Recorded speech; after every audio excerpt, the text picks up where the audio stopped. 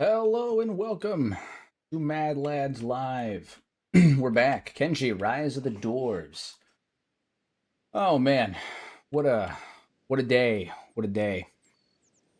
All right. Yeah, before the stream starts, uh guys, listen, I'm all down for, spreading enthusiasm in the chat and whatnot, but let's be careful with what we're spamming in there and all that stuff. It's not we don't need to be uh, just spamming memes for the sake of spamming meme. I know you're trying to help, or I hope you're trying to help, but it's going to have an adverse effect if you overdo it. I appreciate the effort, but let's just calm down a bit. All right, it's fine. Anyway, yeah, back at the dwarves. I hope you guys are enjoying the new resolution. We're no longer at ultra wide. We're in stunning 1080p. Okay, I have rebuilt your Holy Nation river base and tried everything. My workers do not want to do their jobs. I had tried to fix for days now with the Shift 11 and importing on the other things as well. Do you have any tips for that kind of things? I mean, it depends specifically what jobs are they having a hard time with. Because when I built the base the first time, I didn't have any issues. So I guess it kind of depends on what issues you're having with the like with the base itself. Like what jobs? Is it one job? Is it multiple jobs? What's particularly ailing you? We're on a food run, right? Is that what we came here for? Food grunt, grim. Yeah, I'm pretty sure we were on a food and cotton run. I'm assuming so. Yeah, because we gotta get back to the base now. All right, we are off. We're on the road again. So, yeah, everything should be a little bit more crisp now. Everything should be a lot more.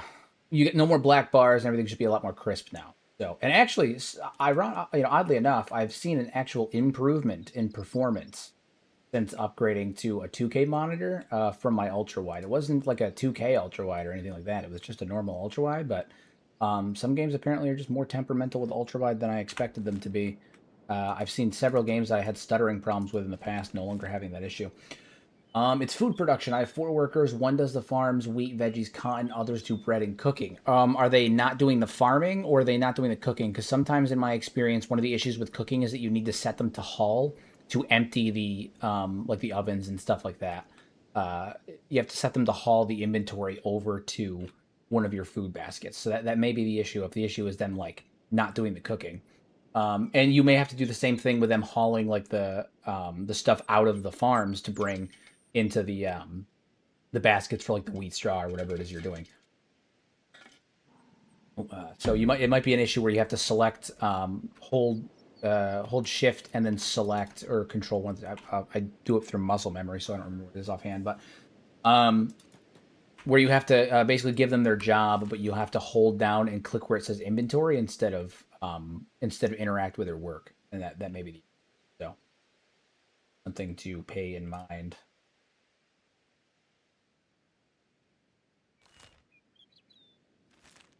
They don't do both. I've tried it in all orders and also hauling. I had a super base before with no issues, but that's years ago, and I think I asked enough. I don't want to blow the stream. Listen, you're not going to blow the stream. This is part of what the streams are for. It's to talk about Kenshi lore. It's to talk about maybe me help you guys with some issues you may be having with your stuff, and also for the story of the stream itself. But you're not damaging the stream by asking the questions.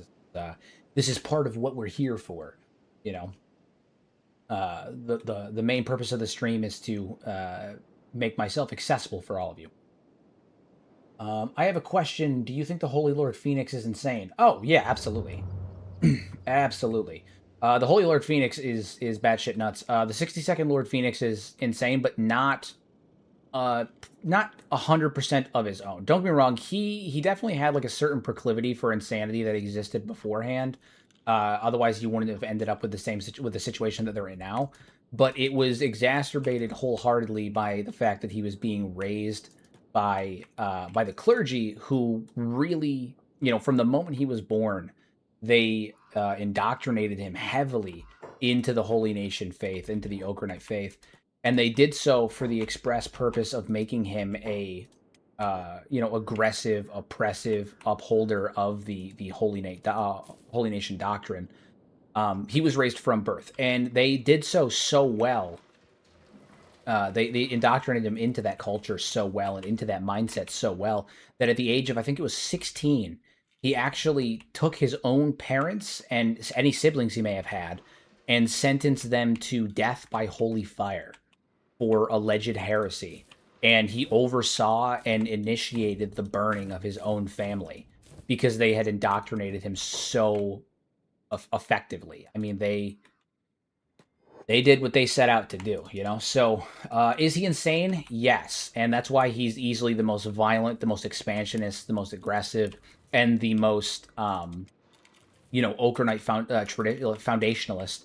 You know, he follows the Oakernite religion as it is written to the T of any Phoenix that we know previously. Because prior to this current Phoenix, a lot of people don't realize that the Holy Nation was actually quite isolationist. They were still aggressive towards people that trespass, non-humans, stuff like that. But they weren't going out actively looking for fights. That is a new thing that started recently with the most recent Holy Lord Phoenix. So this is a tumultuous and very different time comparatively to the previous Phoenixes that we're aware of. So this Phoenix is definitely insane, but I think that he is I think he's insane as a byproduct of how he was raised. Like, I don't think he was necessarily inherently insane. I do think that he had the qualifications and criteria to obviously become insane through the course of that indoctrination. But I don't. Again, that's why I say like half. He was half insane. You know, he's definitely a nutcase, but it was made far worse by the fact that he was raised in an environment that kind of pounded those beliefs or the more aggressive beliefs into him. I would like to believe that if you put him in a different environment, if you had raised him in a different environment, he might have turned out differently. But he could just be a psychopath. He could just be a full-on sociopath, an absolute fucking nutter butter. We don't really know, but I'd like to believe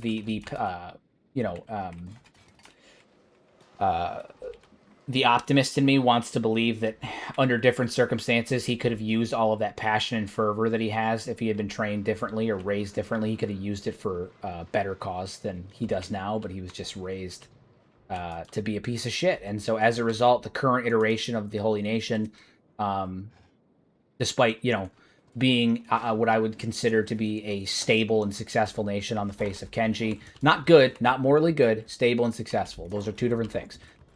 Despite being a stable and successful nation on the face of Kenshi, they are, arguably one of the most morally reprehensible factions that there are right now currently, and it's almost entirely his fault because he stoked the fires of war. Where does Shek get their raids? By doing raids on Holy Nation farms. They have a tribute system, and they also do raids. So they're a raiding culture. They're a meritocratic raiding culture. I guess the easiest way to think of the Holy Nation is to compare them to Caesar's Legion from Fallout New Vegas. They raid nearby settlements. They go to them and they say, hey, you're going to give us some food to live on our land, or else we're going to come kick your ass. And you give them food, or you don't. Or they raid during conquest. And we know that's the case because their food stores are filled with a variety of food that are not growable within the Sten Desert, a lot of food that are growable in other areas, which means they get the primary bulk of their food from sources of raiding and whatnot. And then they hoard it. They don't just raid and take what they need or ask for tribute like the bare minimum. They hoard it. They take as much as they can, which is why if the Shek Kingdom successfully wipes out the Holy Nation, the farmers on the holy farms will start to complain wildly about how the Shek are taking far too much, and they'll end up starving as a result. Because the Shek don't care about taking as much as they need and leaving some for the farmers. They just take a bunch and then they hoard the rest. So unfortunately, they are a very aggressive raiding culture, and that's where all of their food comes from. So, and eventually that methodology of being such an aggressive raiding culture and hoarding food and whatnot, mixed with their culture that demands enemies and demands shows of strength and enemies to fight, will end up either causing them to cause the Shek Kingdom, not the Shek people, the Shek Kingdom, to fight to the death, or they will implode as an empire when they can no longer continue moving forward. Because much like the Caesar's Legion, they are dependent on their ability to move forward. And I mean that quite literally. They have to keep moving. They're a raiding culture that depends entirely on their ability to keep. And the minute they stop doing that, they'll start infighting, and then they'll break apart.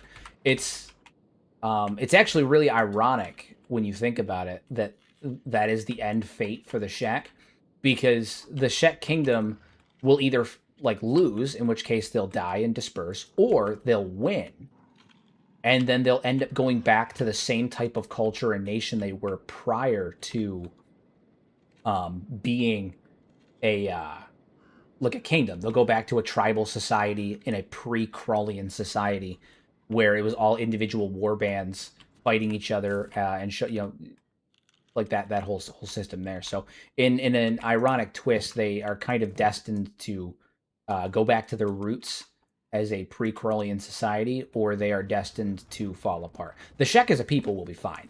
Again, I need to always clarify that, because people, when I say the Shek, some people think that I mean like the Shek are going to like become extinct, and I don't mean that in the slightest. The Shek are not going to be extinct. They're going to be fine. The Shek are actually very well positioned on Kenshi. The only race that's probably more suitable to live on Kenshi long term is the Hybers, but the Shek are going to be fine. But the Shek Kingdom is borrowed time. Borrowed time. Okay, so last we left off on the Dwarves, we were getting food production up. We finally got our base kind of like really starting to be put together, which I'm glad about. And we're starting some heavy production. We've got tons of building materials. We've got tons of iron plates, which is really good. We've got a steady supply of iron plates. And so we should be able to start producing weapons and armor again very, very soon. We need plate beaters, but I think at the moment, most of our plate beaters are occupied, so we may end up having to switch some jobs out, depending. Ovil is working the armor smithy, but I think I'm going to put her on plate beating for a little while. No, I'm going to put Hammett on plate. No, it's got to be Ravo, but he needs legs. That's what the situation is. Got to be Ravo. He needs legs. Ravo and Ovil are the only ones from the original Garzumi Keep that survived long enough, like that survived here, that have armor smithing. Oh, wait, no, Uig does. Okay, but Uig is working the farm. So yeah, we need to get Ravo some legs. That's what we need to do. Skeletons are going to end up going extinct as well. Unfortunately, they will end up going extinct in the long run. We don't know when, we don't know how long, but they will go extinct unless, the technology becomes available again to remake them, but that's very, very unlikely. It would take a ludicrously rapid level of advancement for that to happen. I just don't foresee that happening, because in order to make that technology, they'd need to recreate AI cores, mass production, the whole nine, coding. Like, there's just so much that would go into it that it's not going to happen. So skeletons, it may not be immediately, but eventually they will go extinct. We don't know when, we don't know how long, but it will happen. It will happen. Okay. I need to see what is my relation with the Dawn Guard, because I keep getting in mini fights with the Dawn Guard. Yeah, they're not fucking happy with me. They keep attacking my shit, trying to get in and out, and then we end up knocking them out. So in the long run, we may end up fighting the Dawn Guard, which isn't the end of the world. I can wipe them out. I feel confident about being able to wipe them out, but do the Hybers not die out once the queen dies? She is mechanical, no.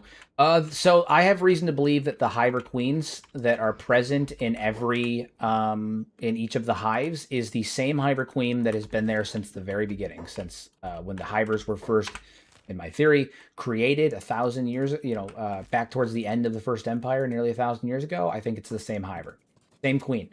And I have a bit of evidence to back that up. So I think the Hyber Queens are actually, if you follow the line of thought that the Hyber Queens are the same ones from the Second Empire when the Hybers were created, then it actually lends credence to the idea that the Hyber Queen, that the Bugmaster was the geneticist, because it gives yet another example of beings that were able to halt the aging process, in which the Bugmaster would have also been able to do so. And I had a very, very interesting discussion today about that very topic, and dove into it quite in depth in one of the comment sections as well, about the Bugmaster, the evidence behind him being ageless, not immortal, ageless, or at least extending his lifespan significantly through the use of genetic modification. Why it is possible and likely, where the genes could have come from in order to do that. on Kenshi because like I've really thought this out and narrowed it down, where those genes could have come from, what the science behind it is, all of that stuff. And the Hyper Queens are an example of because one of the things that people tend to say when I talk about the Bugmaster being potentially ageless is that it doesn't fit the narrative of Kenshi, like beings that don't age. But that's simply not true. We have skeletons that don't age, but they were made during the First Empire. Totally understand that. But if if the Second Empire made the Hivers, then the prospect of them being ageless makes more sense when you look at the queens, because the queens are inherently ageless as well. There is a fair amount of evidence that one could use to talk about the queens being potentially ageless. And there's also another creature on Kenshi that in real life does not age, where the gene that would have been required to create such a being, or like the could have been used or studied, could have been isolated. And this is not me like coming up with this offhand. I mean, in real life, crabs do not degrade via age. Crabs, fun fact, actually degrade as a result. They actually die as a result of not having enough energy to shed or molt. I don't know. I don't know if molt is the correct word. I don't really know, but to molt their shell, and they end up like crushing themselves inside their shell. And this has to do with two things. Crabs do not age because they have it's molting. Yeah. So crabs do not age. They have a something in their genes prevents the breakdown of telomerase, the tips of your DNA. So on your DNA strand, you have your little, your little spiral there, and at the end you have these like caps. Think of them like caps that they keep the DNA sealed together. They're called telomerase, right? And in those, as you age and as your cells continue to reproduce, every time they reproduce, those telomeres get weaker and weaker and weaker. And as you get older and they get weaker, you start to break down your DNA starts to literally like unravel to a degree, right? And that's what causes the aging process. Now, crabs have some kind of genetic not alteration, but like some kind of genetic advantage where their telomerase do not break down. So they can effectively regenerate on a cellular level forever. They don't age. Now, what gets them is they also continue to grow. They get bigger and bigger and bigger and bigger, but they're also encased in a hard shell. And as they get older, they get bigger, they require more and more food for energy. And eventually they reach a point where the energy required to function and to break out and molt out of their shell is that they're not able to keep up with the demand of food that is required to like help them break out, because it takes a tremendous amount of effort on their part to break out of their own shell. And so what ends up happening is either they die in combat or they continue to grow inside their shell. They can't take in enough energy to break out of the shell, and they end up crushing themselves to death in their own shell. Humans obviously wouldn't have that problem, but there are giant crabs on Kenshi. And so if the Bugmaster, hypothetically, did testing on, experimentation, looked at the crabs, figured out how to remove that marker, remove the breakdown of the telomerase in the end of the genes, and then applied it to himself, he could theoretically stop his own aging process, and he wouldn't have the issue of his crushing himself in his own shell. Now, there's another being on Kenshi, two other beings actually, that have a similar situation where they don't age, and I'll get into that in a minute. The one downside with humans living, a very, very long time and not aging like that, not starting to break down as they get older, is that mental faculties will start to break down and lose function as you get older. But ironically, or unironically, I guess in this case, when you look at the Bugmaster is not quite mentally there. He's kind of lost his shit over the last 1,000 years. So he doesn't seem to age. He's been around since the Second Empire. He's very fixated on a singular goal. And he also has mental degradation that would be consistent with a human being that no longer maybe ages, but has, a breakdown of mental faculties over 1,000 years. He's become kind of more animalistic, kind of lost it. So It would make sense that the Bugmaster has been around for a long time. That's also why he's insane, because human beings aren't meant to live that long. And where the hivers come from, what like why I say the hivers are an example of that same thing, is because the hiver queens actually should, like, the color of hivers changes depending on what material is used to make them, right? Look at the Western hive. They primarily source wheat straw, right? Wheat straw, green fruit, veggies, agriculture, all that stuff. And the queen has an incubator on her stomach. Now, I've talked about how like hive reproduction works at length in several videos. Um, but basically, what happens is the queen acts as the stable genetic template, and the hivers are meant to be easily replicable. That's how they were designed, right? And so this queen acts as a stable genetic template that can pump out different workers, princes, soldiers, drones, depending on what the hive needs. And the hive will feed this queen through whatever they do, genetic, organic material, right? And she will convert that mass because, again, laws of thermodynamics, you can't create nothing from something. You can't create something from nothing. I mean, so she has to use and convert organic matter into like in her body in the incubator, and then she uses herself as a genetic template to fuel the incubation process, and she pumps out new hybrids. That's how she does it so quickly. She can essentially asexually reproduce, but she needs organic material in order to fuel that process. But depending on what the material she takes in is, that alters the color of the hivers. That's why the Western hive, who uses agriculture like wheat straw to fuel this process, come out yellow. That's also probably why they have a more docile temperament. The Southern hive uses um,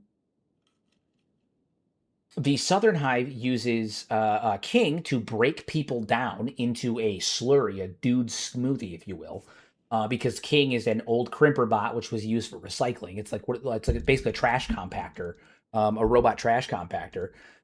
Breaks people down, and then they feed that slurry to the queen, and then her offspring come out as pink. But you'll notice in vanilla, the queen of the Southern hive is yellow. She's not pink, which means she wasn't created using, like, from a queen before her using the dude smoothie, right? Instead, she must have been created the same way that the Western hive queen was. And we don't have anything to indicate that she hasn't been where she is in the Royal Valley for a long time. If anything, we have more indication that they've been there for a while. And so the implication is that three queens were made, or at least three that we know of. Three queens were made with the intention of using wheat straw, but they all diverged off. Now, the Fogmen are different. The Fogmen in particular, and I think the source of the fog too, is that the queen died. The queen died. And I can explain a couple reasons why I think that makes more sense than the pheromone thing. Like, if the queen dies and the pheromones break, that drives people to become Fogmen. Instead, what I think happens is the hivers, the queen dies, and but the pheromones are naturally being pumped out of her body. And as a result, the hivers are still acting on instinct. They're still following those pheromones because the Fogmen don't act like they don't have a pheromone link, right? They're not part of a hive mind. They clearly do. They have a hierarchy. The princes roam. They have some kind of weird religion. Like, they have some kind of hierarchy and a hive sentience, right? So they have to have some kind of pheromone. Something is connecting them. But I think it's the pheromones of a dead queen. And I think what they're doing is they're feeding organic material into an incubator that is connected to a dead queen, so the genetic template has become unstable. And so it's producing effectively genetically damaged, I mean, for lack of a better term, inbred offspring that are following the pheromones of a dead queen. And I think the fog is the physical manifestation of the pheromones being released from the dead queen. And I think that makes far more sense than the pheromone break causing hivers to go insane, because we know a lot of fogmen, I mean, a lot of hivers that are not, that have like wandered off and gained sentience, but you don't see fogmen everywhere else. However, when you kill a queen, suddenly the fogmen start to invade their areas, right? And if it was just a matter of the if it was just a matter of the queen causing the pheromones to the queen dying, the pheromones disappear, and everybody like loses it, you would see more fogmen appearing throughout the course of Kenshi on the map and other places. You never do. You never do. You only see Fogmen prop up after the queen is gone, after the queen dies. And I think that it is the byproduct of the queen releasing pheromones even after she's dead that compels the Fogmen, in still some kind of hive mind, to continue the incubation process. And they do so without a stable genetic template in the form of the queen, and it causes genetic rejects and damaged hybrids to come out, and those are what the Fogmen are. I think that makes far more sense, and it would also explain the color as they kind of break down more and more. That is my thought process on it. So that would be my explanation. Because the other thing is, like, the sheer amount of Fogmen, they never end. They never end. They just keep coming, and so they have to be reproducing in some way. They must have an incubator somewhere, and I think that the fact that we can't find it is a byproduct of limitations on the engine than anything else. Because there's no other point in the game where it's like, hey, here's this machine that's on, you turn it off, and that causes a world state change. I think that the game won't let them code that in. And so I think that the fact that the hivers, you can't find the incubator, whereas you can find the queens, is a byproduct of engine limitations not being able to accommodate the lore, is what it is. Similarly to the way that, like, population is decreased in the game versus in the lore for the sake of engine limitation, right? It's like when you're playing Skyrim and you walk around Whiterun. It's supposed to be this really large city in the lore with like hundreds of people, hundreds or thousands of people, and then you walk around, there's like 15 people, and it's because there's a level of, you have to separate the lore from the limitations of the engine for the sake of gameplay, and it's inferred via the lore that, like, hey, there are thousands of people in this town, but the creation engine can't give you a Whiterun with 1,000 people. They can give you 20, 30. So there's a bit of like a suspension of disbelief where you have to like take a minute, so that's what that is. That's what that is. Think Kenshi 2 will answer some of this, or do you think they'll avoid it to keep the mystery? No, they said they're going to answer it. They did say they're going to answer it. We'll know once and for all when Kenshi 2 comes out what the dealio is. This implies ninja hivers sneaking to your base to recover your captured queen's incubator. Maybe, but maybe not. I know what you mean, Valkus. There's the other thing is that, like, there's degrees of, again, it's degrees of separation. I think the implication is that the hiver queen is dead. How they died, I think, is irrelevant. I think the world state, it changes depending on if the hiver queen is dead. Because as far as I know, there's only like 1 or 2 world states where kidnapping versus killing makes an actual difference in terms of the response. So I think it's just a limitation of coding.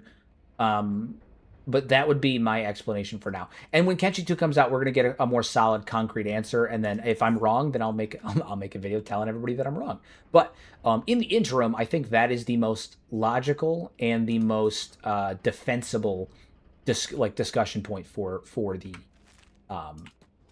Fogmen. So that would be mine 2 cents. All right, I'm going to head back up there. I had to get Ravo some legs because my boy's got no legs, and he's got no legs right now, and I need him to have legs so he can go be a plate beater. Thankfully, we can move pretty damn quick, though, so... But, yeah, that would be my my justification for it, so... But... If only there were caves. Imagine caves full of Fogmen surrounding a corpse of their dead queen. Yeah, literally. Surrounding a corpse of their dead queen, and then they're doing their weird, like, ritualistic chanting to it as the Hive Princes come over and, effectively vomit up chewed up people and stuff into the incubator. I mean, it'd be horrifying. Horrifying. What reshade shaders am I using? Thank you for asking. It's my reshade, actually. I made it the other day, and I released it publicly. It is in the description down below. It is called the Mad Lads Reshade preset, and it is available in the description, along with all of my mods. I have, the mods are linked to a Steam collection, so one-click download, or you can cherry-pick through if you want. And then the Reshade, I uploaded it to the Nexus the other day, so publicly available. Feel free to download. I made it public for that purpose, so made it myself. I made it myself. But that would be why my game looks so damn smooth. And look at that doff. Look at all those nice subtle shadows and whatnot, adding depth to it.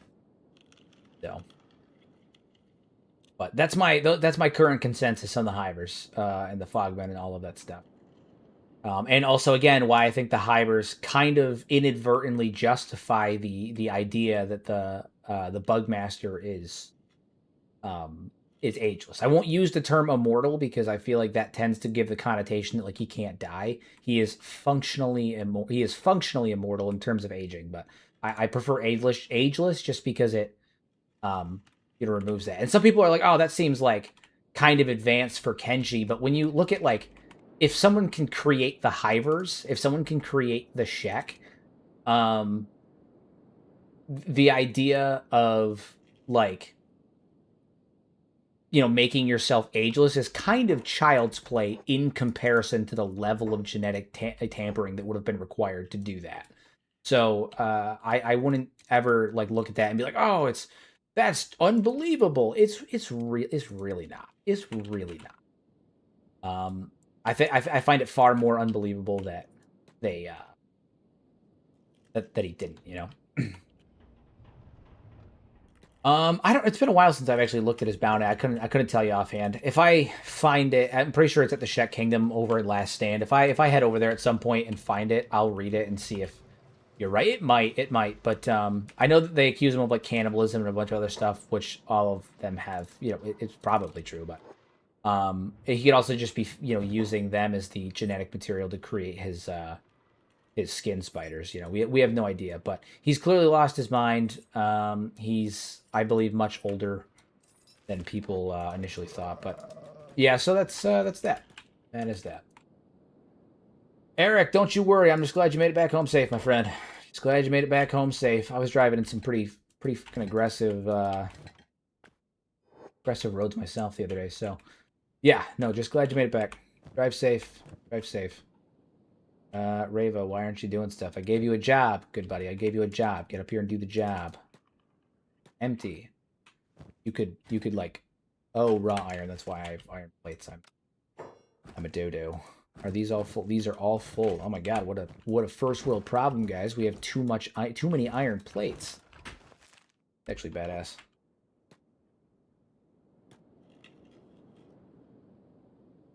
Cool. All right, so now we can get started on those.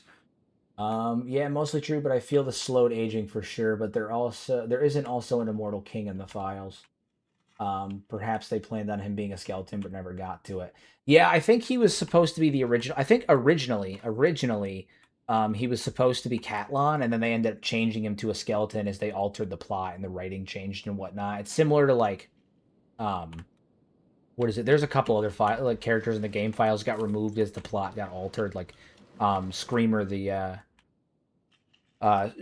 Screamer the True versus Screamer the False, and all of that stuff. Is Screamer the True, like the true Screamer got removed, and then Screamer the False get left in, and the lore as a result of that kind of gets murky, because originally Ponk was supposed to be a skeleton that went batshit and wanted to become Catlon. He became obsessed with Catlon, and so as he started to degrade and become obsessive compulsive, he started to think he was Catlon. And as a result of that, Catlon was supposed to have a general that was right beside him called Screamer the True. And so Ponk would have Screamer the False as his kind of like twisted version of Catlon, as he became like a twisted alteration of Catlon. That's also why he kept thralling people after the Second Empire fell and Catlon's original order to thrall the skeletons stopped. But he kept doing it because he eventually became obsessed with the idea of being Catlon and becoming the emperor of the empire. So, but that kind of got a little messed up when they either forgot or chose not to include Screamer the True in the game, in the actual like finished product of the game. So, interesting stuff. All right, you guys all need to come over here. You over here as well. Everybody's got to eat some ration packs. Perfect. I need to make a spot where these fucking gorillas can eat, because right now they're just not doing it. They're just not doing it. Storage. All right. And even if the Bugmaster's not like truly immortal in the sense that like he doesn't age, I do think at the very least his aging is super slow. Like he has slowed his aging down to a point that is insane. Uh,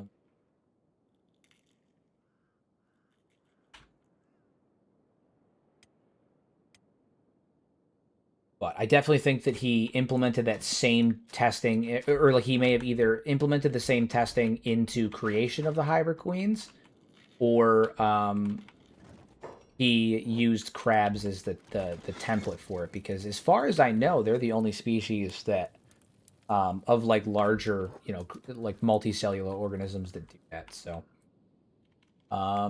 I'm sorry if this has already been asked. I'm just joining. Do you have a mod list posted for this playthrough? I do. It's in the description below, along with my my reshade as well, that I created for my game, my lovely game here. Yeah, reshade is down below as well. So, but mod list is in the description. One-click download. I have a collection on Steam that I put together, not just for this playthrough, but in general. So, all right, I'm going to.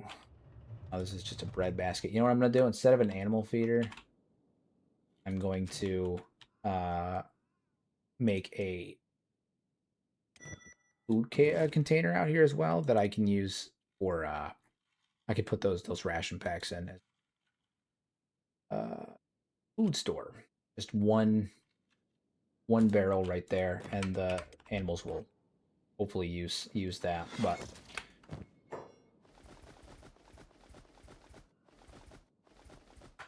nice. Yeah, nice. Okay, so they'll come over and use that, and then as I build up more stuff, I'll end up making proper food stores for the animals. But right now, I just need something that's going to keep them alive. That was a Fogman heavy. Oh, you know what? I do wonder. I may end up eventually wiping out the Dawn Guard simply for the sake of them not. What is it? One of the things that they do right now is they actually prevent my poles out here from doing what I want them to, which is luring fog princes up here for my turret guards to just snipe away on. Pick up a triangle hunter. Put him in. We'll come over here. I'm actually going to take his head as well because I can go sell that later on. So that's one of our prime sources of income here is fogmen. So the hope though is that right now the Dawn Guard are kind of keeping them away from our base. So my hope is that if I put a couple guys out here, they will fog princes will run up here. Usually they would. We are kind of on the outskirts of the foglands, the fog islands, but the Dawn Guard is kind of also causing the issue. They run up here, and then the Dawn Guard comes out and just starts fighting them, which isn't a problem. It does keep our base secure, but it does make making money a little bit more annoying because I have to take 2 or 3 guys and go back out here to the death yards where I, will have to hunt them down myself instead of just having an automatic machine farming them out. But is what it is. How are we doing on storing wheat straw? That's the other thing. I'm trying to get as much wheat straw stored as possible. I think we're not going to be able to properly store until... Yeah, we need more wheat straw being produced. So once these are done, I'm actually going to set these to upgrade. Do you think Kenshi 2 skeletons will have more of an outer shell? Perhaps not complete skeletons yet. I assume that their internal chassis were once more traditional robot looking. Yeah, it's implied that they used to have outer shells or an armor. It doesn't make any sense to, especially on like the landscape of Kenshi with how hostile the terrain is. It makes literally no sense for the skeletons to have such exposed like inner circuitry and stuff like that. It makes no sense. They will almost certainly have they almost certainly used to have some kind of armor plating or anything like that. Now, whether or not they're going to still have that is kind of up in the air. It's kind of hard to say, but almost certainly they will almost.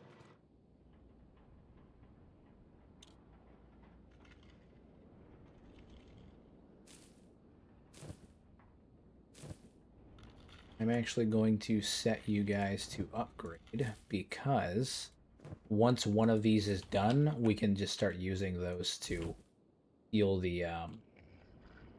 So I want to get a couple more XLs up here. Got to maximize our productions.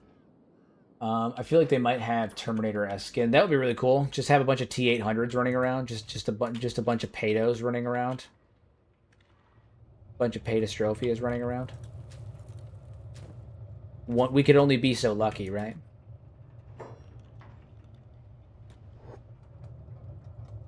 Hell is that? Random Fogman just ran in here? That's funny. Oh, they have face paint on this mod. I have a mod that adds like new like faces for different like unique NPCs get different faces, but also they have like tribal paint and stuff. That'd be cool. That would be Paydostrophic. I've actually got to get a hold of Paydo. We should be starting very, very soon, everybody. Very, very soon. Like within the next couple of weeks, we should be starting our official Kenshi podcast. We're going to have a third channel up. We're going to be doing a Kenshi podcast every week. We're going to be running it live. And then obviously the VODs will be available. And it's going to be available on Spotify as well. So we're going to get a weekly Kenshi podcast going with myself, Paydostrophia, and we're going to have other content creators, other Kenshi YouTubers, mod creators, stuff like that on. We're going to be chatting with them. We got a lot of stuff going on, so that should be up very soon, very, very soon. Also, what do you guys think about the new office space? I've got a new setup. I changed rooms in my house. My wife was kind enough to give me her office to make streaming easier, so I could potentially start doing some day streams. She's a nice lady. A nice lady like that. I need... What do I need? I need cotton, specifically. And alright, we're going to go back up to Mongrel. Back up to the Mongrel. It's funny that we just keep making runs to Mongrel now, because like the Fogman can't really catch us. We can outrun most issues. So, my dude with his stubby little legs. This is look at this, look at his stubby little legs. Look at him. Ridiculous. Funny though. Funny though. We're slowly working up, slowly rebuilding our army to you know, retake back our ancestral home. I actually do think that we're at a point now where I can start to resplit some of our faction into various various squads. So like our industrial dwarves and all that stuff can get taken out. We can put them back to, you know, in the industrial section and whatnot, because we lost the vast majority of our dwarves. You know, and when we were fleeing, we couldn't very well. Unfortunately, we I needed to move them all into one squad so they wouldn't all die. But you know, we're starting to rebuild now, so I think that we're at a point where we can start to move them back. Constructs, we can put the golems over there. We can put gorillas as well. They're not quite constructs, but I need them to be able to be. So, actually, I might put animals, because we have a food container they can reach this time. In Garzumi Keep, they couldn't get into the buildings to reach the food containers. And then the dogs, if I ever need to feed them, I can just send them out to hunt Fogmen. They'll be fine. And then everybody else can stay here. Vigo is technically on turrets, but I'm going to keep him in the military just because I need to keep an eye on his food, because he is organic. So if I don't have, if I don't manually make him go get food, sometimes the turrets will just like work until they die. So I got to keep a close eye on them. I don't want that. I don't want them to work until they die. That'd be kind of annoying. So we're up to 24, 25 people, guys. Woo lad. Glad everybody's here. Yeah, we should be fine. I don't think they can catch me. I may be small, but I run like the wind. I run like the wind. No.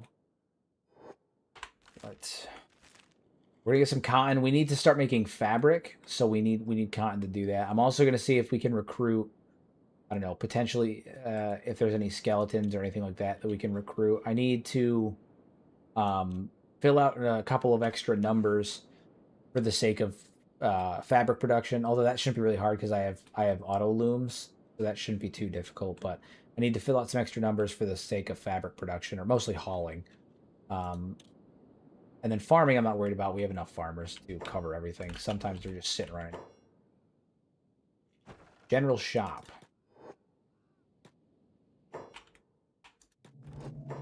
let's see what we got. Sell you, don't need you, sell you. I just need cotton. As much cotton as I can get my hands on. And I'm also going to take copper because the only copper node near me is currently inaccessible. It's not inaccessible, it's just a pain in the ass to use because of where it is. So, and then we'll run head on back. We'll head on back. There we go. So, last run, and then now we should be able to start production of cotton in the farms, which will be super useful. Super duper useful. Wheat farm XL, woo. Good. Get those wheat farms upgraded. Because the only way we're going to be able to produce enough food to keep everyone from starving is to have just a full round of XL farms. We've got a couple guys, especially like Lord Valkis, Lord Athena, and Gadet. They eat like stupid amounts of food because they're juggernauts, so they eat stupid amounts of food. Stupid amounts. Oh man. So how's everyone doing this evening? How's how are things? How are things? We've got some good plans this week. We're gonna be streaming. We got 3 Kenshi streams and a Baldur's Gate stream left. Very excited about that. All right, let's keep moving. Hopefully the new resolution is making the stream look crisper for everyone now that I'm on the traditional 1920 by 1080. Instead of I'm on a 2K monitor, but I'm downscaling. But hopefully now the resolution is much more accessible to everybody compared to the ultra wide. No more black bars, and I guess it makes it less fuzzy too, which is always cool. My base almost starved to death because of all my jugs. Yeah, that'll happen. You got to be careful with that. They eat food like crazy. They have a ×3 hunger multiplier, so you got to keep a steady supply of food on them. But it's worth it because they're also badasses, right? So it is worth it. Vigo, I'm actually going to change the turret that you're on. I want to have you be on this one over here. I think that would be a better turret for you. I'm going to have you go over there. Yeah, they're badasses. So it's worth it. I don't want to have too many juggernauts, but not even because I'm worried about like them being overpowered. We've all clearly seen when we attacked the Southern Hive that overpowered is not an issue. We lost 21 fucking dwarves. I'm really not worried about overpowered, but I don't want them for this because I don't know if I'm gonna be able to keep up with the demand of food. Is building an outhouse in Kenshi a waste of building materials? It's yes, yeah, but also like it's funny and it's immersive. It's immersive. It's all about them immersions. We're gonna add cotton farm to your list, and we need to upgrade some more of these farms as well. You're a large farm. Upgrade you to an XL. Upgrade you to an XL. And you're already an XL. You're already an XL, and you're a large. So we'll upgrade you as well. Try to get some of these farms taken care of, and we have cotton finally being made. Woo. And what I'm going to do is I'm actually going to put a couple of more. I'm going to put another cotton farm down so we can just start slowly over the course of multiple harvests getting more cotton because we're going to need quite a bit. We're going to need quite a bit. We got to make fabric so we can start making our outfitting our dwarves with the proper uniform that our dwarves are accustomed to, because we do have a uniform. We do have a uniform. We got to make sure that we're still following dwarven tradition and outfitting our guys appropriately. Can't have that inappropriate non-conforming stuff. You know? You guys need to get out of here. Drop there. What kind of race are you working on? DTSD. I guess I don't understand your question. Maybe I'm having a silly goose moment, but I don't think I understand what you're asking. Why not hemp instead? Because I already started making the cotton, and I already have the cotton the cotton looms made, that's the main reason. Originally, I would have gone with hemp, but I just didn't think about it. Unit gets reduced hunger rate for sitting in the outhouse. It's no more a waste than a stool. Oh, good to know. Good to know. I didn't actually know that. Didn't actually know that. That's smart. Hero, have you ever built a base at the site of Soap Sacrifice? I have not actually. I have a build video planned for that. Fun fact. I have 3 build videos planned right now, and one of them is like a base at the Stove's feet, basically like surrounding Stove, encapsulating him. One might say. I just haven't gotten that far. I meant to do it today, but then I got distracted, as I often do. I'm a very distractible individual sometimes. But I meant to do it today, but I didn't. But I meant to. And in some cultures, not this one, that means something. That means something. All right, so we're gonna get these cotton farms being made. We should produce. So it says we're gonna produce 30. We'll probably have a couple of heirs, but we should be able to get at least 2 of these.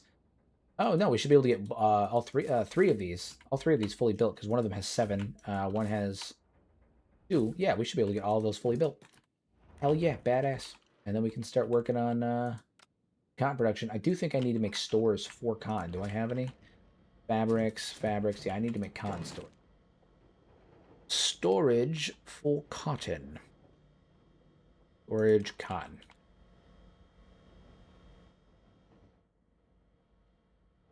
Where do I put this? I'm going to put it like this. That way there's still... the iron is still accessible. We should be able to probably make this way meaninglessly complicated for what it is, but that's fine. Not going to look pretty, but it'll be accessible. They should be able to get through. Dragon, it was nice seeing you. I do appreciate you popping in as always. As always. Here's what we'll do. Okay, actually, you know what we'll do? We'll just put 2 of them straight here in the center. I think that's fine. 1, and then we'll just go straight on again. Cool. Tons of cotton. Pretty good. And then, is there anything else we need storage for in the immediate that I can think of?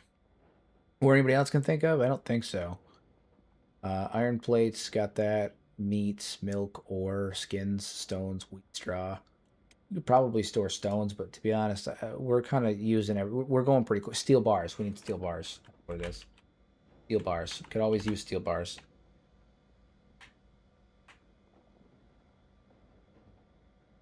How do we want to arrange these? How does one arrange steel bars? Welcome to everybody who just joined. I see we're hovering at around 27, 30, between 27 and 30 people right now.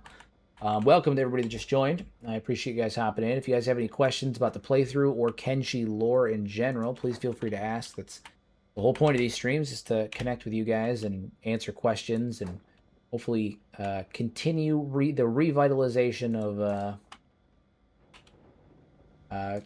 interest in Kenshi and the lore and all that stuff, and keep everyone as entertained as possible until we finally get some scraps of information on Kenshi too. You should do a religious heretic playthrough where you take a pilgrimage to Stobe and then proselytize the continent. Would that be a skeleton religion or former holy paladin? It would be really fun to do that and then have it be a holy nation paladin that like learned the truth. Maybe I'll do like a roleplay playthrough for that. It's a holy nation paladin that learned the truth of the origins and like had like a spiritual awakening, one might say, towards skeletons and Stobe and all that stuff, and he's trying to like he starts a reunification war. That could be fun. That could be badass. That would be badass. Full on like reunification of Kenshi. That would be badass. Large tor. I don't want electrical. Large torch post. There we go. I don't like using electricity on meaningless shit like lighting. Like it's not lighting is not meaningless, but like wasting electricity on it is meaningless to me. I would much rather use it on like important shit like buildings. Like production and stuff. Not that. Not lighting. I'm not gonna make electrical lighting. Not for me. Not for me. Yeah, Logic, that's a badass idea. That is a badass idea. Start with Holy Nation citizens, then recruit Griffith, and somehow manage to overhead Leo's secrets. Sounds like a Dave Chappelle skit, but it's a Holy Nation paladin who doesn't realize he's a skeleton. That could be really funny. You could literally make a skeleton that wants to be a Holy Nation paladin. That could be super funny.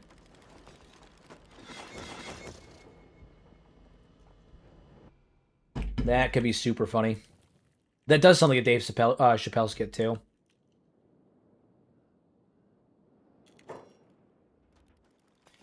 Oh, we got Athena out here just going ham with her Maitao katana there. Bop, bop, bop, bop.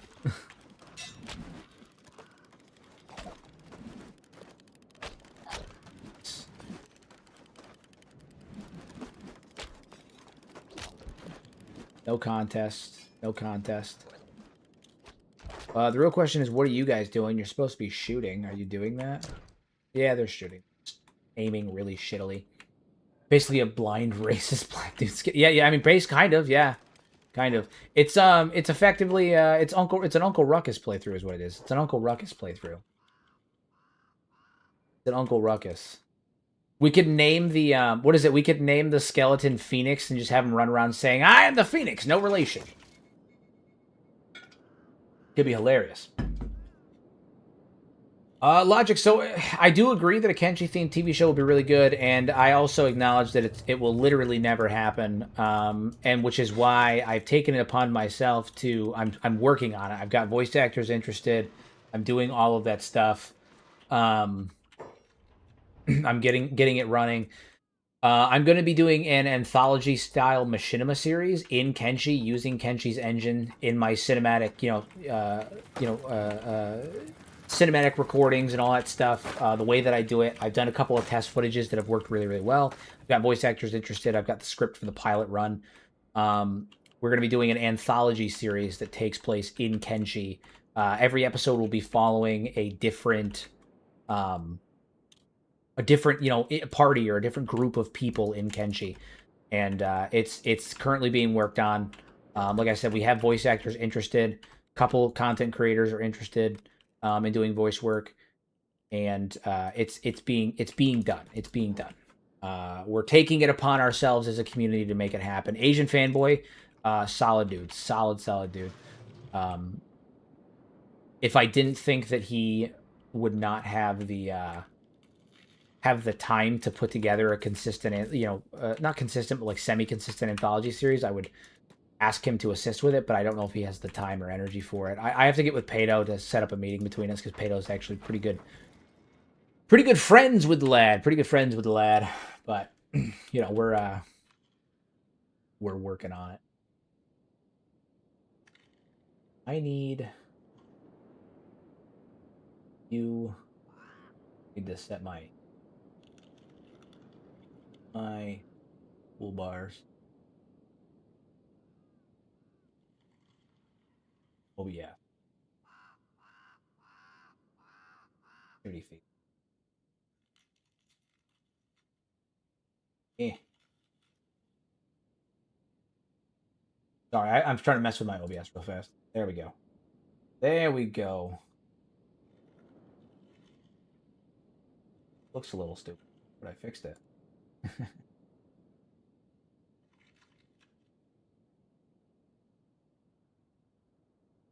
What is happening with my OBS right now? It's all wonky right now. Sorry.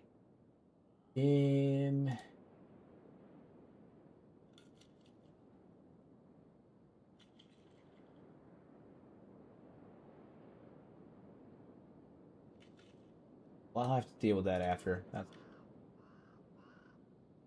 Okay.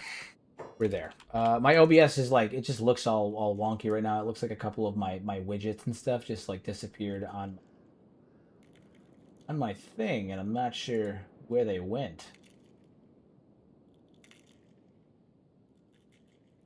Quite noxious.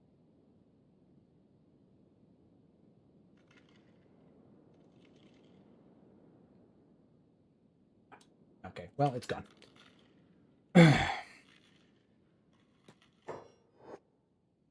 Fix that later. All right, so how are we doing on cotton production? This is growing? It's growing, but it's growing... I mean, actually, I think it's growing at the... Yeah, it's growing at 100% rate. It's just taking a minute. On the upside, food production should be right rolling now. We should have a steady supply of food now that we have all of our farms upgraded to XL stat.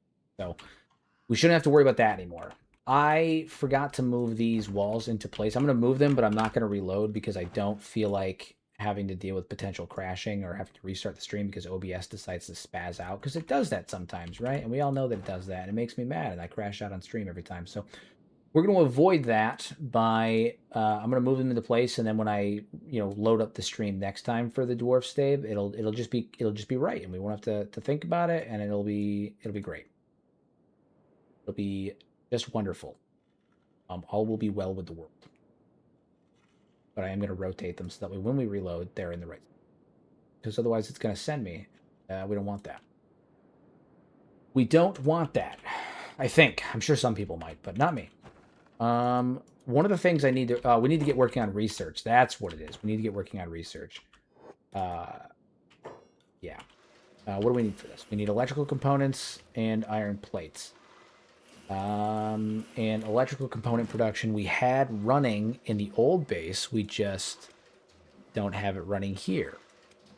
So let's get that started. Where is it? Under electric? That would make sense. No, farming. Wherefore art thou? Power? No. Crafting? Maybe? Question mark. Engineering, research, electrical workbench. There it is. See? I found it. Eventually, we got there. We got there.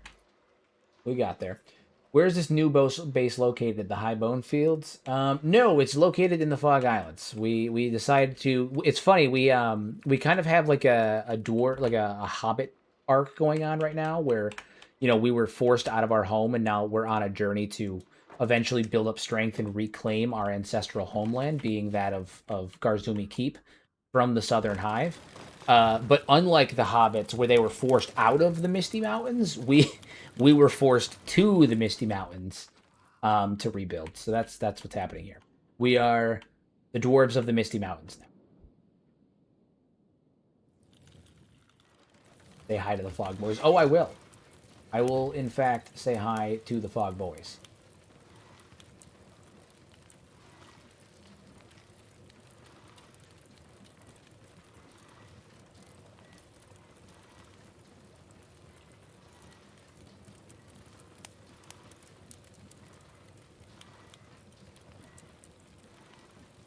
OBS so wild, right? What is up with it? So wild. Eesh. We have to like mess with that something crazy because it is not great right now. It like my activity feed and all that stuff just vanished on OBS. I have no idea what happens. Okay, well we'll go from there. All right, we need to get production going. To do this, we need copper. Is it just raw copper? I'm pretty sure. So we're just gonna start dumping raw copper in there. And this is science, which I don't usually like having Vishu do things, but he also has the highest science skill. And then once that's done, we can start getting the research bench back up and running, which we will ultimately need because I want to... Something I didn't do in Garzumi Keep was proper interiors. I did it for the sake of... I did it for the sake of, like... buildings that were housing, crafting and stuff like that. But like setting up a tavern, setting up a throne room, all that stuff. But people, yeah, no, we have proper squad management going on again. We're finally at a spot where I felt like I could separate people out. We're safe, we're defended, no one's attacking us, and we're looking like good. The base is coming along very, very nicely. We have like a solid thing going on, so I felt we could finally do proper squad management. All right, so we need to produce more of these. Kenji, don't you have a little bit of copper on you? Yeah, so we'll drop some copper in there as well. Nice. Big nice. And that food is gone. Big shock on that, and they're starving. Big shock on that. And they're eating... Okay, so we're actually producing more food than we're eating now, which is really, really good. Because for a long time, that was not the case. We were eating the food just as fast as we were producing it.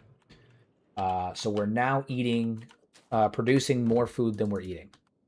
Unfortunately, I cannot put bread into this food container, which is really stupid. Really stupid. Yeah, we're working on remilitarizing. We're going there. We do have, a couple of recruits in here that are very strong that should help, that we took when we sieged and ransacked the city of Catan, which they totally earned, by the way. They did that shit. That's on them. But oh, those are done. Okay. Cool. Well, I guess we're gonna keep production of that going. And now we can officially research again, and we have 2 research assisters, so we can increase that production as well. Now, one of the things that I really wanted to start doing was some of the furniture and stuff like that. I know that I need to get some of those things from like I have to buy them from vendors, but some of them I couldn't. I could put a bread basket out here. That's true. That's true. I could put a bread basket out here. Maybe I'll do that. Maybe I'll replace this with a bread basket now. I'm just trying to make sure that I'm trying to make it so I don't have to worry about keeping the animals fed anymore, because that's been a consistent pain in my ass this whole time. Basically right from the beginning. So I'm trying to find a way to make that not be a huge issue anymore, and hopefully this will do it. Hopefully this will do it. Yeah, there we go. All right, so downside is these guys will chew through bread super duper quick, so hopefully production will continue to go up. I normally don't like recruiting enemies, but I can totally see Samurai changing sides if they see a better deal. Not only did they see a better deal, they had watched us literally destroy an entire town. We massacred them. And then we threw them in a cage after we killed the noble. Because it was the noble's guards, right? We threw them in a cage after we killed the noble, and we said, hey, you can join our side. We'll give you, not only will we give you cats to join our side, but also, you won't fucking die. And I could see a couple of them being like, all right, that's actually not a bad deal. That's not a bad deal. We're clearly stronger. So, do you think the swamp cartels could even consolidate and become a 4th major faction? No. No, they effectively run like the mob families that run New Vegas, in the New Vegas Strip, on in Fallout New Vegas. That's what they're based on, and I don't think they'll ever fully consolidate together and like create like a super organization or anything like that. I think that they will always have internal strife, and much like real life mob families in like New York and stuff like that. They may have peace times, they may have alliances, but they will never. They'll never be. I am going to destroy this. I am going to lose these building materials, but it's in my way. And I also have like 200 plus building materials in here that are, I have 300 building materials. Sorry. So I'm not concerned about that. I don't think that they're ever going to consolidate like that. Much like real life mob families, like they spend a lot of time fighting each other. They're not going to, no, it's not going to happen. Bravo, are you stuck? Oh yeah, he's stuck. Someone needs to come pull him out. Red, come pull him out. Come pick his ass up. Now put him down. There you go. And then Ravo can get back to work.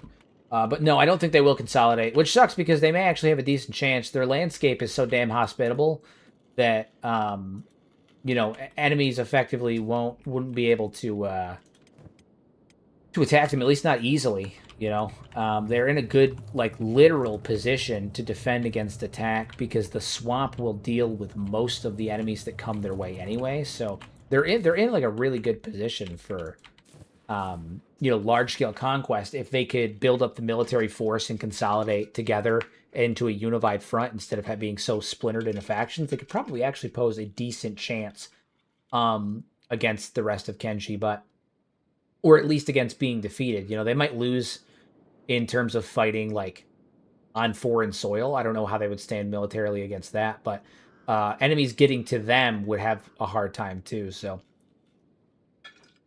it would present an interesting battle of attrition on either side if, say, like the Holy Nation were to try and invade the swamps to take out the swampers. you know, I don't think it would go very well for them.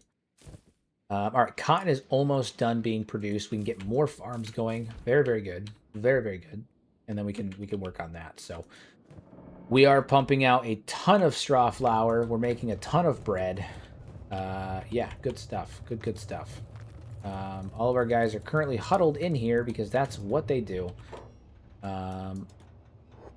I am, now that we have that, I'm gonna make a proper tavern is what I'm gonna do. I'm gonna make a proper tavern for our guys to relax and settle down in. Food production happens over here. Industry happens over here. I'm thinking maybe we put a proper tavern like right in the center of town. I think that'll be good. I think that'll be good. I would like to see a proper saloon or tavern. Somewhere that our guys can just kind of hole up and you know, do drinkies and whatnot. And also like you know, maybe we have this spot also. We have the proper tavern, but we also could benefit from having a place to like relax and rest. I think maybe we'll put it like right here. Maybe we'll put it like right here, and then we just like sink it down. Yeah, just like that, just like that. Straighten it out a little bit. Put a stack house here, and then we have like a multi-level tavern for our dwarves to drink in, and hang out. Yeah, that looks not terrible, not terrible. Is there anything else that might look better though before we commit to it? Let's see if there's anything else that might look better as a tavern. Because we're dwarves and we got to have a tavern. You know, it's part of it. It's part of it. Can you even be a dwarven civilization without having tavern? I mean, can you even call yourself a dwarf? I don't think so. Don't think so. Longhouse. No, we have lots of longhouses. Get a bug house, but bug houses, in my experience, are buggy, quite literally, quite literally buggy. Broken watchtower. No, I'm thinking the stack house might be a good idea. Taverns are in fact foundational. What about an ash dome building as the tavern? I feel like it would probably be way too fucking big. I feel like it'd be way too big. I feel like it would eclipse the entire place. It would be the right size for dwarves, but I think it would eclipse the entirety of the like little inlet that we had, the little cavern that we're using here, the little not cavern, crater that we're using here.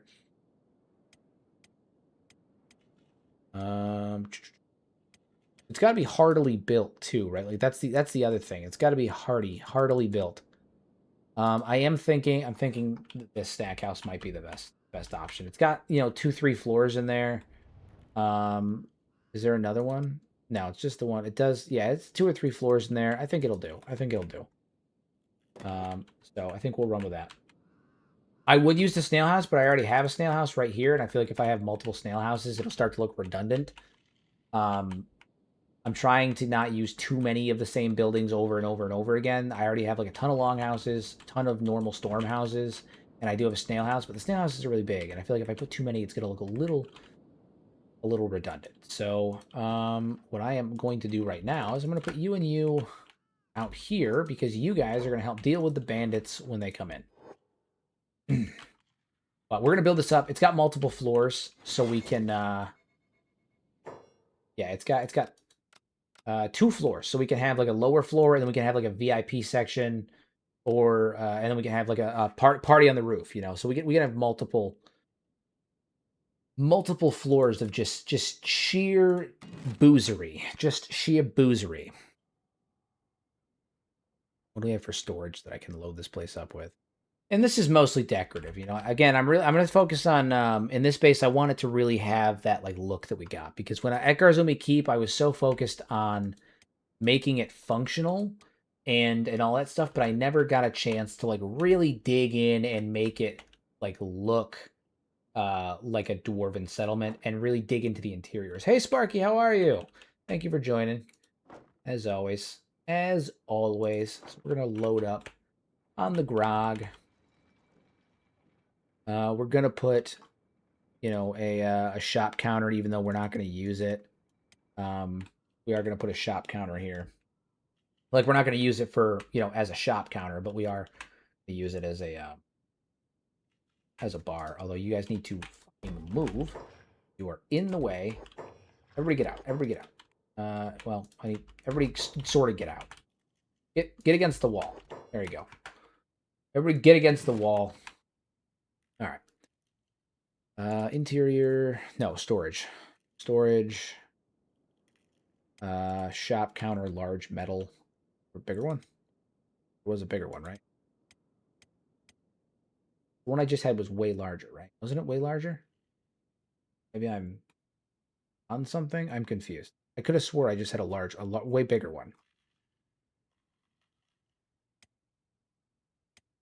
Guess not.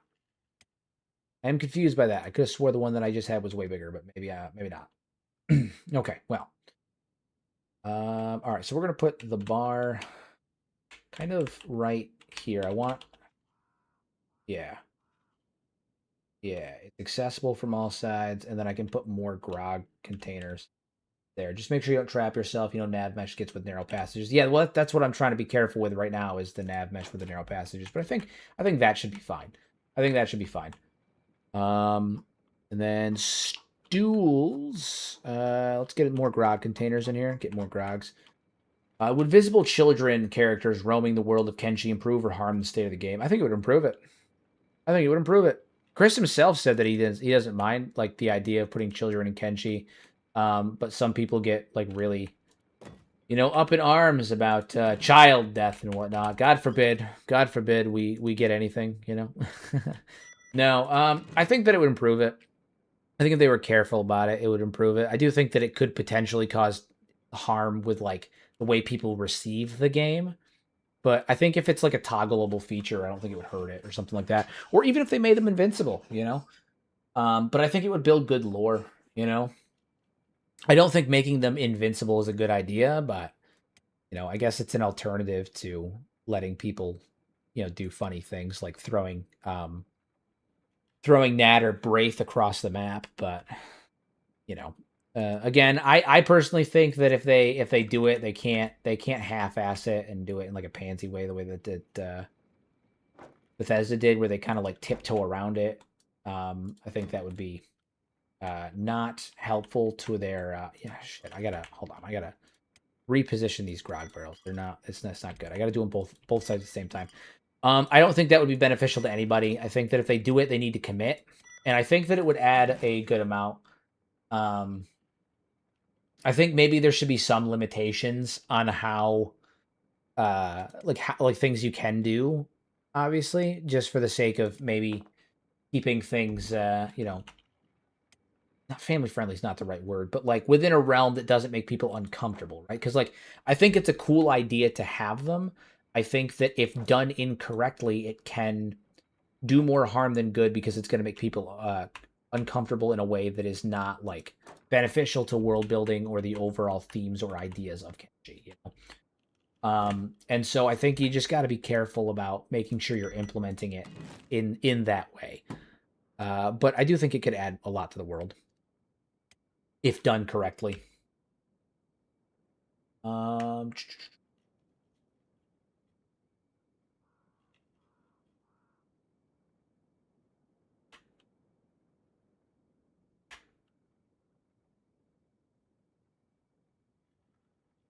Too close. Maybe I'll do the normal metal ones and then kind of walk them over.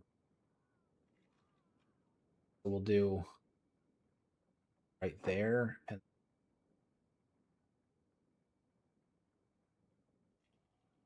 right there. And then we have this one little spot here in the middle, like here between the two of them, but I think that's fine. I think that's fine.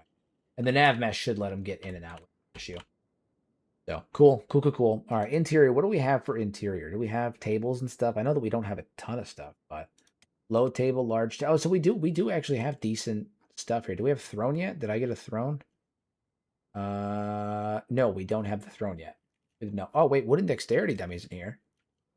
Say what? That's useful to know. Do you think that a Kenshi version of Little Lamplight could exist, or is Kenshi too harsh for children exclusive factions to survive Little and flourish? I mean, I don't.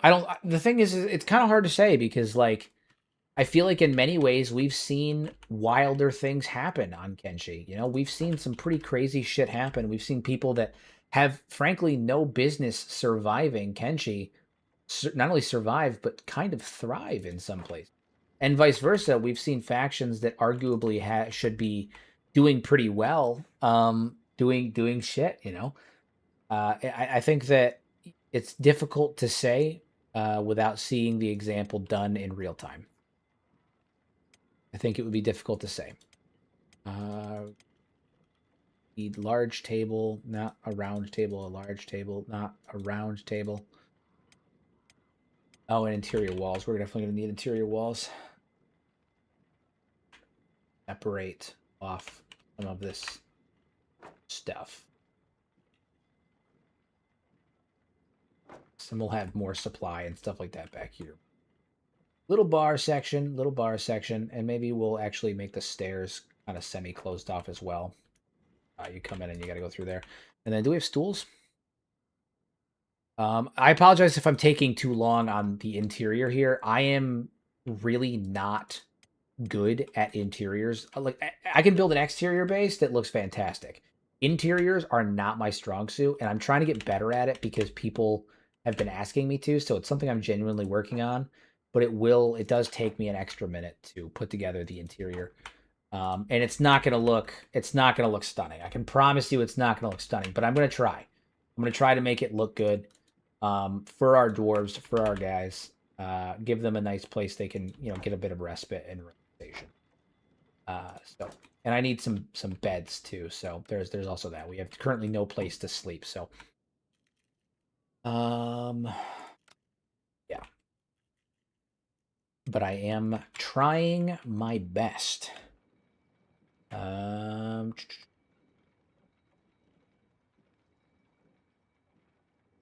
this is going to be a pain in the ass to get these set up. Do we have chairs? Do I just have like normal chairs? Chairs would be cool.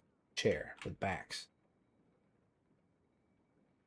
But unfortunately, it's not a very close chair. Fine.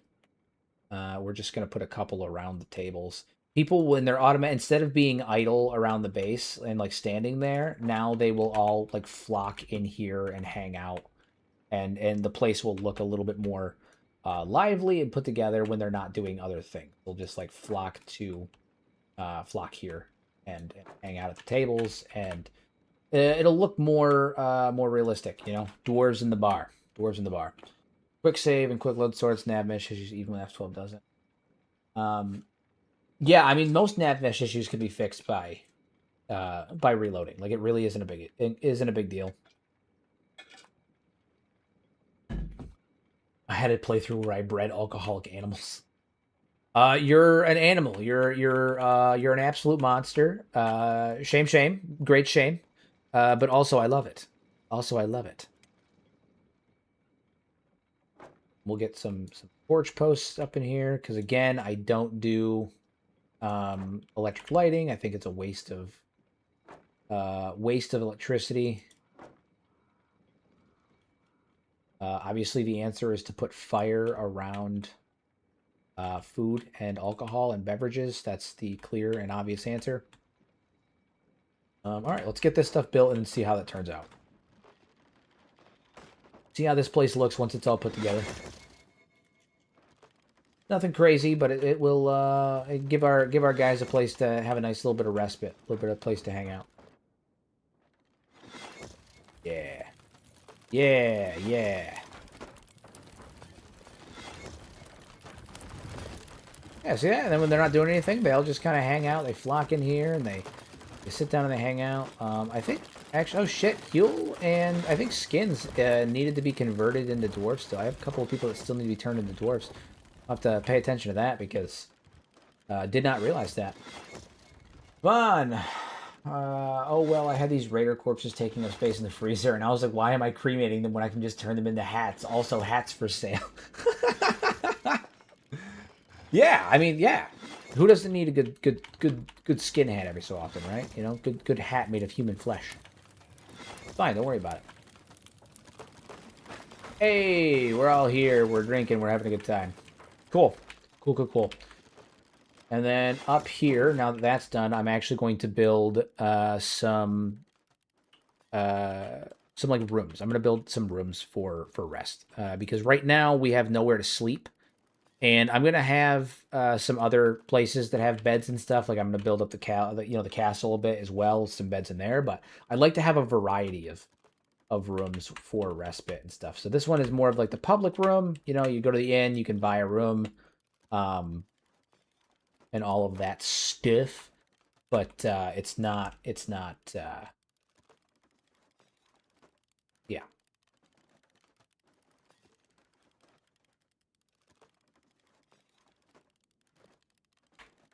Get this micro moved into position. I'm sorry. What button did I just hit? And where the fuck did I go? There we go. Okay. You know, a bar can make a good improv guard station if you put it next to your gate. Give the troops the order to sit and chair when not busy. Looks nice. Keeps all your guards by the gate. I mean, characters will by default flock to chairs and places of sitting and stuff like that when they're not doing anything. So all of them are going to, by nature, just be in this building if they're not doing anything, which is actually hella convenient. Hella convenient.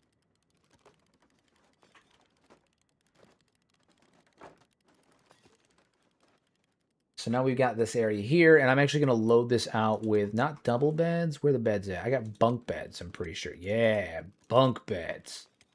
Hell yeah. To use a second tier bed, it is necessary to build a bed and then install an additional ladder. Where's the ladder? I have a ladder? Don't. Where the hell's the ladder? Hold on.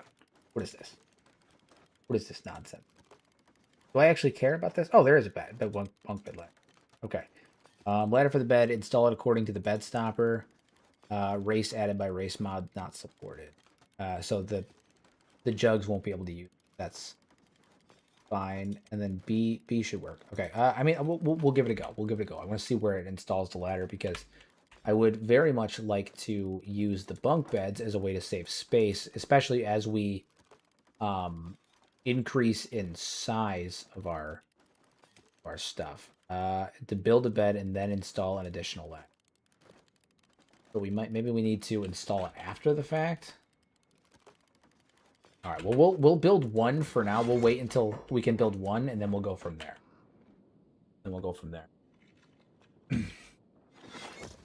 Yeah, I mean, I like my non-combatants to be trained up too. Obviously, my main priority right now is getting food production up and running and like getting all that stuff set. But I do like having my non-combatants able to fight if need be. I try not to make them fight. Like I have most of my non-combatants on block and passive, but I want them to like be alive. You know, like I don't want them to die. So it's kind of like a careful game of making sure they don't die, but also you know, all of that. We have a couple of raids that I think are supposed to be heading towards us that aren't here yet. Yeah, we got a couple. We got bandit demands and triangle bandits. Although I imagine they're fighting a combination of Fogmen and the Dawn Guard right now. So we'll see how many of them actually make it here. Yeah, so there's the triangle bandits, and they're fighting Fogmen. They're all broken up, which is, you know, it's funny because that's actually part of like the reason that I based here in the first place was for that. And then this is Dust Bandits, and I'm not even going to give them the opportunity to start to deal with this nonsense. We're just going to start firing away. And then our constructs up here should be shooting. Are you not shooting? Because you should be shooting. God damn it. You shoot at military. Vigo, you also shoot at. What are you guys doing? Come on. What kind of turret guards are you? There we go. There we go. That's what we wanted. All right, now you guys should be shooting. What are you aiming? What the hell are you aiming at? He's like aiming it backwards. I don't understand what he's aiming at. Shoot. Shoot at the Dust Bandits. There's a bunch of guys right in front of you, and you guys are aiming at everything except the fucking guys that are right in front of you. I mean, not that it matters. Like, our dogs here are going to rip them asunder, but, you know, I'd like to work on it a bit. So, I'm going to put you guys up here and put you on hold, actually. I want you to defend the gates, but I don't want you to go after the enemy. unless they get to you. I would like our turrets to do some of the work. Yeah. Yeah. So we'll let the arrows take care of them. Just watch them drop like flies. Hold on. Wait for it. Wait for it.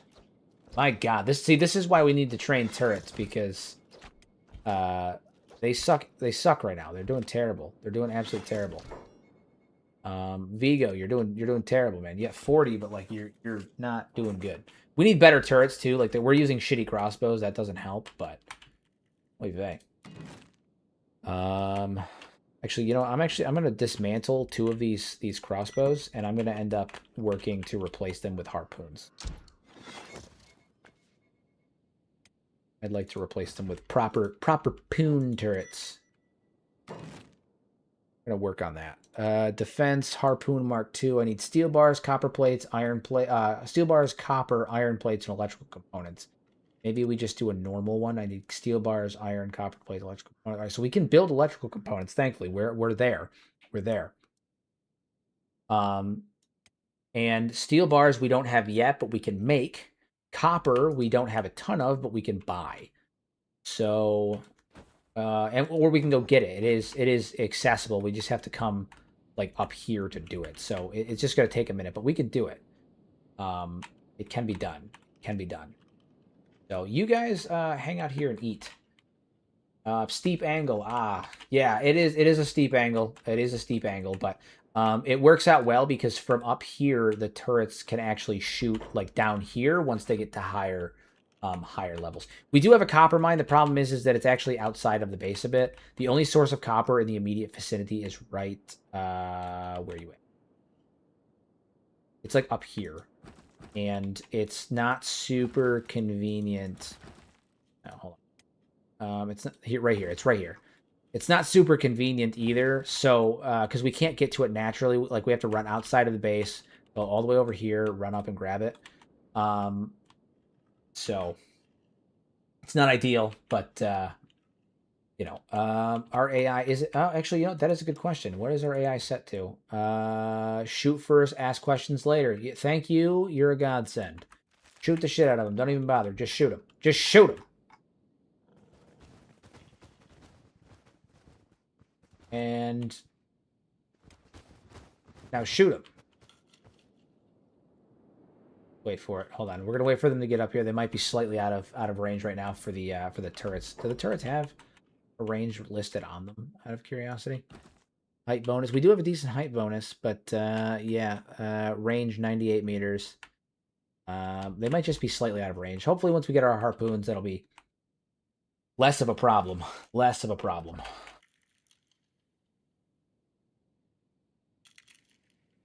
We're gonna race through his monologue. Your bow is being blocked by the building itself. Yeah, yeah. That would seem to be the problem. Once we get the harpoons up and running, which are right here, although maybe I should actually put the harpoon right here on this one. That's what I'm going to do. That's what I'm going to do. I'm going to have the harpoon right on that farthest ledge, and I think that'll be a better spot for us. So that way, once it's made, thing will be good. Yeah. And then from there, we can shoot down and over. We'll have like a perfect spot for it. And then Vigo is currently doing fucking nothing, shirking his responsibilities. Get up there, you absolute buffoon, you silly goose. Oh my God. You see that shit? He just ran down to the bar. I'm both proud and ashamed. Proper dwarf, but fuck you, man. Come on. Proper dwarf, but what are you doing? What are you doing? Too late. The dog's already dealt with it. Ridiculous. Absolutely ridiculous. You guys should be ashamed of yourselves for what you've done here today. Utter nonsense.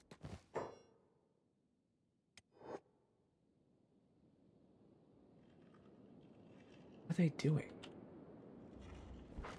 Why is my construct down here? No. You're not on medics. You're on robotics. You need to get back to work. What are you doing? Get back to work.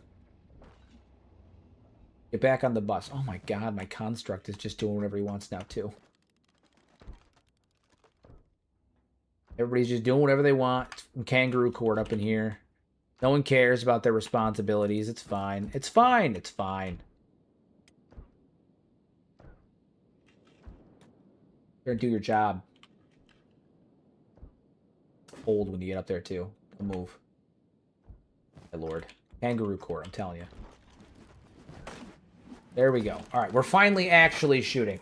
There's actually a movie I watched a long time ago that kind of reminds me of Kenshi. It's called Bad Batch. Had cannibals, limb removals, desert biomes, a religious cult, scantily clad bandits. Gotta have them scantily clad bandits. What would we do without the army of scantily clad bandits? Honestly, truly, what would we do? All right, so now we need guys to actually run these farms because right now we don't have anyone doing it. So industrial, Skins has one. Who else is running farms? Skins is doing another. Skins can do another one. And then who else? Babag, nope. Skins, Uig, nope. Uig can run another one, and we're actually gonna have Pins grab that one. We have some farms that are not upgraded to XL. We need to fix that shit immediately. I need all XL farms. I thought they were all XL. They are not. I'll fix that shit immediately. Kenshi talk. Call of Duty is killing me. Literally. Yeah, that's what we do, man. I'm here for the Kenshi talk. You come here, we talk about Kenshi, ask questions about the lore, all that stuff, and I do my best to provide answers. And you know, occasional memberships go out, occasional donos go out. In fact, you know what? I'm feeling pretty good right now about the chat. Everyone's pretty awesome, and so what do I got? I've got here's 5 free memberships for all of the homies. Boomski, love that. 5 free memberships for random people in the chat. 5 random homies have memberships now. Woo to all of you guys. Enjoy. Complimentary. You have memberships for the next 30 days, and that gives you access to the community-only Discord if you want as well. Anybody who wants access to the Discord, again, you have to be a member to get in. But I am doing a giveaway on the 15th for... I'm going to be giving away 2 free codes to get access to the new game by Digital Extremes in early access called Soulframe. Digital Extremes is the same company that brings you Warframe. They have a fantasy variant called Soulframe that they are working on. It's an early access, founders only, but I have 2 codes I'm giving away to members of the Discord. So I'm going to be doing that at random on the 15th for anybody who is interested. But you have to be in the Discord. And in order to join the Discord, you have to be a channel member, and your Discord has to be linked to your YouTube. So you're my first membership I've been willing to pay for because I beyond love the content, and it's only $4. Yeah, that's the other thing. The other thing, my membership is only it's $2.99. It's $3. I do appreciate that, Dux. I really try to make sure that it is both affordable and that you get as much as possible for what you're getting. You get, a badge in chat, changes color depending on how long you've been a member. You get a shout out at the beginning of all my long form videos, access to the Discord, and in the Discord are other Kenshi YouTubers like Pedastrophia. Frankie was here, the Mad Lad of the master of cheesing, Frankie himself. Frankie was here, Muffin Top, just good stuff. We have a fun time. We talk about food. We talk about share recipes, share Kenshi screenshots. You get sneak peeks of all my base building videos before they come out, the whole 9. So I try to make sure you get as much value as you can. But okay, food production is going very, very well. Like I said, we're finally producing food faster than we're eating it, which is really big because for a while I kept having to do food runs. I love that Warframe guys made a Souls-like and just call it and just called it what they knew the internet was going to call it anyway. The thing is like it's kind of Souls-like. Like it's definitely slower paced than Warframe. You're not going to like destroy your machine because of the sheer number of damage numbers that are popping up on screen. Like it's definitely got a harder difficulty, but I don't know if I would say it's fully Souls-like. Maybe adjacent or like Souls on easy mode. It's more like. The way that I see it is if anybody's played Warframe, Soulframe is what they tried to do with the Deviri complex, but they weren't able to because by the time they implemented Deviri, the systems in Warframe were already non-conducive to a slower gameplay type. So like Soul Frame is very close to what I think Deviri wanted to be, but just couldn't. It just couldn't do it. So that would be the way that I would describe it. It is pretty close. It is pretty close. All right, we're gonna load up on more bread over here. I like that the only thing I actually have to do for this is load up bread. I don't have to worry about, anything else. So cool, cool, cool, cool. All right, Grunt is stuck. That's annoying. I gotta go grab him. Not bodyguard. That's stupid. That's not what I wanted to do. Do what I told you to. Pick him up. I'm gonna have to find a place that sells the throne blueprint at some point. I might be able to get it in Mongrel. I'm not really certain, but oh no! Oh no! Kenshi crashed. Everybody. That sucks. Okay. Shit. I might have to reload Kenshi. Yeah, bad stuff. Kenshi crashed. Come on, shut the game down. Shut the game down. Come on. Come on. Yeah, close the game. There we go. All right, let's load back in. Woo, Kenshi. Average Kenshi experience. Wouldn't be Kenshi if we didn't crash at least once. There we go. Maybe it is research. Maybe it is research. Fingers crossed OBS doesn't freak the fuck out too and I have to reset OBS. Sometimes that happens, but we will see. Load from the last autosave. Hopefully we didn't lose too much stuff. It's the damn Canadians. Calm down, Logic. They're going to come for us. It's the Canadian geese. They're going to come for us. We're going to get attacked by an armada of Canadian geese.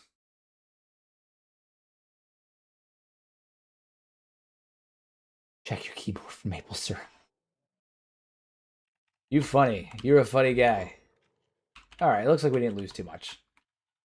On the upside, the fact that I switched my monitor out for my new monitor I did it for the sake of the resolution, making it more accessible to people to watch the stream. But I also was able to change my OBS settings, and it appears to have fixed that little issue I was having, where anytime Kenshi would crash and I'd have to boot back in, my OBS would have a meltdown. That doesn't seem to be a problem anymore. So that's pretty cute. That's pretty cute. That's really good because I was getting really fucking sick of that. Getting fully sick of that nonsense. Yeah, OBS doesn't have a full-on conniption now when I crash. Cool. I blame Kenshi. Why are there goats in Kenshi but not beavers or emus? Because beavers and emus probably weren't brought when the first empire colonized the planet. That would be my in-lore explanation.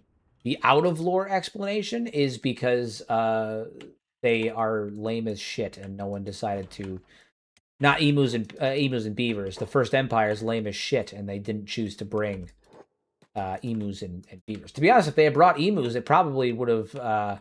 the first empire might still be around. I mean, the emus managed to take out the entire Australian government. They managed to beat them in a war. So, who's to say what they could have done against the skeletons? So it's a wonder. It's a wonder. What does my laboring stat look like for some of my guys? Any of them have decent laboring. Vigo does, but I'm not going to put him there. Jumiel does, but he's doing other stuff. Grain silo. No. All right, I think Vishu is going to have to go laboring. He's the only one that can go out there and defend himself, too. Yeah, they sent all the emus to obedience. They dropped him in. That's what it was. They dropped all the emus in obedience. Oh, my God. Hold on. Let me see my AI settings. Did I? All right, that's where it should be now. Vigo, start shooting. What are you doing? Guys, you're supposed to shoot. I thought it was shoot first, ask questions later. You guys are doing not that. That's what we want. Yes, work on your turrets. Work on the turrets. Very good, very good. Start shooting. My God. My God. The emus won twice. Yeah, didn't they fire like some 25,000 rounds of ammunition and they still didn't kill enough emus to consider the military campaign a success? Like it was like an irrational number of emus. And they fired like 25,000 rounds of ammunition and they didn't even kill enough emus to make it considerably a success. Like it wasn't good. It wasn't good.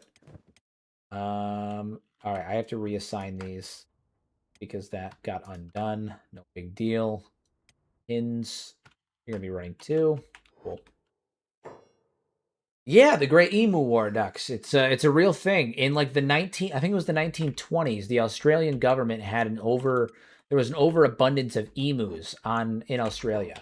And the Australian government decided that they needed to deal with the population problem because it was a real problem. There was too many goddamn emus. And so their way of dealing with it was they actually announced a formal war on emus, and it's called the Great Emu War. And the Australian government went to war with the emus. They fired some like 25,000 rounds of ammunition. They're on the back of like Humvees and stuff, or like the military jeeps at the time in the 1920s, and they're just firing off rounds at these fucking emus, and they're blowing up gorges. They're like trying to lure them into choke points so they can gun them down. But at the end, they were unable to kill enough emus to make the campaign considered a success. So historically, the Australian government lost a war, an official military campaign, to emus. So there's your American, there's your fun. I almost said American history. There's your fun little history fact. There were 20,000 emus, and they had roughly 10,000 rounds of ammunition, rounds of Lewis gun bullets, and only killed 1,000 emus. Yeah, it's bad. It's bad. Bad. It was a disaster of a campaign. It was not good. It was no bueno for anyone. So, good giggle out of that. Good giggle out of that.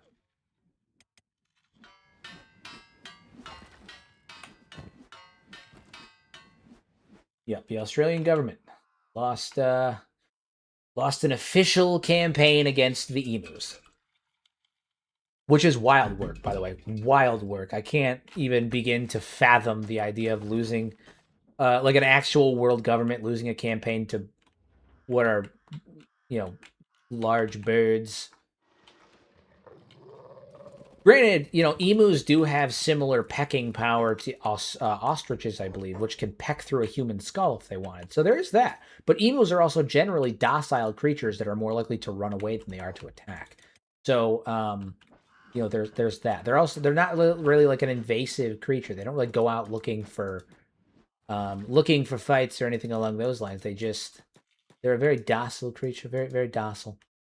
Come on, you're supposed to be mining, man. I need you to mine. Why? It says that it's mining, but it also says that it's not. What are you mining right now? I'm very confused as to what he's mining right now because it's not going up. Like the meter is not going up. Is something broken? Motherfucker, I don't have time for this. We're gonna go to Mongrel and buy some copper. I don't have time for your nonsense. I don't have time for your chicanery. I have another fun fact. In 1982, there was a Soviet escalator disaster that killed 30 people. It happened in Moscow Metro Tunnel. An escalator disaster? Did the escalator like collapse or something? Is that like what happened? Give us the details, Logic. Tell us about the escalator disaster that killed 30 people. I need to know. Fill my brain with knowledge. Okay? Fill my brain with meaningless knowledge. Okay? Touch my tism. Do it. Do it now. That's why I do what I do. Come on. Fill my brain with meaningless historical facts about BS and lore. Lore can be found anywhere, even in Moscow elevators, apparently.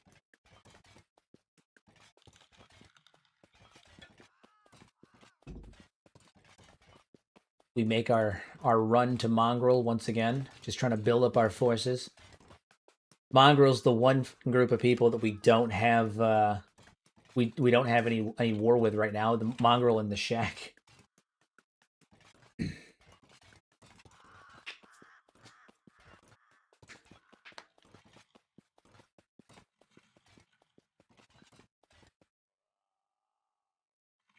All right.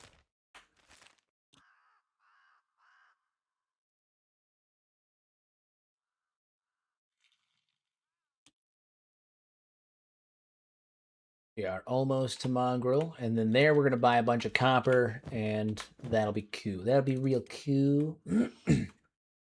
If you're at war with everyone but the Shek, you are the Shek. I don't think that makes sense. We're not the Shek. We're the Dwarves. We're the Dwarves. Unironically, ironically, not unironically. Ironically, the Shek were the one group of people we wanted to go to war with when I started this whole playthrough fucking 20 episodes ago. And now they're the only group that will tolerate us. And the really messed up part is, like, the only one faction that I actually pissed off on purpose was probably the Tech Hunters. Well, and the Southern Hive, but that's a separate thing. The one faction that I pissed off on purpose was the Tech Hunters. And it was born out of necessity, if I recall. We needed to raid the way station because we needed supply. And we were starving. Like there was a problem. So we raided the way station out of necessity, pissed off the Tech Hunters. I can accept that. I'm okay with that. Every other faction, with the exclusion of the second of the Southern Hive, of course, again. Every other faction, they came at us, man. They attacked us. I didn't do nothing to deserve this. A chain broke in the escalator heading down, which caused it to accelerate and then collapse. 30 people died, 20 got injured. They closed it overnight and reopened it in the morning. Oh my god, the cleaning on that must have been disastrous. Was it like a squeezing the last bit of toothpaste out of a tube of toothpaste? Is that like what happened? Or yeah. Okay. All right. Oof. Bad. Gross. You do not want starving bandits with 50 plus stats walking up on you. No, especially since some of them are juggernauts. And one juggernaut with 50 plus stats is going to be a real bitch to take down. Give me copper. That's what I need. I require all of your copper. And give me some electrical components too, because I don't want to have to buy some. I have to use the copper to make some, I mean. All right, back to the... Actually, while we're here... I don't have a lot of money to recruit anybody, but I am going to see what recruits are available. See if Crumblejohn's here, because I want to recruit Crumblejohn, but I don't think I ever have, and I'd like to recruit him now. But I don't, as far as I know, I've never been able to find him. No Crumblejohn here. Let's check this bar. Every time I come to Mongrel, almost every time I come to Mongrel, I check to see if I can find him, but no such luck. Nope. More Mongrel people here. Nice face paint, by the way. I'm thinking that we are SOL on the Crumblejohn side of things. Wait, is that him? Is that our man? Is that our boy? That's our guy! That's the guy right there. That's him. Hell yeah, we're gonna go recruit Crumblejohn too. Turn him into a dwarf. Join my squad. Why they call you Crumblejohn? You lift that weapon? Pretty long beard? Why are you so old? Join my squad. Yay! Awesome. Hell yeah. Okay, so now we need Infinite Wing Wang, but I don't have the money for him right now. We'll come back for Wing Wang. We'll turn him into a dwarf too. Shrike will attack us on sight because they hate us. Because Shrike is a tech hunter. We also need to find the... now that we have Crumblejohn, we need to find the... Why am I blanking tonight? Plastic Surgeon, that's the word. Wait, they. I know words, probably. Oh, Shinobi 3. Shinobi Thieves. Shinobi Thieves can help. Come here there. How fast can Crumblejohn move? Not actually too slow. Crumblejohn actually not bad. Not bad. And we're gonna get Crumblejohn, nice and trained up. We're not gonna lose him. We're not gonna lose him. But I need to change him. I need to make him smaller. But I'm gonna make him like a wise dwarf. Is he a jug? Oh my god, Crumblejohn spawned as a juggernaut! Out fucking standing, everybody! Crumblejohn spawned as a juggernaut. This may be one of my favorite moments of all time. Crumblejohn's going to become a dwarf, and he spawned as a juggernaut. That's absolutely fantastic. We're going to make him a right proper dwarf. Yeah, he's Juggerjohn. That's what he is. He is Juggerjohn. So we're going to call him Juggerjohn. Juggerjohn. What's that mean, Dux? I have a mod. Or are you asking about the Juggernaut thing, or are you asking about making him a dwarf? Because the dwarf thing, it will become very apparent in just a moment what I mean by that. All right, we're going to make him a nice proper. He's going to be... Ah, dude, I'm so stoked. Crumble John spawned as a Juggernaut. What are the fucking odds of that? That's so good. It's so good. It's peak. That's peak. We're going to give him the... Yeah, we're going to make him like an old dwarf, a Juggernaut thing. I have a race mod that adds a group of individuals called the Juggernauts to the game. They have more limb health and they learn faster. But the trade-off is that they have a 3 times hunger modifier, so keeping them alive can be a bit of a pain. They're incredibly strong though. They have like anywhere between 200 and 300 health on each limb. Now, the way that I balance this in game to prevent it from becoming overpowered is that I also have an injector mod that puts a 10% chance of any human in the game spawning as a Juggernaut. So you'll have like squads of roaming starving bandits, and 2 of them might be Juggernauts. And what it does is when you're fighting them, you could be absolutely slaying them, and then you'll have 1 random starving bandit or 1 random Holy Nation paladin or 1 random UC samurai that can solo 5, 6, 7 people by themselves, and they take like a squad to take them down. And it really makes combat a lot more exciting because you never know what enemy is just going to be an absolute tank in battle. Super fun. Now, as for Dwarf, that's easy. I'm gonna make him short and I'm gonna make him stocky. That one's easy. And we're gonna switch his face out to give him that wrinkly jug texture too. Yeah, that's the one right there. So now he's just a wrinkly old boy. Yeah. Yeah. We're gonna call him I'm gonna call him John Grudgebearer, actually. He looks like a grudge bearer.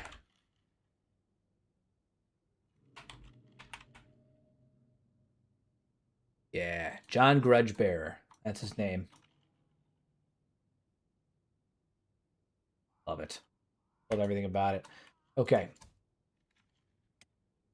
Oh my god, he looks so badass too. He's gonna be so strong. He's gonna be so strong. There's like I've seen games like I've played in games where the Bugmaster spawned as a Juggernaut. I've played in games where the Holy Lord Phoenix spawned as a Juggernaut. Um, it's a game changer because it's a 10% chance of any human NPC spawning as a Jug, and as a result, like you never know. You could be super stacked and ready to go, and fight, a Holy Nation squad. You're ripping through their numbers, everything's going great, and then it turns out one of their Inquisitors is a Juggernaut, and they just level your squad by themselves. They run solo on them. You never know. It's great, good stuff. Okay, do I need to thicken up his legs or? Yeah, we got to make his legs bulky. He's a big guy for you. Good, good, good. Arm bulk. We're gonna bulk up his arms a bit. He's an old big guy. He's a long beard, man. He's a long beard. He's been doing this for a very long time. Chest, yeah. Rumble John is about to be an absolute fucking unit. Absolute fucking unit. Look at him. Oh my god. Oh my god. John Grudgebear has been born, the newest dwarf, and I'm gonna make him. This guy, unironically, Grumble John is gonna end up being the like advisor to King Vishu here. I cannot tell you how elated I am that we finally found Crumble John, and then he spawned as a fucking Juggernaut. I don't know what the reference to the Juggernaut is. I unfortunately I have no reference, no idea what the reference could be.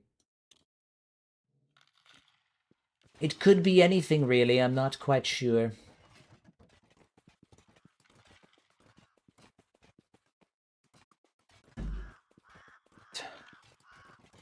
Good stuff.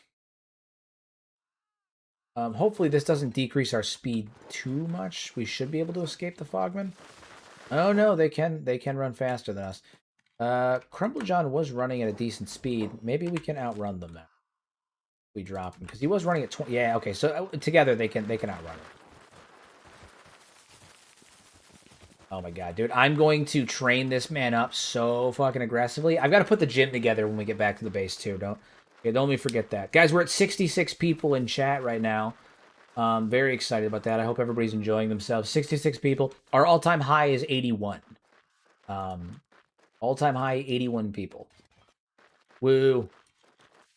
Woo woo.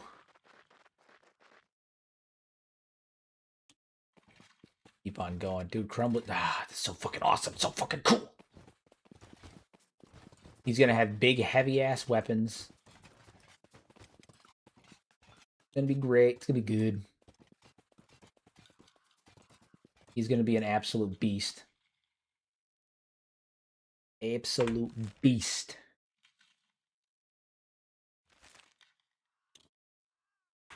We have another raid coming towards us? Oh, yeah, we do. We do. There's another raid coming towards us. Another Triangle Bandit raid. I feel like they're the only ones that do raid us at this point. Them and the Dust Bandits. I appreciate that, Ducks. I appreciate it. You guys went to the wrong door. Gotta go over this way. Go over this way. Way. Come on. There we go. Yeah, it can be a little weird sometimes. Money is really an early game concern. Once you're smithing in weapons and armor, you basically have infinite cats, literally. Well, how long will this series last? Well, originally, the plan was the series to last until the Shet Kingdom was destroyed. However, plans have changed, and the Dwarves of Garzumi Keep have been removed from their home, their ancestral home of Garzumi Keep. The Southern Hive literally ran us out of our home.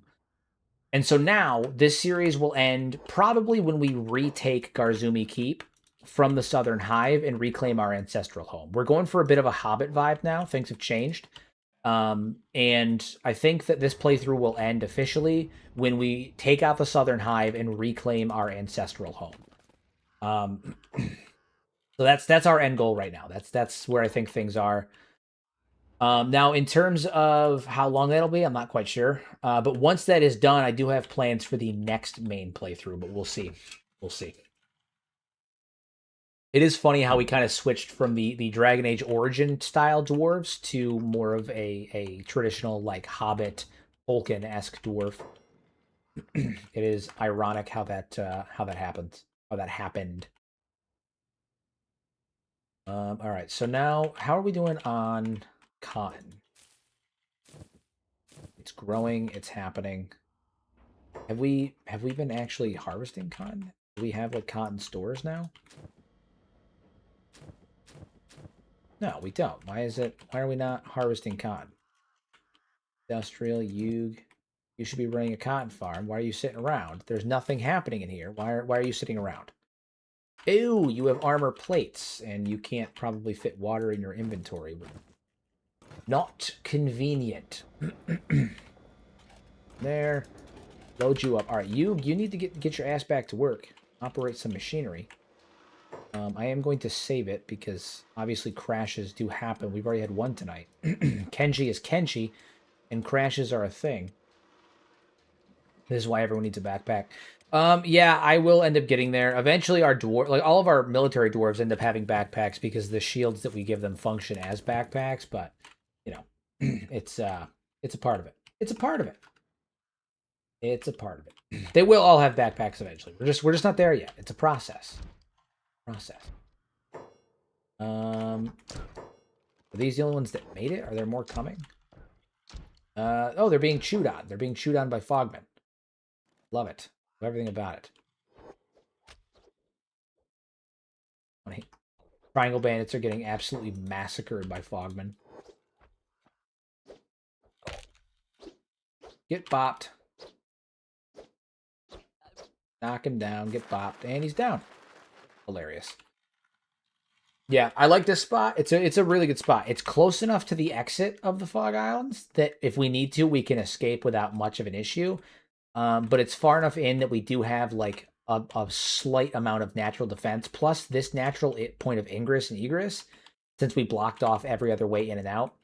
I have such a wide view, and once we get harpoon turrets up with better range, we'll be able to just start sniping people from across the field. It's gonna be fire, absolute fire. Okay, we need to get a training center set up as well for our doors. Right now, we don't have one, and that is unacceptable. I think this will be a good spot for training back here. I'm going to send Vishu back here so we can get That orientate. Oh, you know what? Actually, Vishu, you need to put together some. Are these harpoon turrets put together yet? Get up here and construct this. What are you doing? Get up here and construct this thing.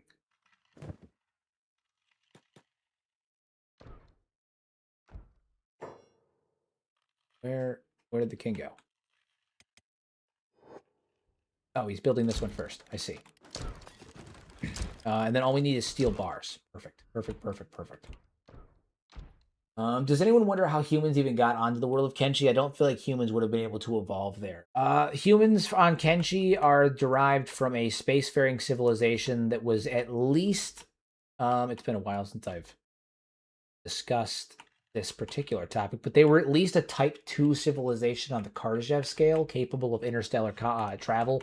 Whether it was efficient and quick interstellar travel is unknown, but unlikely. It's more likely that it was a very inefficient form of interstellar travel, where it's like, hey, you guys go to sleep for 200 years or whatever, and then you end up over here and you form a colony. But Kenshi is a moon that was colonized by a spacefaring civilization, and then the spacefaring civilization either abandoned the colony, or the colony, obviously the first empire fell, and the colony was either abandoned or it's far enough out due to that previously mentioned travel requirements that they just are either unaware or, again, they abandon the colonies. That's why humans are on Kenshi. Is they're originally a spacefaring civilization in the First Empire that colonized the moon for resources or whatever they were doing, and then as a result of the combination of the travel and the rebellion from the skeletons, they are no longer able to do that. They're not around anymore. Now they live here. Now they live here. Okay, we need a couple of things. I need steel refinery. That's what we need. One of these bad boys.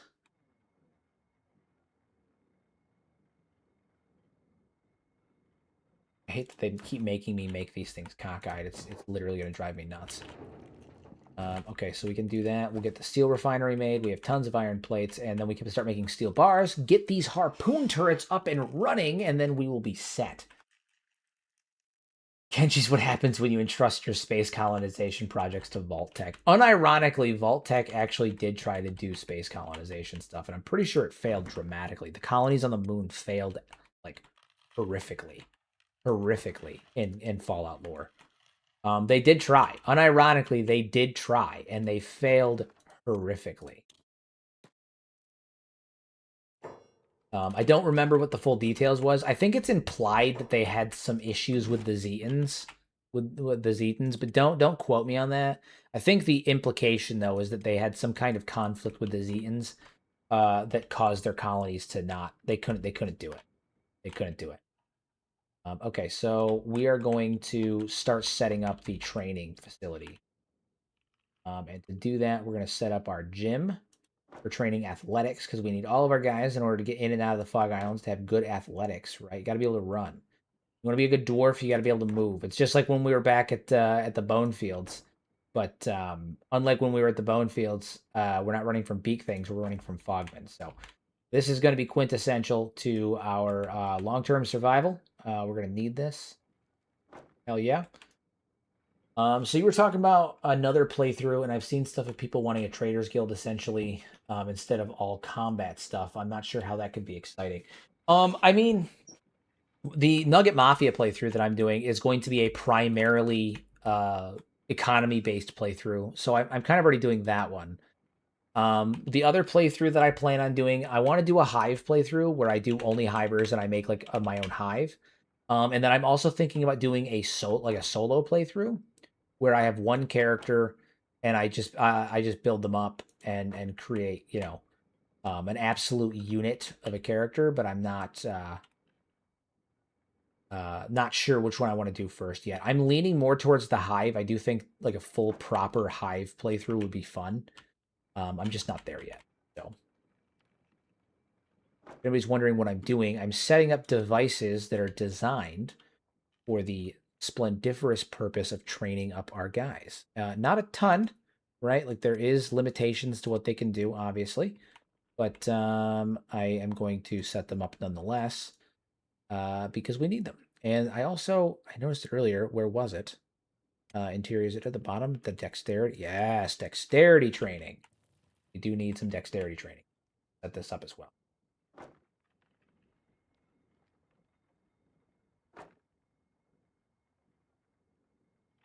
L.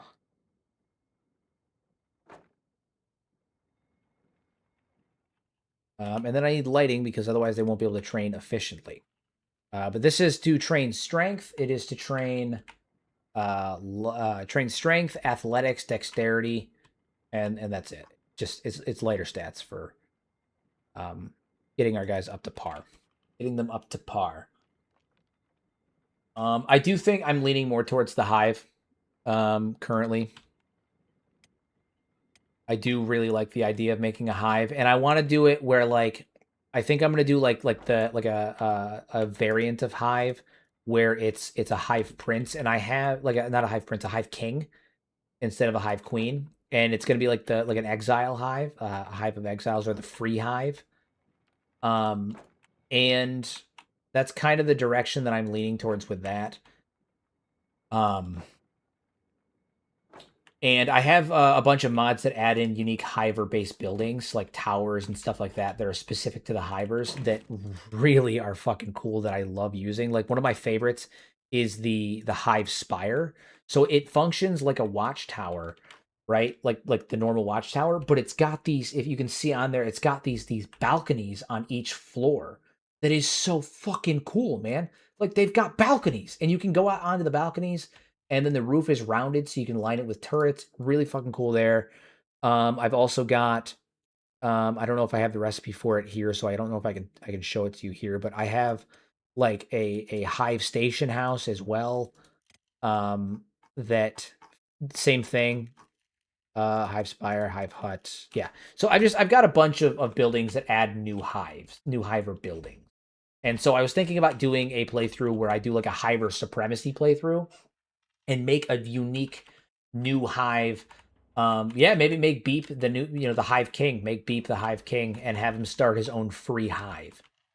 Um, so that's kind of the direction I was going through for the playthrough after the dwarves end, because we are going to get closer to the dwarves ending very soon, as we continue to push forward. Especially when you again look at what the end goal here is. The end goal being to take back Garzumi Keep and kill the Southern Hive. Our goal has changed from world domination to reclaiming our ancestral home, and I think that with that in mind, we'll be able to finish up. I wouldn't say soon, but sooner than we originally anticipated. I do think that that'll end up being the case. But I think once we take back Garzumi Keep and defeat the Southern Hive, I think that's probably where we'll end the Dwarven playthrough. Which will be a sad day, sad day, but it'll also be exciting because it's it's the start of something new. I am stoked as hell to get Crumble John in here training. Stoked as hell, stoked as hell, guys. We're at 77 people in the stream right now. Our all-time high is 81. We're very close. Remember to like the stream. Remember to hype the stream if you can. All of that stuff. Any support that you guys can give, whether it be through the algorithm, whether it be through memberships, monetarily, or just your presence here, giving me something to talk about, is always beneficial, guys. I appreciate everything you guys do. I appreciate everything that you guys do. Yeah, hell yeah. We're doing good. We're doing good. The bar is functional too. I'm very excited. This is a nice place. Everyone's actually hanging out here in between jobs, which is really cool. Love that. What's your opinion on the unique character Bard? He's the one that tells a lot of stories, right? He's the one that tells the stories about like just wild shit that you find. Um, I don't have a particular opinion on a lot of the unique NPCs right now. I'm actually putting together a video talking about each of the unique NPCs. I've got the base script written, but I have to go through and refine it some more. But I do want to end up doing a full deep dive on all of them. I don't know if you can hype the stream until it's done, actually. Ignore me on that. I know that they have the hype feature, but I'm still learning all the details on the hype feature.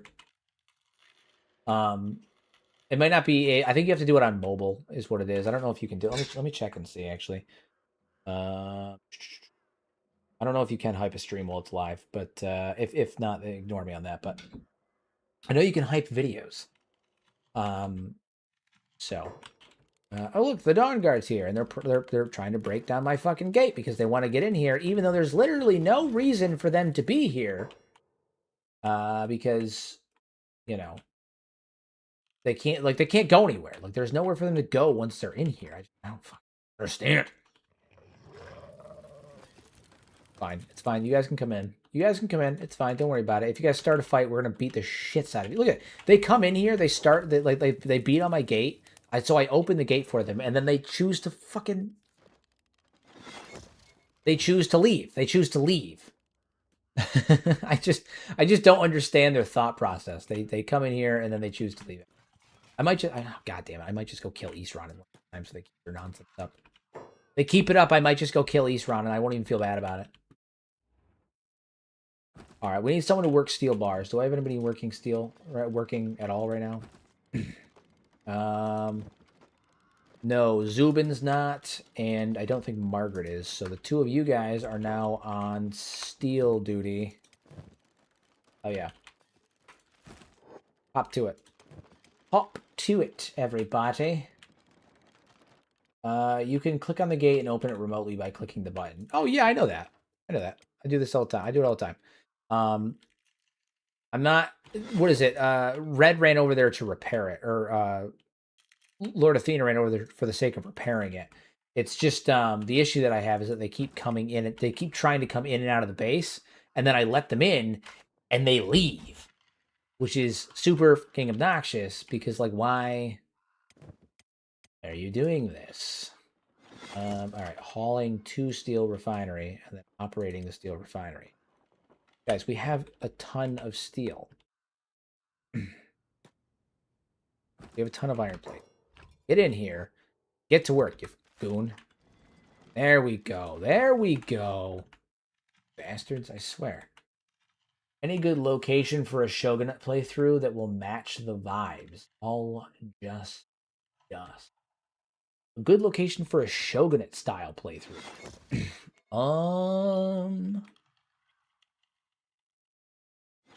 That is a good question. Where would it be a good spot for a Shogunate style playthrough? I mean, you can set up in Spine Canyon. That's where I set up on my Nugget Mafia playthrough, and I'm actually thoroughly enjoying it. Alternatively, a really good spot that I've set up for in the past is right here. If you can deal with the crabs initially, you can set up a solid base right here. That's kind of out of the way. That would act as a nice, good central point. Yeah, I mean, there's Cannibal Plains. Cannibal Plains would be a really cool spot for a Shogunate playthrough. Guys, we're at 82 people on stream. We have officially surpassed our all-time high again. Love it. I love it. My big goal next is 6 digits. I love 6 digits. Why do I keep saying that? 3 digits. 3 digits. Yeah, guys, I'm gonna go from 82 to 100,000 viewers. No, I want to go for I want to get three digis, man. That nice 100+ viewers a stream would be really, really cool. Really, really cool. So I appreciate everybody popping in. I appreciate the continued support. I'm glad you guys are enjoying the streams. I'm glad you guys enjoy listening to me babble. I do that quite a bit. So, and Ravo, dude, we need to figure out what his deal is. He keeps getting stuck. It's this one specific spot. He keeps getting stuck, and I find it unacceptable.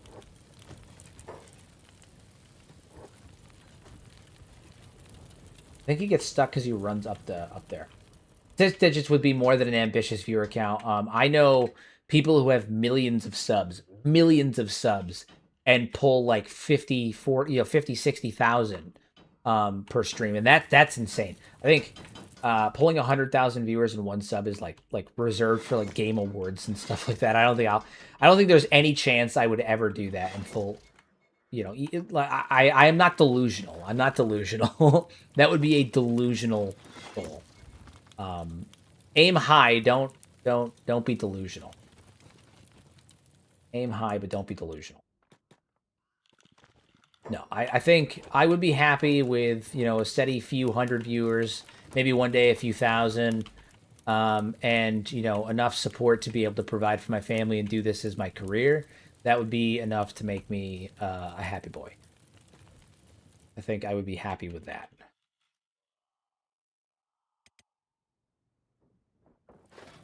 All right.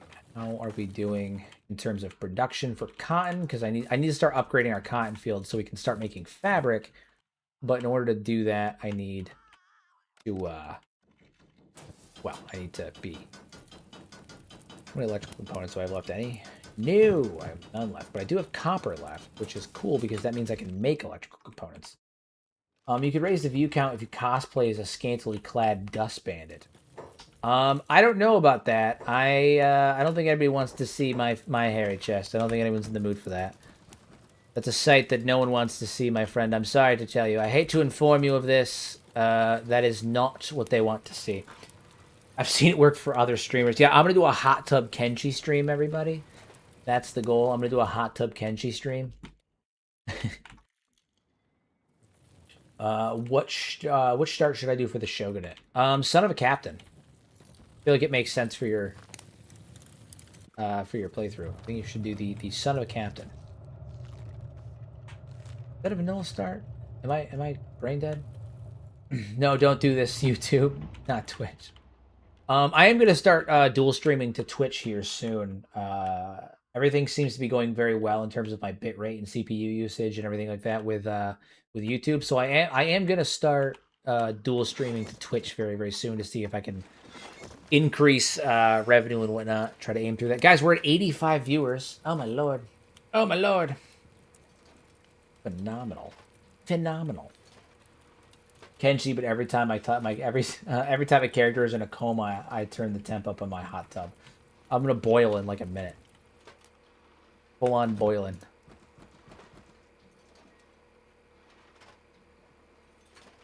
Holy Sword could be cool. Yeah, Holy Sword could be a cool start. You do start with a whereas the United Cities is enemies with you, but it could be cool in the sense that like you stole the Holy Sword from the UC, and well, so what happened was, I think in the Holy Sword's description start, there was a fight between a paladin and the United Cities, and one of them was wielding the weapon. It started for, it was a UC sword.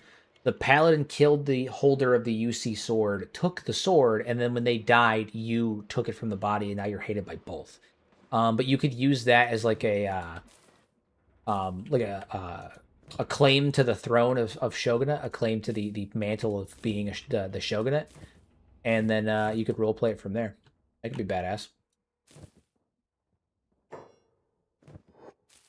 Grade you as well. Yes, yes. Production is happening. Production is happening. I do love, we're in the thralls of production now. What else do I need? Iron plates and electrical components. Well, we do have a good number of those. We'll get some auto looms going. Very excited about that. And then we'll have plate beaters going as well. Very excited about that. Dude, we need to figure out what the hell we're doing with Revo. Because Ravo, because he keeps getting fucking stuck, and it's actually driving me nuts. We gotta figure out what to do with this. He keeps running up the stairs in a stupid way and getting stuck. And he's not going to be a very good plate beater if he keeps getting fucking stuck. I don't know what I can do to fix this.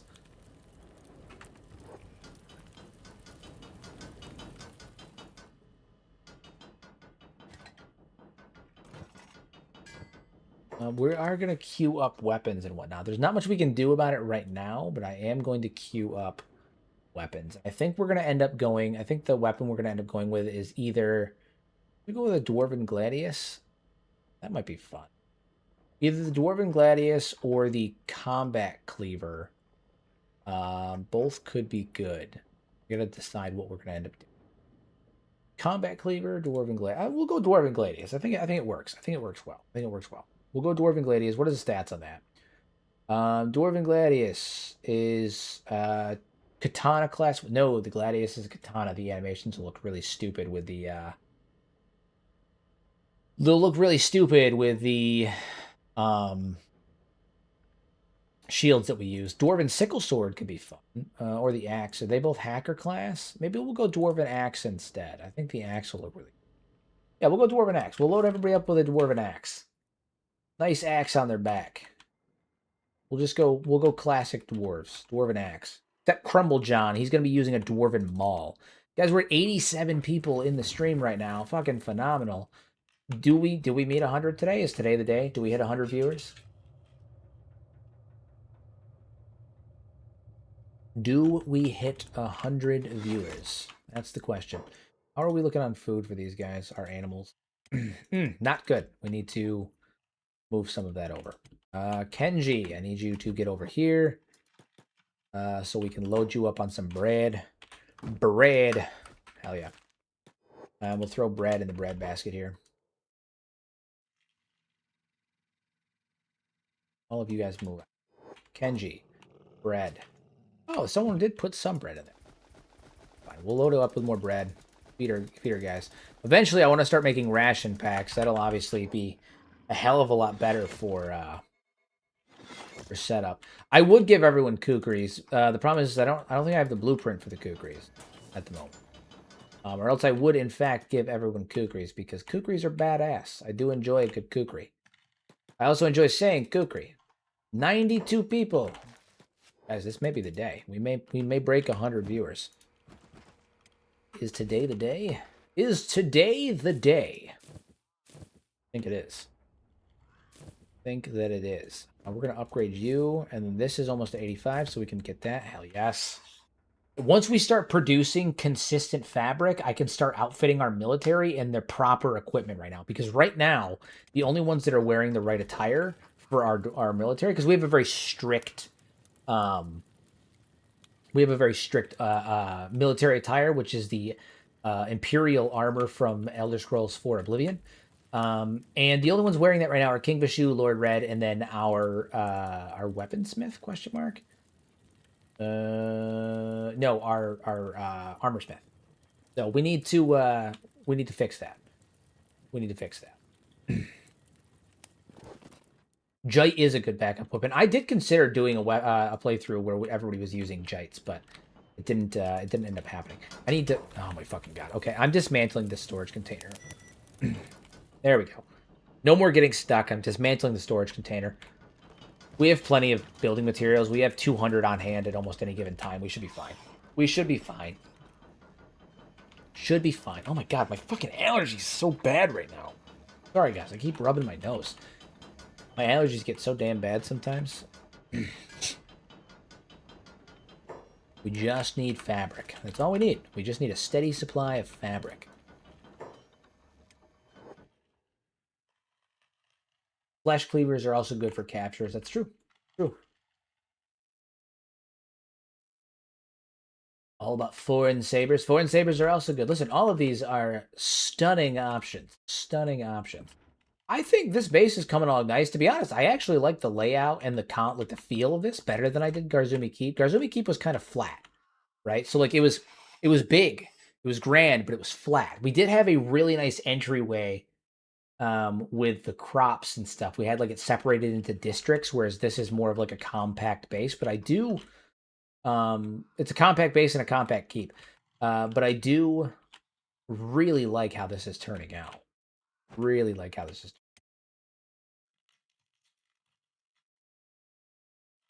Really good stuff. Really good stuff. Good stuff. Steel bars. Yeah, how are we doing on that? How's production of steel bars going? Slow. It's going very, very slow. Very, very slow. Love your shorts, man. The history of the factions and geography is dope. Thank you. I'm glad. The shorts have been doing very, very well. I've been putting a lot of work into them recently. I've got some really cool ones coming out this week that I'm super duper proud of. Very, very proud of it. Very proud of it. Have you considered buying those nasal opener things for your allergies? The allergies persist, but at least your nostrils open up so you can breathe. I don't have an issue breathing. The issue that I end up having is my nose gets really fucking itchy. And it gets even worse on stream, admittedly, because even though I don't feel nervous, my body has like an anxiety response from being on stream. I know that I'm being watched by a ton of people. And so even though I'm not like nervous about it, I've talked in front of hundreds of people before. I used to run a fucking grocery store that I had 400 employees underneath me. I used to run meetings every morning. Like, I'm not nervous about talking in front of people, but it generates an anxiety response where my nose gets really itchy, really, really itchy. Or like I get itchy in my ears or like my neck, or I get splotchy, and it's like a subconscious anxiety response. it is what it is. You know, it's there's nothing I can do about it. It is what it is. It'll pass eventually, but hopefully, you know, the more I stream, it's funny. The more I stream, the less it happens. But then every time the view count gets to a new high, it starts to happen again until I start to like develop a tolerance for the fact that I'm being watched by this many people. You know, but it doesn't make it any less annoying that my nose is so goddamn itchy all the time. Because I'm just like sitting on stream perpetually going like this, and it's really annoying. It's really annoying. So hopefully that stops. That would be pretty fucking cool if that could just not be a fucking thing. But, you know, baby steps. I just need these plants to grow a little bit more. A little bit more growing would be good. Oh, who attacked us? Did we get a fogman in here? Starving bandit. How in the actual mother did a single starving bandit somehow get into the center of my base? That is large confusing. Large and confusing. Large and confusing. You know what I'm going to do? Since we're here, I'm going to do something that I think is going to be a lot of fun. I'm going to take the 3 of these guys, okay? King Bashu and the dogs. And we are going to go... Oh, and I need one of the constructs and one of the golems. Kenshi or Zagan. I'm going to take Kenji. All of you guys are going to go out on a run to go kill some fogmen. And we're going to get some heads. Then we're going to go to Mongrel. We're going to sell those heads. And then we're actually going to go up here to the Dawnguard taming village. And we're going to recruit not just dogs, but also... not just gorillas, but also dogs. Armored Dawnguard dogs. I think that would be a splendiferous idea. Plus, we have to go back and recruit Infinite Wingway as well. Jump on that. And now what we're going to do is we're going to go farm some princes by coming down here where they're constantly eating tons of people. And we're just going to start. Hell yeah, Harpoon auto turret has been completed. I'm going to have to run over and have my my turret guards switch over to that. That is a nomad pack beast. That's weird. All right, go ahead and kill that dude right there. I am gonna save it because I get one of those feelings. Sometimes I get a feeling that things are about to be a little jittery, and when that happens, I save it. 94 people on stream, guys. This is absolutely fucking incredible. Absolutely fucking incredible. Thank you guys so much. Thank you guys so much. How many days do you think World Conquest will take? In-game days. Oh, shit. I have no idea. I have literally no idea. I can't get rid of the components of those. How many days do I think in-game World Conquest would take? I think, realistically, my Dwarven Empire could probably take out most of the major factions by day 300. The Southern Hive is going to be the one that really presents a problem. King alone is a monstrous. It's monstrous. King for the Southern Hive right now has stats. I shit you not. His strength is like 300. He's going to take in like a whole platoon just himself, and that's not including the fact that almost everyone guarding the queen, the 15, 20, 30 drones that are guarding the queen, all have stats in the 80s and 90s. I mean, we're going to need to load up on archers. We're going to need to load up on artillery. It's going to be a whole fucking process. Whole fucking process. The shorts are sucking people in. They got me good. I see them see one at least twice a day. Dude, that's awesome. That's really good. Like I said, I've been putting a lot of work into the shorts. The lives certainly help as I obviously cut them from here. But the lives give me an opportunity to the Southern Hive is not a modded thing. However, my Southern Hive is heavily modded because I have the Southern Hive expanded mod on. So the live streams give me an opportunity to better organize my thoughts and then to verbalize them and to also talk with the community about the lore and clear up misinformation or misconceptions or anything like that, and also just like get other people's opinions. and other people's ideas on the lore. There's a gentleman that watches my streams that goes by Cosmic. Jokingly made a comment on stream one day that what if the Holy Phoenix, the first Phoenix, was a skeleton, or what if the Phoenix is secretly a skeleton? And it was a passing joke. It was a comment that he made as a joke. Except upon thinking about it further, I realized like, oh shit, no, there's actually like that. It makes sense. It makes a lot of sense. It makes a stupid amount of sense. And it birthed a new theory, and stuff like that is partly why I do it. It helps me organize my thoughts. It helps me engage with the community and spread Kenshi lore, and keep the community excited and engaged while we're waiting for Kenshi too, because that's the other thing. Like we don't know how long it's gonna be. We don't know how long we're gonna be waiting. And I don't want the absence of information to see Kenshi like for Kenshi to die, not die, but like to see a significant drop in player base because of the absence of information. You know. So the Institute has taken over the Holy Nation. Not quite. It's more like religious rewriting is what it is. The Holy Nation, as they have become progressively more and more isolationist, more and more anti-skeleton, more and more zealotous and indoctrinated into their anti-skeleton mindsets, they have shifted and altered the foundations of their own religion and their own history to further match that hatred rather than stick to the original. So like Stobe Stobe became representative of good skeletons, and bad skeletons became representative of Narco. And the fact that so like Stobe turned into Kytrin, and then Kytrin was representative of all skeletons. And then Okrin was taken out of Kytrin because Kytrin split off into two beings, being Okrin and Narco. Narco represents all of the bad skeletons, or Catlon's empire, and Okrin represents the good skeleton, being Stobe. And then my thought is that the early cult was rescued and freed. The Exodus, the first Phoenix, was actually a skeleton who freed the Holy Nation, or the cult at the time, from the oppression of Catlon's empire, led them to safety, and then eventually needed to do a reset to prevent himself from going crazy. And when he explained the reset to them, he effectively explained it as, I'm going to lose all of my skills, my personality, my individuality. It's going to be like I died. I've said it on stream before, but think of the resets. If anyone's familiar with this reference, if anyone's familiar with Doctor Who, towards the end of David Tennant's run, there's an episode, who's the 10th Doctor? Towards the end of David Tennant's run, there's an episode where he's talking to a character named Wilfred Mott, and he's explaining the process of regeneration to Wilfred. And he says, even if I live, regeneration feels like dying.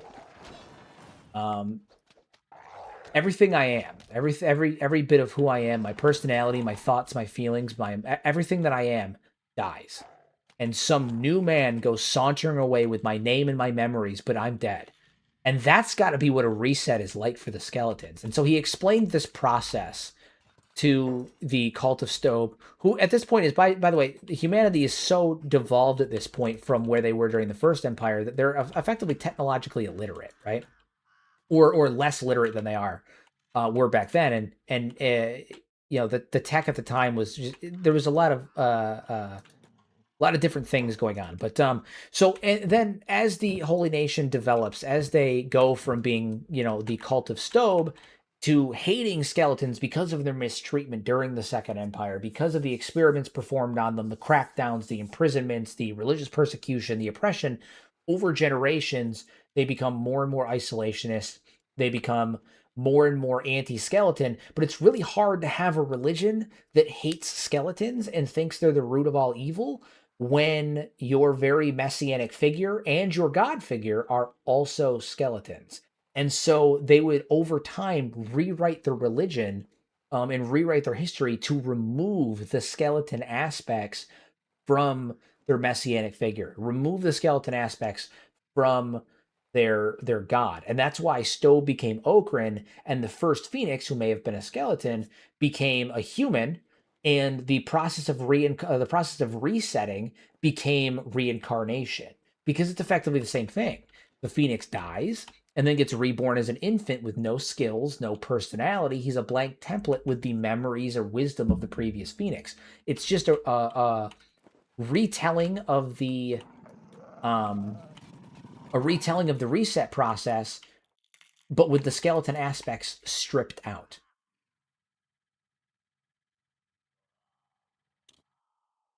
If we can attract some fog princes, which is what I'm trying to do here, but it's not going very well.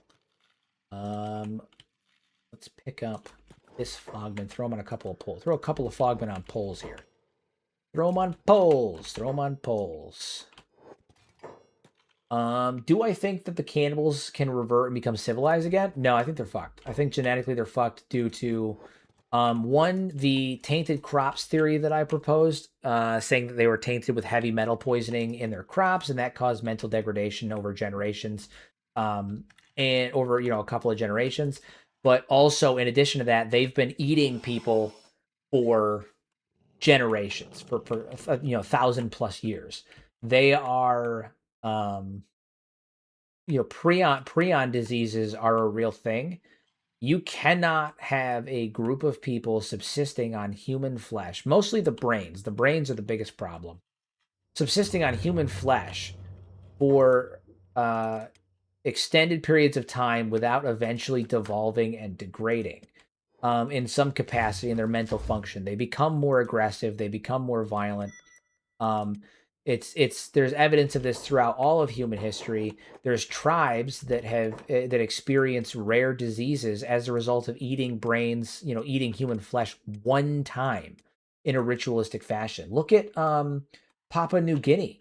There's a disease called kuru. Kuru is a disease, is a prion disease derived from a tribe that practices ritualistic cannibalism. As it was basically, they don't like kill people and eat them, but if someone dies, they'll eat them out of honor. And they developed a disease that can become dormant in the genes of their, like become a dormant disease in their body called kuru, and it effectively causes a full-on genetic breakdown. It's a degradation, and the worst part is, they get it.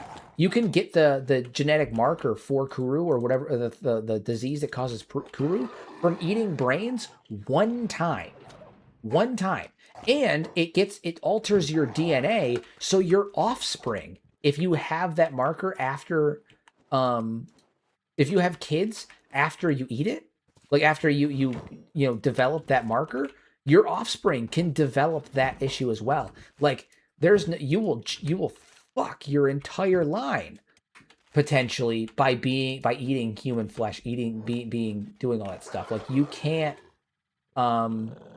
It's weird that cannibalism is. It's not weird. Let me explain when I say that. It's not weird, but it's interesting how cannibalism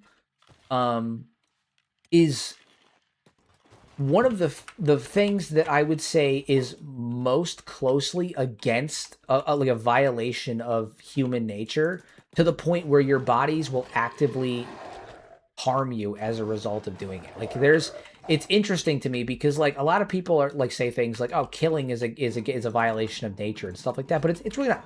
People and animals kill each other all the time. I'm not saying we should go out and kill people. That's what I'm saying. But like I wouldn't say it's a violation of nature. I would say it's a violation of civility, of civilization, right? Like killing is a violation of proper civilization. But it's not a violation of nature. It's a byproduct of nature.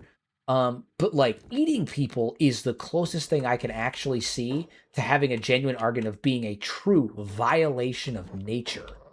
It's wild. It's wild. Like nature itself, evolution itself, rejects the premise of cannibalism so intently, at least in humans, right? There are obviously animals that do cannibalize each other.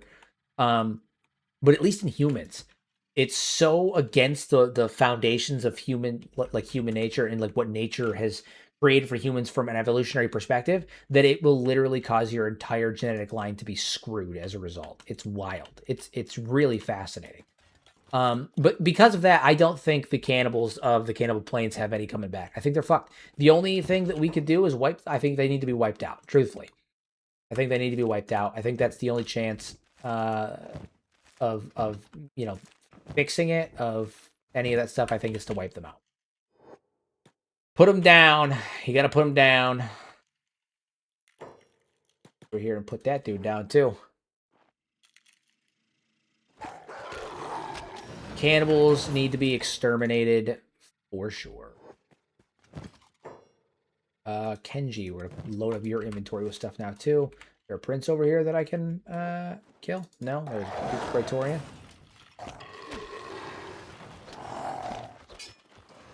I'm trying to get some money right now, which is what I'm farming Fogman for. Also, it's just fun to fight them, but mostly I'm trying to farm some money right now. Actually, you know what? This is probably be easier if I just had him trade with Kenshi and put the heads that I already have in there, and then just keep loading them up on the king instead of trying to do it the way I've been doing it. Because the way I've been doing it's kind of stupid, a little silly, a little dumb. Each one of these heads is worth 1,200. Each one of those Praetorian rows is worth 9,600, and each Fogman Prince head is worth 6,000. So we'll get a nice chunk of change from killing off these guys, and we can use that. Guys, 102 viewers. We have officially broken the all-time record for the streams, like significantly. My all-time high prior to tonight was 81. Guys, hell yeah. That's so exciting. Came here from the Kenshi water video. Yeah, that video really blew up. It got like 140,000 views in like a week. Boggled my mind how the algorithm latched onto that one. Guys, I'm so excited. Thank you guys so much for all coming. Thank you guys so much. I'm glad you guys are enjoying the content. I'm glad you guys are enjoying the dwarves, and I'm glad you guys are enjoying listening to me like prattle on about like the lore and Kenshi and all that stuff.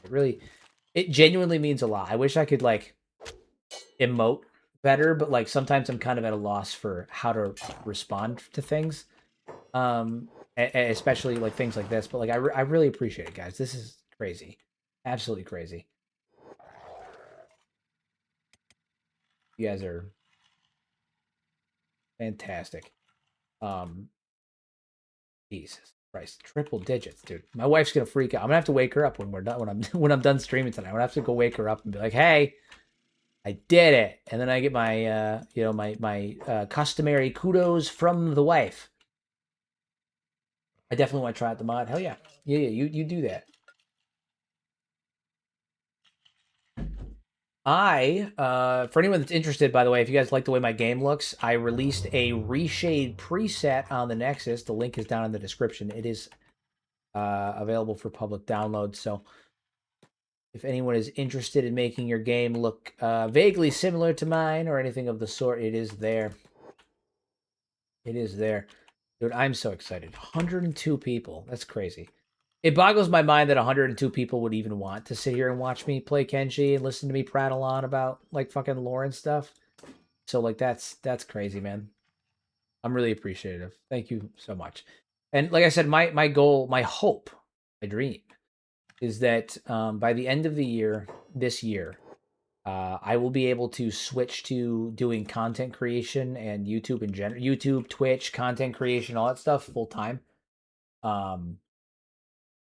That would be the goal. I obviously have like monetary, needs I have to meet. I have kids, I have a wife, I have a house, all that stuff. But my hope is that by the end of the year, I'm going to be making enough to where I can switch full time.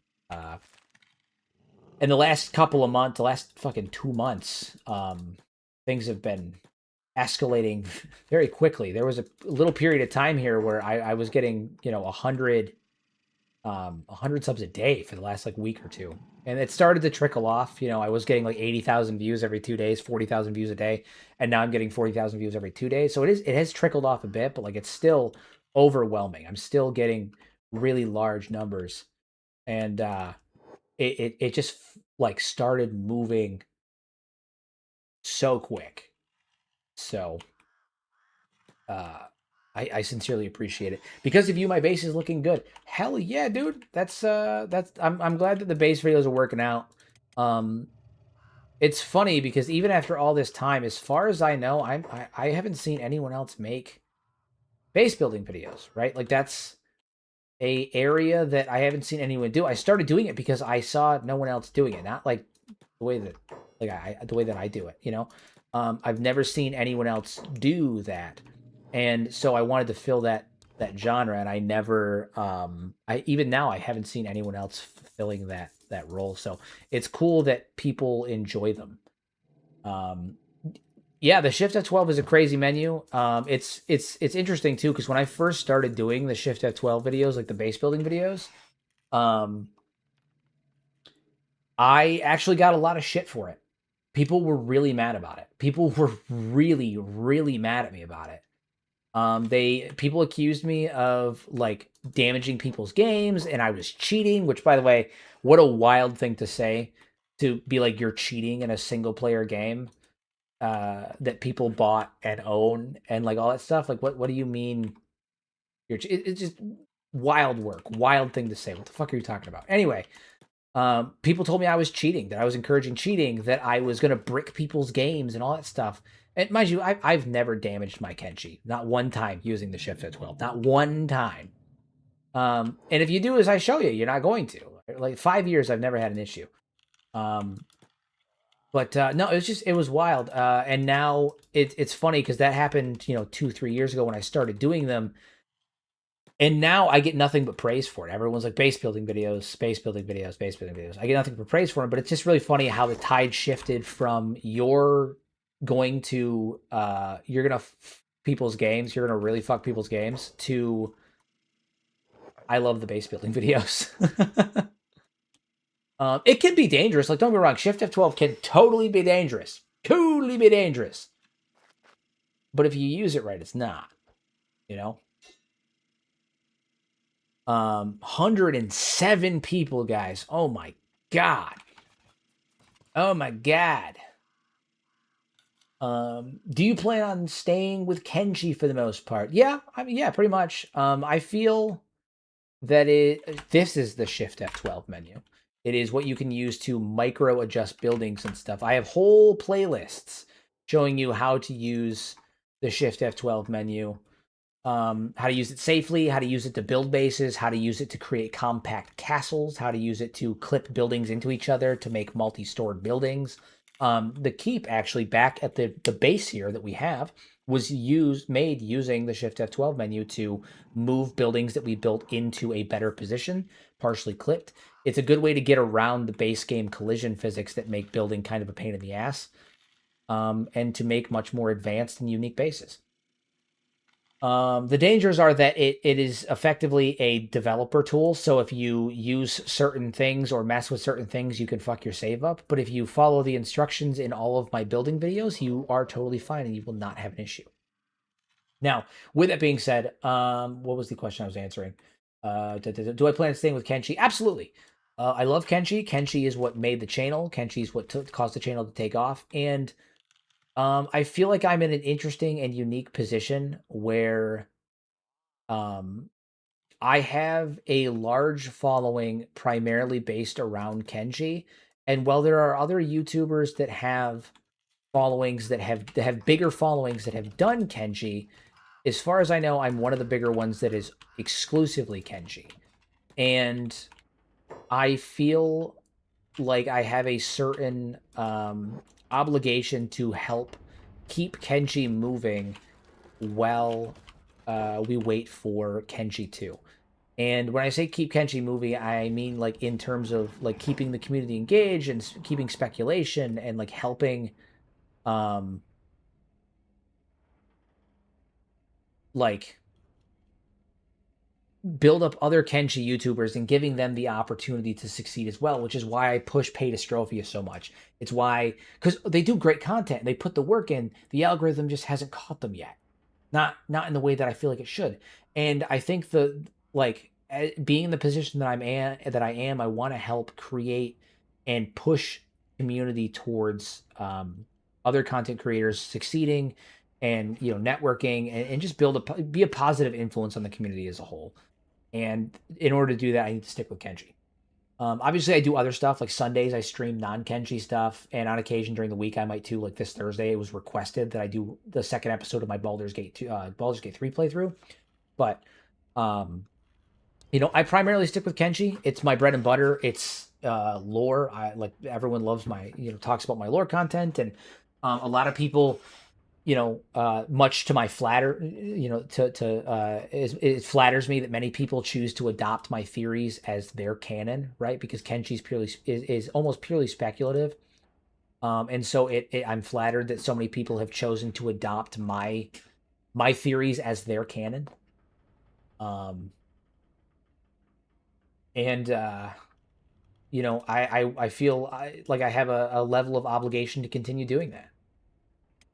All right, I'm going to remove the Dawn Guard from these because they're not Dawn Guard anymore. They're mine, but I have 10 new animals that are going to be going back to Garzumi Keep with me, and we're going to build up our army even further. Even further. But that's also, why. What is it? My in my Discord the Discord, I have a bunch of other Kenshi creators. Um, I have Frankie was here in there. I have Muffin Top is in there. Pedastrophe is in there. You know, I'm working on it where I'm gonna talk to Pedastrophe about it, but we might get Asian Fanboy in there. I might get Slippin in there. And we have other Kenshi content creators in there, not just so we can engage with the community, but like that's part of it. I want like people to be able to talk with creators and share ideas and stuff, but also as a place for us as creators to collaborate and give each other advice and help each other out. If I find something that's working, like my shorts, I'm not going to keep that shit to myself. I will sit down with other creators and walk them through my process and how the algorithm works for me and what I've noticed works and what doesn't work, because we need to work each other up. We need to prop each other up, and we need to create a sense of community and understanding, and help each other build. Important. It's important. What's your computer set up to be able to stream like this? I've got a gaming laptop and wonder seeing if I could pull it off and name you all the time. So my setup right now, I'm running a 2K monitor, which is brand new. That's why I don't have the black bars anymore. I was streaming ultra wide for a while, but I got some pushback on that, so we switched to 2K. So I got a 2K monitor. I'm also running a side monitor. The only reason why I bring that up is because having multiple monitors will decrease performance inherently because it obviously has to render more pixels. So that's a thing, which is the only reason why I bring that up. Anyway, my graphics card, I'm running a 3060 Ti. My CPU is actually quite out of date, admittedly. I'm running a i7 9700F. That's probably the most out of date thing on my computer. And I'm running 32 gigs of RAM. I also am plugged into the internet through an Ethernet cable, and I am running roughly a 900 megabit download speed and a um, 25 to 35, somewhere in there. It's been a while since I've actually checked it. Upload speed. So that's what I use to stream. That's what I run with, and I have pretty solid, consistent streams. I downscale from 2K down to 1080p for streaming, obviously for bitrate reasons, and CPU, conservation. But like, that's my setup. I don't know how it compares to yours, but that's the setup I have currently.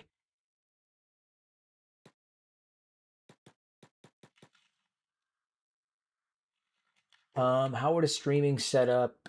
How would a gaming laptop do streaming setup to dual monitors? Because your stuff sounds awesome to me. You can set up multiple monitors. I used to have multiple monitors set up for work on a laptop back in the day. But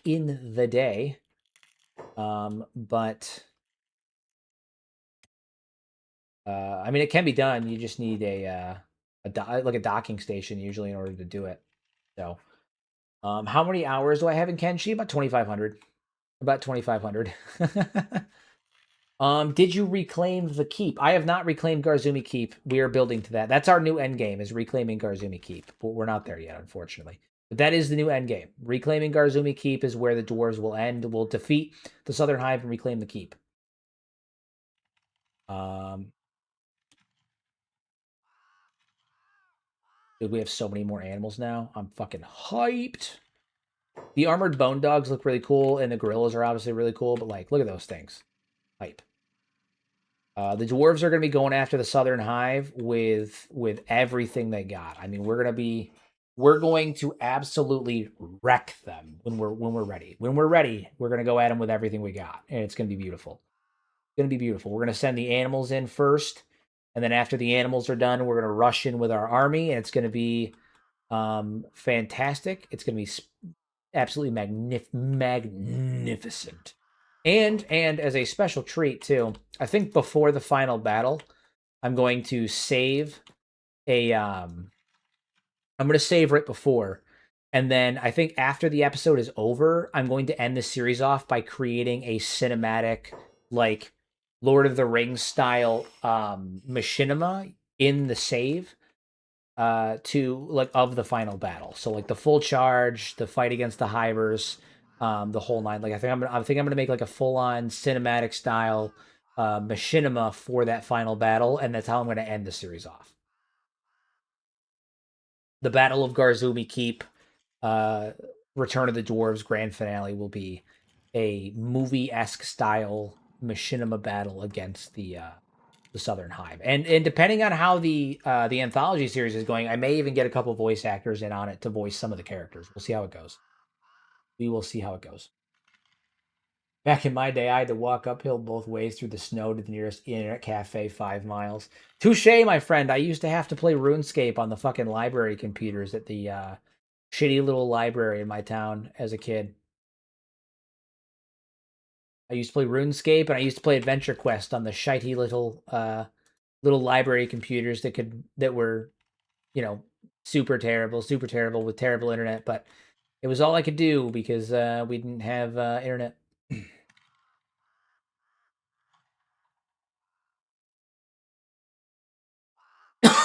Excuse me. Excuse me. 110, 107 people, 110 people. Guys, this is wild. Absolutely wild. Truly wild work. Truly wild. I hear Pedro does some voice acting here and there. He does. He does. And actually, fun fact, we don't have the exact episode or date yet, but you're going to hear me doing some voice acting in some of Pedro's upcoming stuff as well. Very excited about it. Brother, you're talking my language. I remember all web browser games in MySpace. That's what I'm talking about, dude. I'm like, it's funny because I'm not even actually that old. I'm pushing 30. I'm 28. I turned 29 this year. Um, but it's funny how much like the tech and the culture and stuff has changed over even just the last 15, 20 years where I can talk about it. So Paydystrophia, I'm gonna be doing some voice acting in Paydystrophia stuff. He's gonna be doing some acting in mine. I've got an anthology series that I'm coming out with. It's going to be a full length, several episode long machinima series where every episode follows a different group on Kenshi telling individual stories, kind of like a Black Spot style series where every episode is different.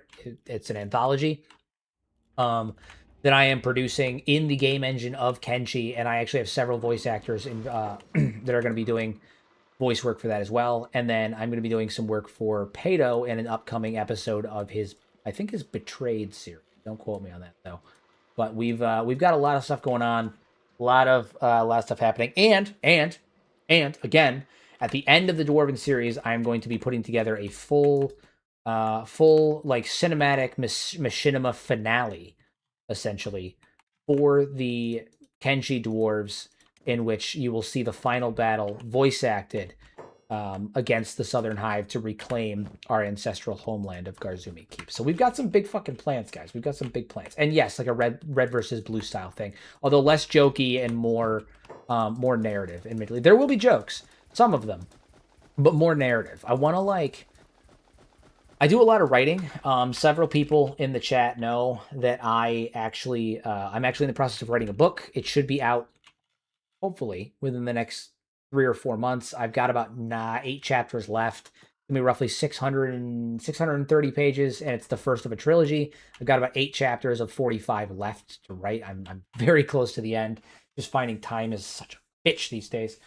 to finish it up. But I do a lot of writing, and anybody in the Discord knows that too. In the community Discord, I've posted stories in there. Fun fact, actually, the story that I posted in the community Discord, for those of you who are in there, is the first episode. That's the script for the first episode of the anthology. So I'm going to be creating that in Kenshi as well. But yeah, it'll be kind of like a red versus blue style machinima series, but it's gonna be good. It's gonna be good. I'm excited about it. I'm excited. I am excited about it. All right, so now we have all of these animals here, all of these guys. We do need to keep them fed, which is going to be a bit of a pain. We may need to increase food production. I'm not quite sure how that's going. We may need to get multiple.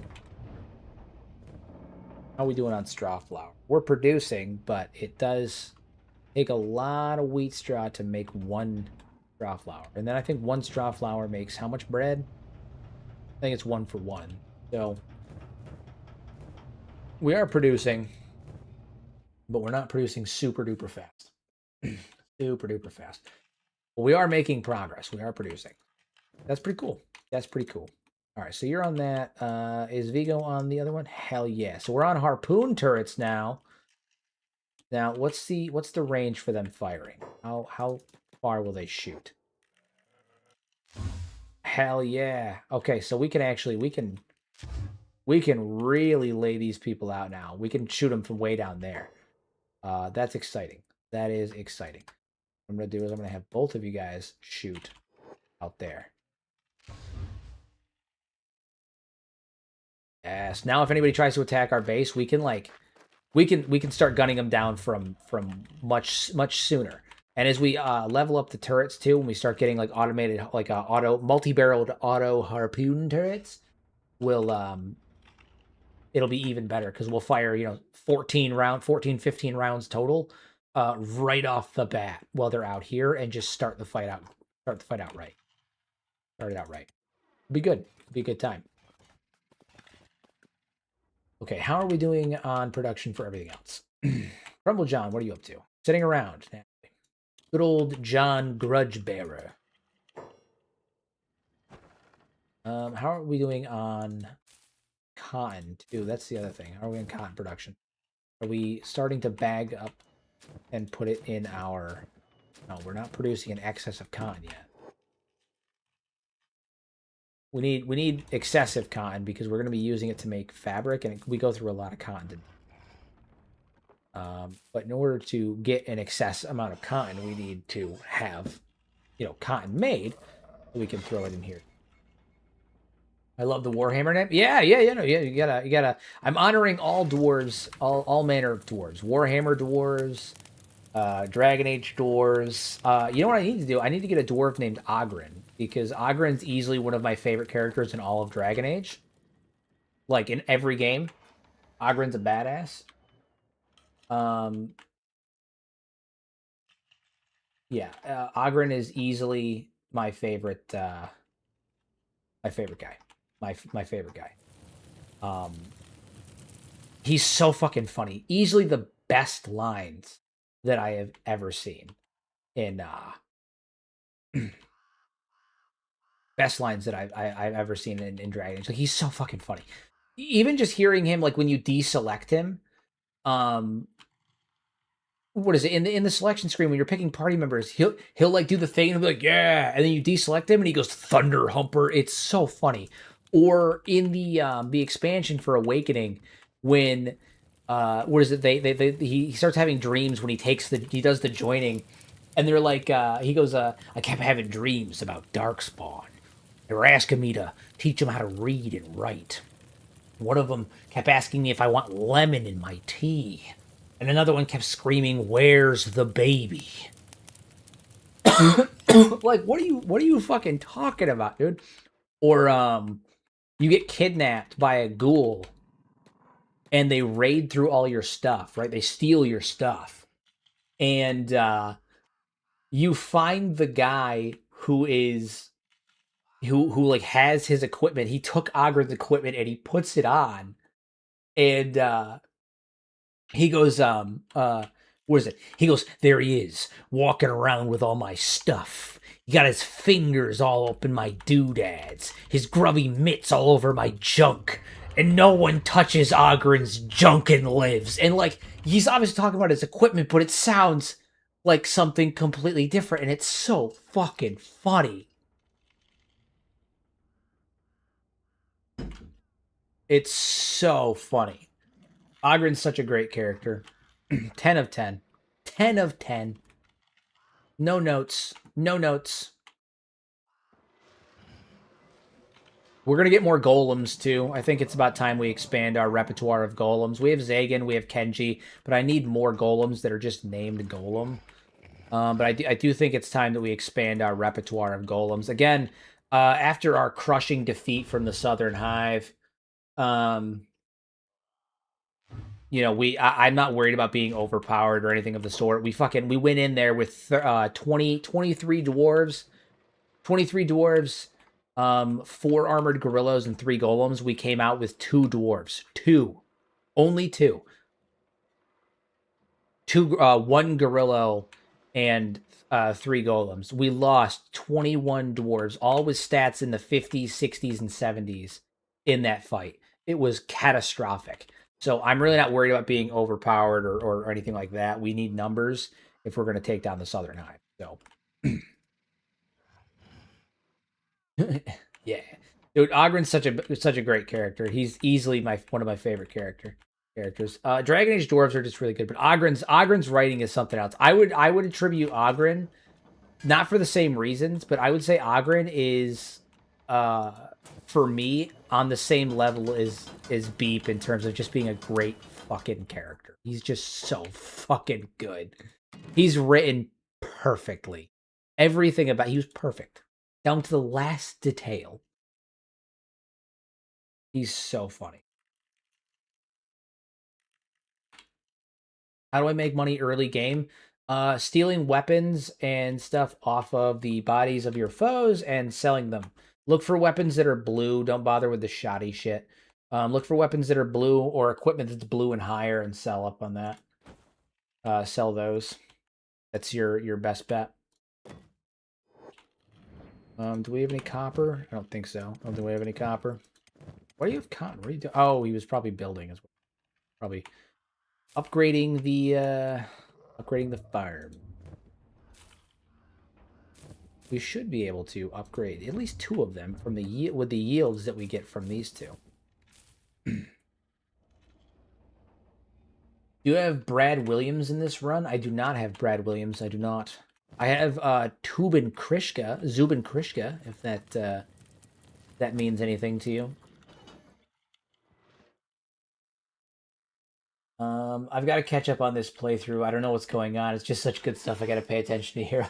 I appreciate that. Listen, I will warn you, the first 7 episodes of the Dwarf playthrough here, the quality was not great. I was using a different streaming program at the time. I was still learning to stream.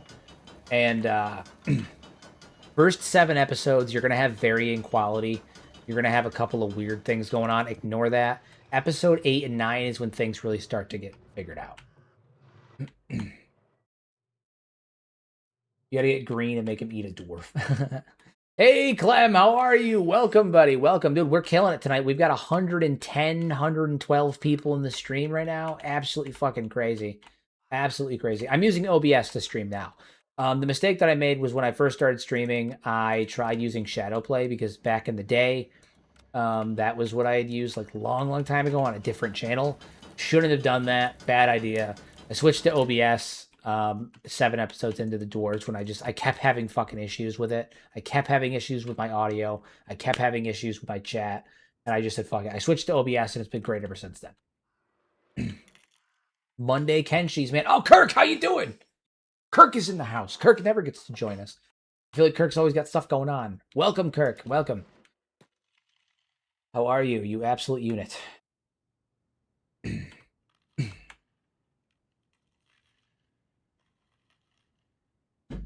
OBS is a streaming software that you use. That's what I'm currently using to facilitate the process of streaming the game. All right, how are we doing on food? We got to keep all of our animals fed. That's going to be probably the hardest part, is keeping all of these guys fed. But it's going to be worth it because we're going to charge against the Southern Hive with an army of gorillas and bone dogs and war dogs. It's going to be badass.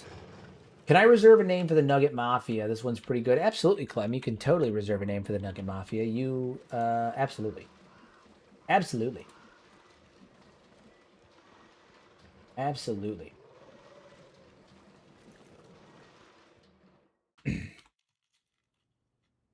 I mean, the first step to knowing something is knowing nothing, and then choosing to learn something. So don't you worry about it. Don't you worry about it. Everybody knows nothing until they know something. Is that bone dog huge or the dwarves short? Both. Both of those are true. Both of those are true. For instance, this is a normal size gorilla. Right here, this is a normal elder gorilla. This is the great white gorilla. And this is a bone dog compared to that great white gorilla. This is a war dog, also from the Juggernaut mod. And this is the war dog next to the fucking dwarves. Big guys. Big guys. Names are always up for the Nugget Mafia. What do you mean? I will always take extra names for the Nugget Mafia. I'll take names for the dwarves, too, when I recruit more people, because this is not my full military force. Again, I went after the Southern Hive with 24 dwarves. 15 is not going to be enough, but I'm loading up on animals, too. Skinny Bologna. Hell yeah. Henny. Okay, all right, so we're going to... Skinny Bologna. So we got to have... No, you know, Skinny Bologna works. All right, Skinny Bologna it is. Skinny Bologna. I'm down for it. Guys, 116 people. Holy shit, man. I'm overwhelmed. Admittedly. I'm genuinely overwhelmed with like just how many people are here. I feel both overwhelmed with the amount of support and overwhelmed with how much people seem to enjoy listening to me prattle on. It's awesome, man. Crazy. Thank you. Crazy. You got to get a Sage Frecky in there. Sage Frecky? I don't think I do. Don't think I do know what that's from. How are we doing on building here? Yeah, we gotta upgrade these things. Cotton farm. These should be done, so once these are harvested, we can finish upgrading our cotton farm. Nobody's streaming Kenshi these days. You get us all when you do. Thanks for the streams. Wish I was usually up to see them. No big deal, Kirk. And yeah, I mean, there's only a few people that stream Kenshi. I think even Pato took a break from streaming. He finished up his Sharks playthrough, and I think he's doing his Betrayed playthrough now. I think he took a break from streaming Kenshi. He was streaming Conan something the other day, but yeah, I've noticed that Kenshi's just in a really tough spot right now because we haven't gotten any news in over a year, you know. Even like last year when we got that interview with Lo-Fi, it was back in May. They didn't reveal anything, so we didn't really get any news. There was an uptick in performance and Kenshi content and Kenshi, you know, searches and stuff when that video came out, but it was kind of temporary, and it was a small one because they didn't reveal anything in there. So Frankie was here is probably the only streamer I see that stays on Kenshi all the time. Yeah, dude, Frankie's a chill dude. He is the go. I would say where I specialize in the lore and whatnot, Frankie is wholeheartedly the man for mechanics, challenges, and speed runs. If you want to know about the numbers and how Kenshi functions on the back end, Frankie's the guy. He's actually in the community Discord server. We chat in there in public all the time, and he pops on the stream sometimes too. When I pop in his streams, we all, me, Pato, you know, Frankie, and any other Kenshi creators that stream or make content, we all try to be supportive of each other. We all try to help each other out, you know. If someone's got a question I can't answer, I direct them to Pato and Frankie. If someone's got a question that Frankie can't answer, he directs them to me. You know, we all try to help each other out. He is a really good guy. Really solid dude. How are we doing on production? I think we're actually... Oh, yeah, Hammond's actually producing weapons now. Hell yeah! We have nowhere to put them yet, but Hammond is actually producing weapons now. What is the output time for this Dwarven Axe? 27 hours. That is fucking insane. It's gonna take a long time to make those axes, but you know, each their own. What we do need to do though is we need to get boots, cuirass, greaves, helmets, and gauntlets in production right away, and shields. And we also need to make some spots to start putting these together.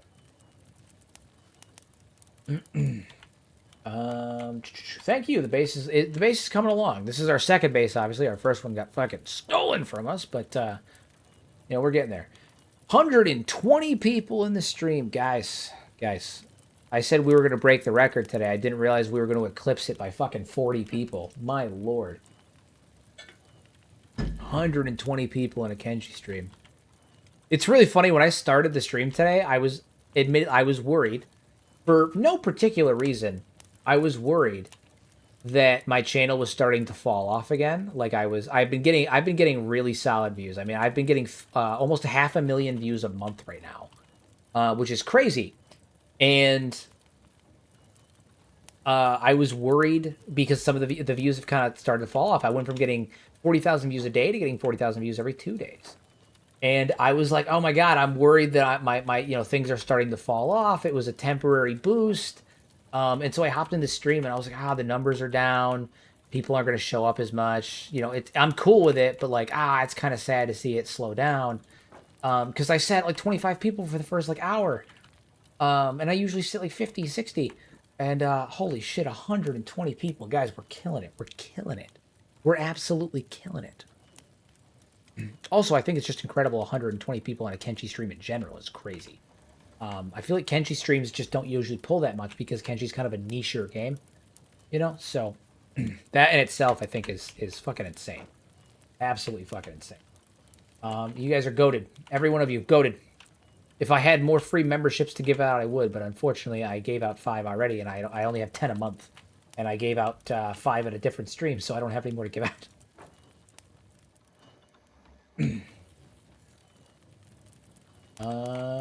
I appreciate that, Dux. I really appreciate that. I try to make sure all of my content is based is logical and informative and put together in a way that is cohesive and informative as possible.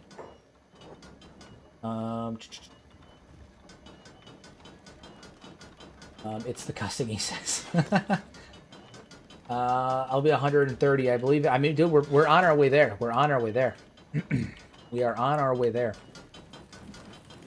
Like I said, my hope is that things just continue to go up, that support continues to come in, and that by the end of the year, between ad revenue, between like donations and memberships and all that stuff, I'll be able to do this full time. And then I'm going to be streaming during the day as well as at nights. I'm going to be doing, you know, I'll be able to pump out content faster and all that stuff.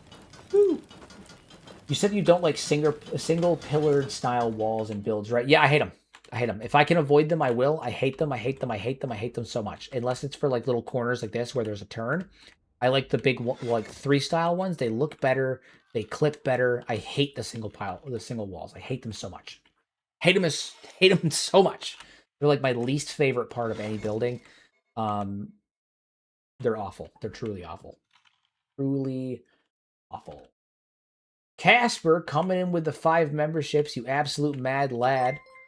Absolute mad lad. Guys, also, speaking of memberships, anyone that has a membership, even temporary memberships, right? Ones that have been gifted to you, you get access to a community-only Discord. Community-only Discord. And in that Discord, you get to communicate with me, other YouTubers, Frankie, Pato. You know, we've got some other ones coming in. Muffin Top MD. We got some other ones coming in. But in addition to that, I'm doing giveaways to channel members in the Discord. I got the first one coming up on the 15th. I'm going to be giving away 2 early access codes to Soulframe, which is currently in Founders only. It is the fantasy alternative to Warframe by Digital Extremes. Dux, thank you for the donation. I appreciate it sincerely. Thank you so much. Thank you, thank you, thank you. Overwhelmed, guys. You guys are going to make me tear up. Unironically. Wild. It's truly wild. Again, I never thought that, you know, like this many people would want to listen to me prattle on about like lore and stuff like that. It's one of those things where it's like, It just doesn't it doesn't happen. You know, like growing up, you don't think it's gonna happen. You always want to be a YouTuber, but you don't think it's ever gonna happen, and then here you are. Suddenly you're doing it. Just wild. Just wild.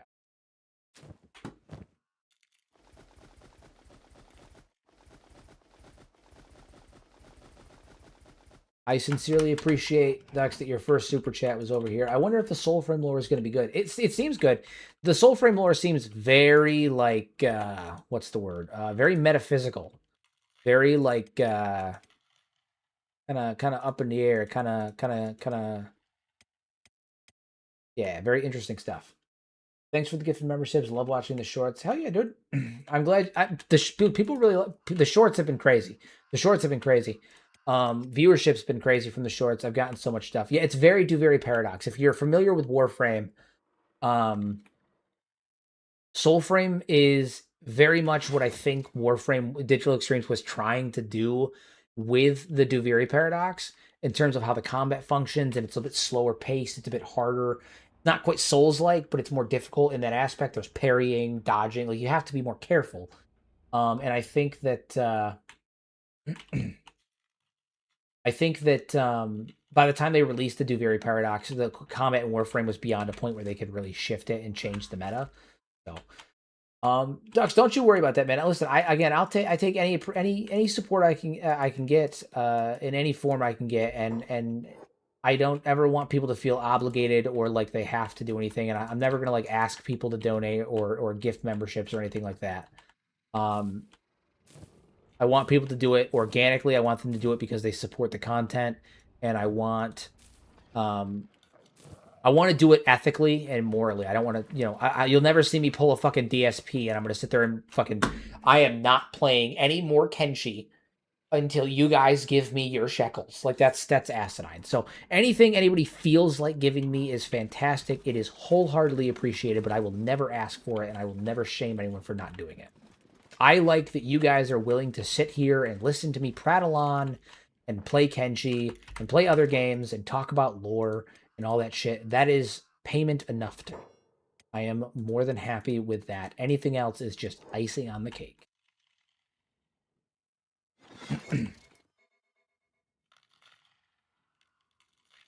What about the guy that is Monday 1 and enslaved? What steps should he take?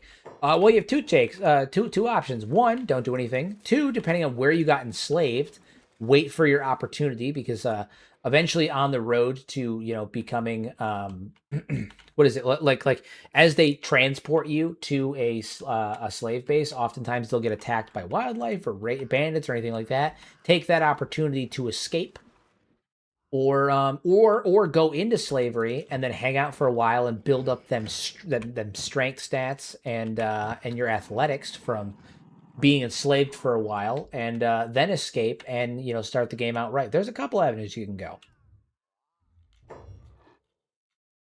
All right, you should be shooting, right? Okay, good. They're shooting. All right, now we've got harpoons though, so we should be doing much better damage, which is cool.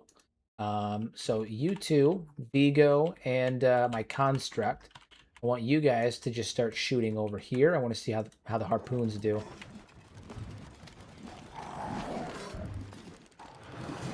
All right, they're dropping them. It's one at a time, but they are dropping them. See how it goes. See how our turrets are doing. Obviously, we want to get more skeletons up there for for improvement. Unknown, welcome back. Glad to have you here. Let's be conducive to the audience and whatnot. But no, I'm hoping that eventually we're gonna get more skeletons up here for the sake of having more turrets. But we're doing well. We're doing well. I'm gonna start now that I have them placed. I'm actually going to put more harpoon down for building later on. We'll end up building those later on. When's the latest update for Kenshi 2? Any idea? Okay, so I can't tell you for certain because obviously I don't know. However, I will tell you the last update was in May, and historically speaking, they always try to update us between Sometime between March and May, they drop some kind of update between March and May. Every year they drop something, even if it's not much, even if it's not like a crazy update with like screenshots. They do something. Last year they did the interview with Chris and Nat, but they always do something between the months of March and May. Usually around April 1st, they drop something. Um, so while we don't know for certain when like the next Kenshi 2 update's going to be, when we're going to get any kind of news, I would say a reasonable assertion would be to uh, expect something around between March and May. They do it every year. They do something. So I would say that at some point between March and May, we'll get something.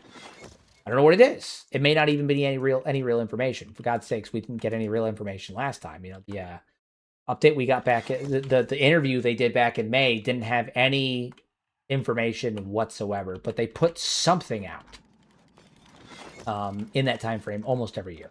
So I think the year before that, not this past year, but back in 2024, they did the free camera mode on April 1st, which I was lucky enough to get to be a part of. They gave me access to the free cam mode like a month or two before it dropped. Me and a handful of other creators, so we could get screenshots and make videos and stuff to like display it when it finally did drop on April 1st. But so you know,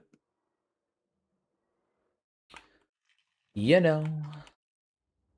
So I would expect an update soon. I think that within the next 4 months we'll get some kind of an update as they do every year, and we'll go from there. We'll go from there. All right, how are we doing on the farms?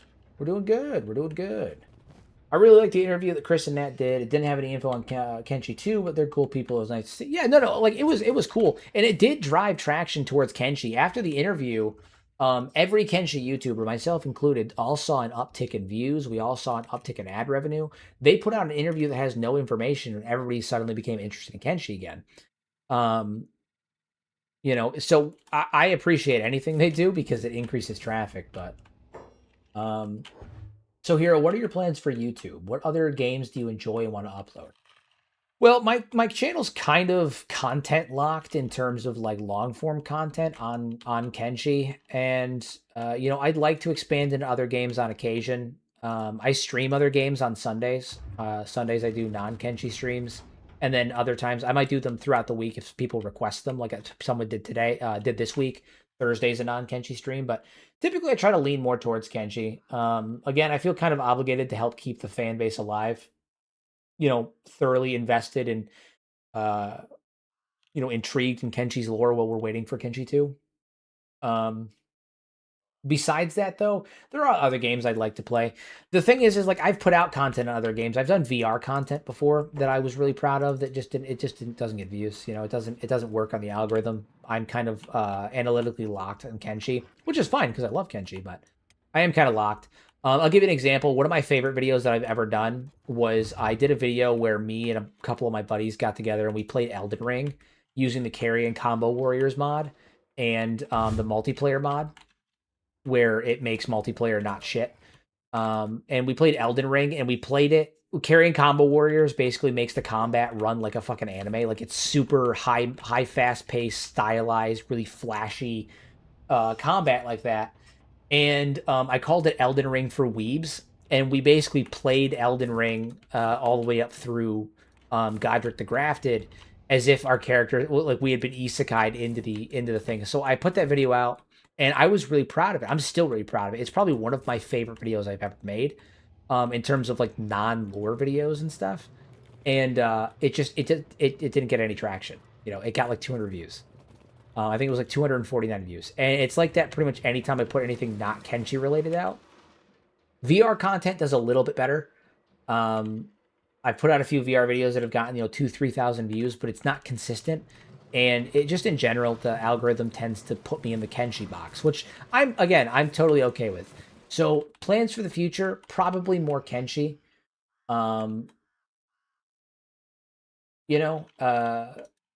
Probably more Kenshi. When Kenshi 2 comes out, that's going to be my fucking bread and butter, man. Like, I'm going to be streaming Kenshi 2 all day, every day for like at least a week straight. I'm going to be diving into the lore. I've got a lot of stuff on that. So, um, it's there. People just they look to me and they see Kenshi. They prefer Kenshi. They like Kenshi. They like my thoughts on Kenshi, and I'm happy to oblige that. But again, I do switch it up. I do stream other content on like Sundays. Sundays are usually like my non Kenshi and chill days. So like yesterday, I did. Me and like 7 of my friends got together and we played Vane. It's an indie game by Ramjet Studios that is effectively imagine DayZ with Star Citizen levels of complexity in terms of like mechanics and stuff like that. And we screwed around on that, and that was a 4-hour stream yesterday. We had a ton of fun. Stream turnout wasn't very great. I think there was like 15 to 20 people on average on here. But it was there. Yeah, Vane became a game about crashing cars. It's supposed to be about zombies, but it was about crashing cars with us. Elden Ring video on the channel? It is. If you go to my channel and search Elden Ring for weebs or just scroll back through my videos a bit, you'll find it. I'm heavily proud of that video. I did a VR video too in a game that's being developed for it's a Half-Life Alyx mod currently, but it's being developed into its own game called Gunman Contracts. I did a VR video on that I was super proud of. I thought it was really funny, and people just don't they don't turn into them, and it's fine. Again, I love making them, so I'm not gonna stop making them or anything like that. I just to a degree, my content is I'm kind of locked in Kenshi at the moment.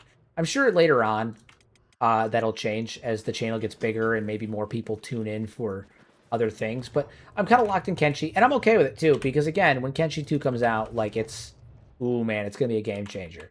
I'm excited to be at the forefront of Kenshi 2's release as like one of the bigger Kenshi YouTubers, and to see what that does for the channel, and to see what it does for my community. I'm really excited about it. Yo, since I'm starting as a captain's son, I can't wait outside the holy cities for loot, and I'm too weak for bandits. Any tips? Wait outside the hub, kite the enemies into the hub, watch the trade ninjas beat them up, and then go from there. If you can't do the hub, there's a small little trading building that you can do, the rebel base. Wait in that one and kite starving bandits and dust bandits into the rebel base, and then let the trade ninjas in there beat them up. Or do it in Squin. Mine copper outside Squin, and then kite enemies over to the Shek to fight until you can get some equipment and some additional additional units. Animals, how are we doing for food? Good. I mean, we're a little hungry, but we're doing it. We're going. We are doing it.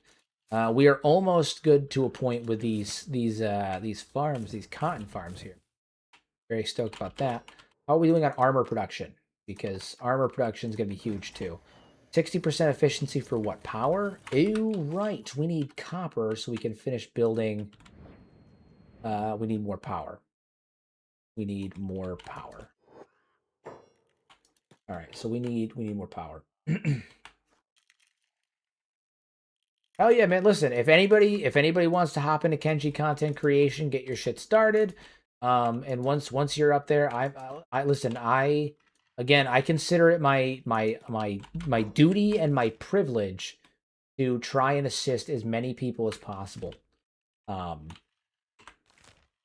Get to enjoy the benefits of being a Kenshi creator and see that. It's something that I'm very passionate about. I want to work with other creators. I want to build a network. I want us all to prop each other up and help each other be successful. And a big part of that is, networking. So I am more than happy to help whoever, however, as long as you put the effort and the work in and, all that stuff to make the content, and you're interested in learning and doing, making increasingly better content and feeding the algorithm and furthering the Kenshi community, you have my support always. Always. All right, I am headed down towards the hub because in addition to recruiting a bunch of animals, I also am going to recruit some more um more golems. I need more golems. Do that, and by the time you get to the hub, you can sell weapons and buy for money. Buy a home and use the buildings to loot and repair it. No combat required. Indeed. Indeed. Dude, Kingfish Shoe's stats are fucking boss, dude. When I block, I have 103 block on this dude. Absolutely ludicrous. Asinine. Absolutely crazy. Absolutely crazy. We're headed over to the hub because they got a couple of those units laying around that I can recruit, turn them into golems, and then all I have to do is buy shells for them to up their stats. But we're gonna need more golems for sure if we do this. I suspect the devs designed the game to funnel new players to the hub. Yeah, I mean the hub is basically designed to be like the safe zone, the combat zone. That's kind of where that's why the Wanderers start, which is like the way that Kenshi is designed to be played, as the start says, is it starts in the hub. The hub is supposed to be like the start. Um, my first start was not in the hub. My first start was in Bast, and that was bad. This is a bit of an off question, but what do you think about remaking Kenshi 1 when Kenshi 2 is finished and doing well? I think they already said they're going to do that. Originally, they actually proposed the question to the community: do they want, like, did we want them to make Kenshi 2, or did they want us to remaster Kenshi 1? And we as the community chose Kenshi 2. But the plan is always to do the other one as well. Now, mind you, at the time they asked this, they were going to build Kenshi 2 on the Ogre 2 engine, so everything was portable over, and it would just have better coding, be a little bit more stable, be able to handle more. Since then, they have changed to Unreal 4 and then 5, so they effectively had to rebuild Kenshi from the ground up, which is why the game is taking so fucking long. Because they had to rebuild all of the code. However, I do think it is still in the plan that after Kenshi 2 comes out and it's, gotten some patches and hot fixes and all that stuff, I'm pretty sure they plan on still remastering Kenshi 1 to get rid of some of the spaghetti code, but also improve the graphics and all that stuff. And I think they're gonna, if they do it, they might end up porting it over to Unreal 4 or 5. I'd love to hear the story of your first playthrough or experience in Kenshi. Oh yeah, I've told this story on stream a couple of times. It's not pretty. It's not great. It's also very short, as many people's first experiences on Kenshi were. So I'll tell you guys the story of how I got into Kenshi from the very beginning, because yeah. Okay, so my buddy John, who was in my original Nugget Mafia playthrough. If you search the first, I have a 2-episode Let's Play series that I did called the Nugget Mafia, that I based the new Nugget Mafia on. John did commentary with me. John he got Kenshi in 2018, 2019, right after its release, right? And he had been telling me about it for a long time. I had looked at trailers, both with him telling me and independently a couple of times, and visually, it just didn't look like a game that I thought I would like. It also made some big promises in the trailer, about freedom and doing whatever you want and all the things that you can do and all that stuff. And it also looked like an isometric top-down game, right? Which, like, I am not typically a fan of isometric games. I didn't realize the level of camera movement you could have. And so I thought it was like an isometric top-down game, and I didn't realize just the scale of the game. So I wasn't really interested. Now, at the time, I was a assistant store manager for a Walmart. All right, I was a salaried store manager at a Walmart. I ran everything except grocery and front end because we were down like assistants at the time. So I had upwards of 400 employees underneath me at the time. I was running almost 3/4 of the store basically, and I was working 16 to 20 hour shifts sometimes, 4 to 5 days a week, sometimes 6 if they really wanted to fucking get me going, but that's fine. And I did that for a couple of years. And in 2020, March of 2020, when COVID was really kicking off at the beginning, I got a sinus infection. Didn't have COVID. I just lost my voice. I was coughing a lot, and I had a sinus infection. And because of lockdown rules, even though I was considered an essential worker because I worked at a retail place that sold groceries and food and stuff, I got banned from work. They kicked me out of work for a week because I didn't have COVID, but I was sick, so they kicked me out of work for a week. And while I was home, I finally bit the bullet and I picked up Kenshi. Let's do it. So I bought Kenshi. And I remember I hopped in my first playthrough. Mind you, the game looked way worse than it does for me now. Give me just a moment. I'm going to get these robots here.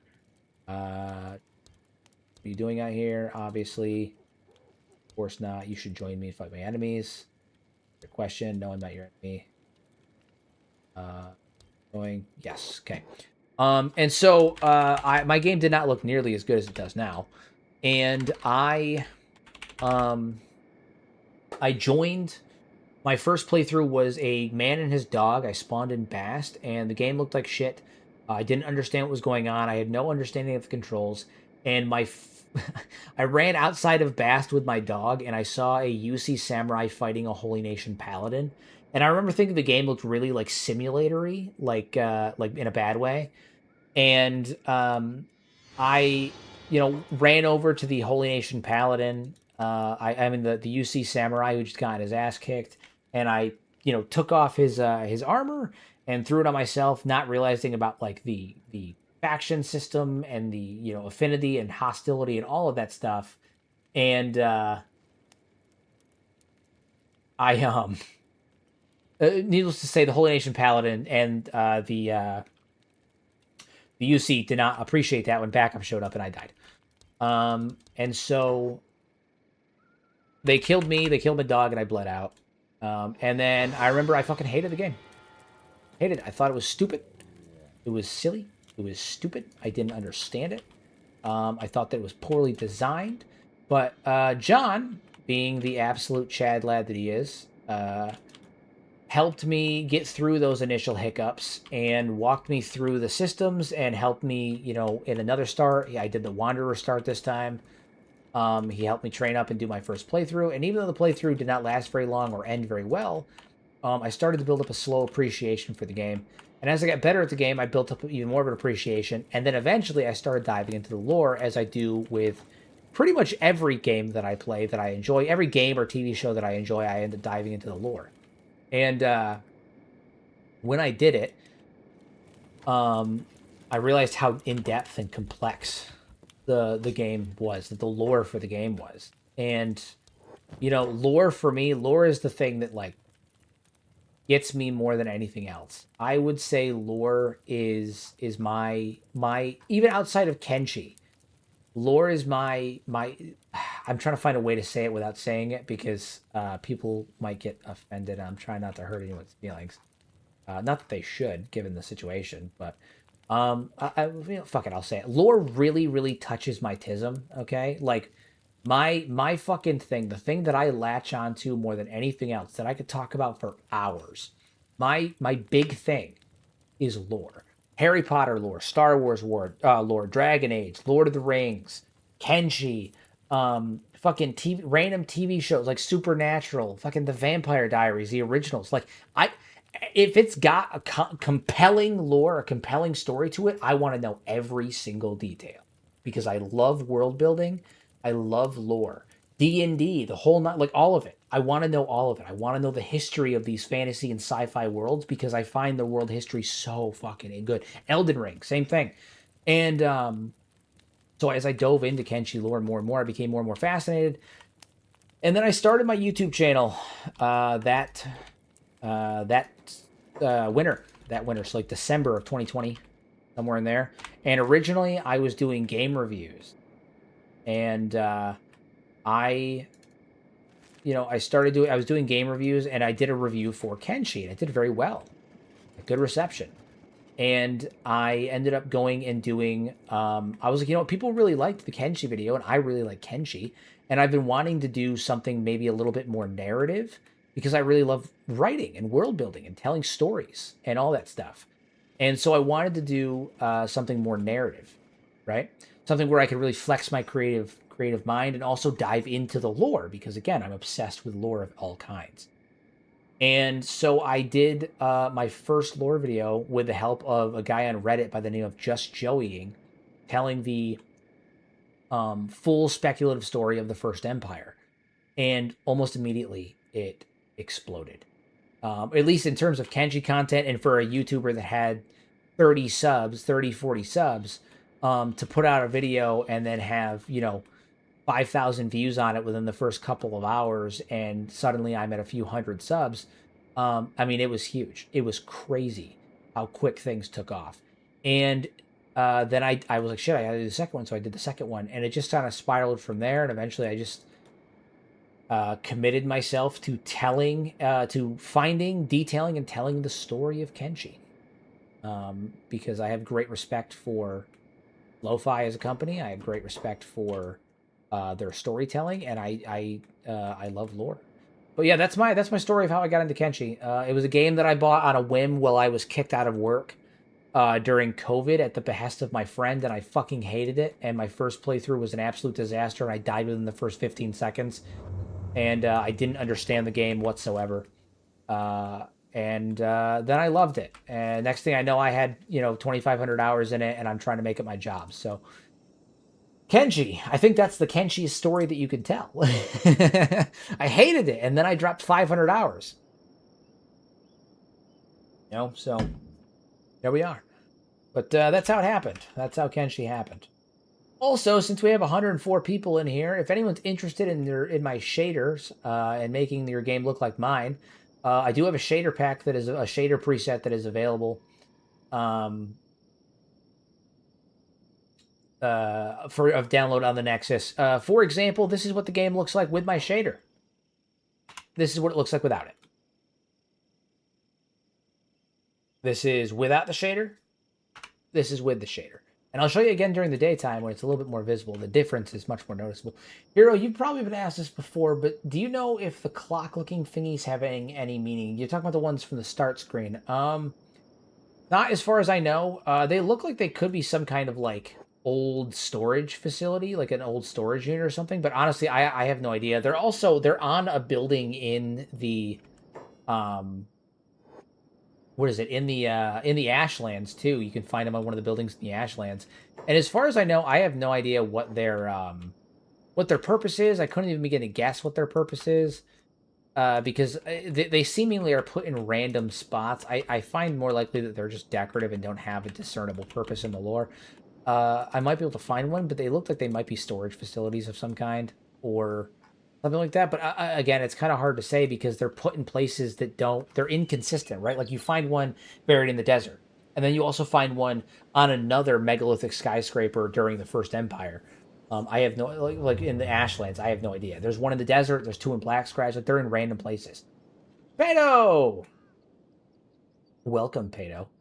Did I watch the new Manhunter Kenshi animation? Of course I watched the new Manhunter Kenshi animation. Pedastrophia was in it, and Pedastrophia is, he's my muscle mommy from Brussels, obviously. Of course I watched it. Plus I love Asian Fanboy, he kills it.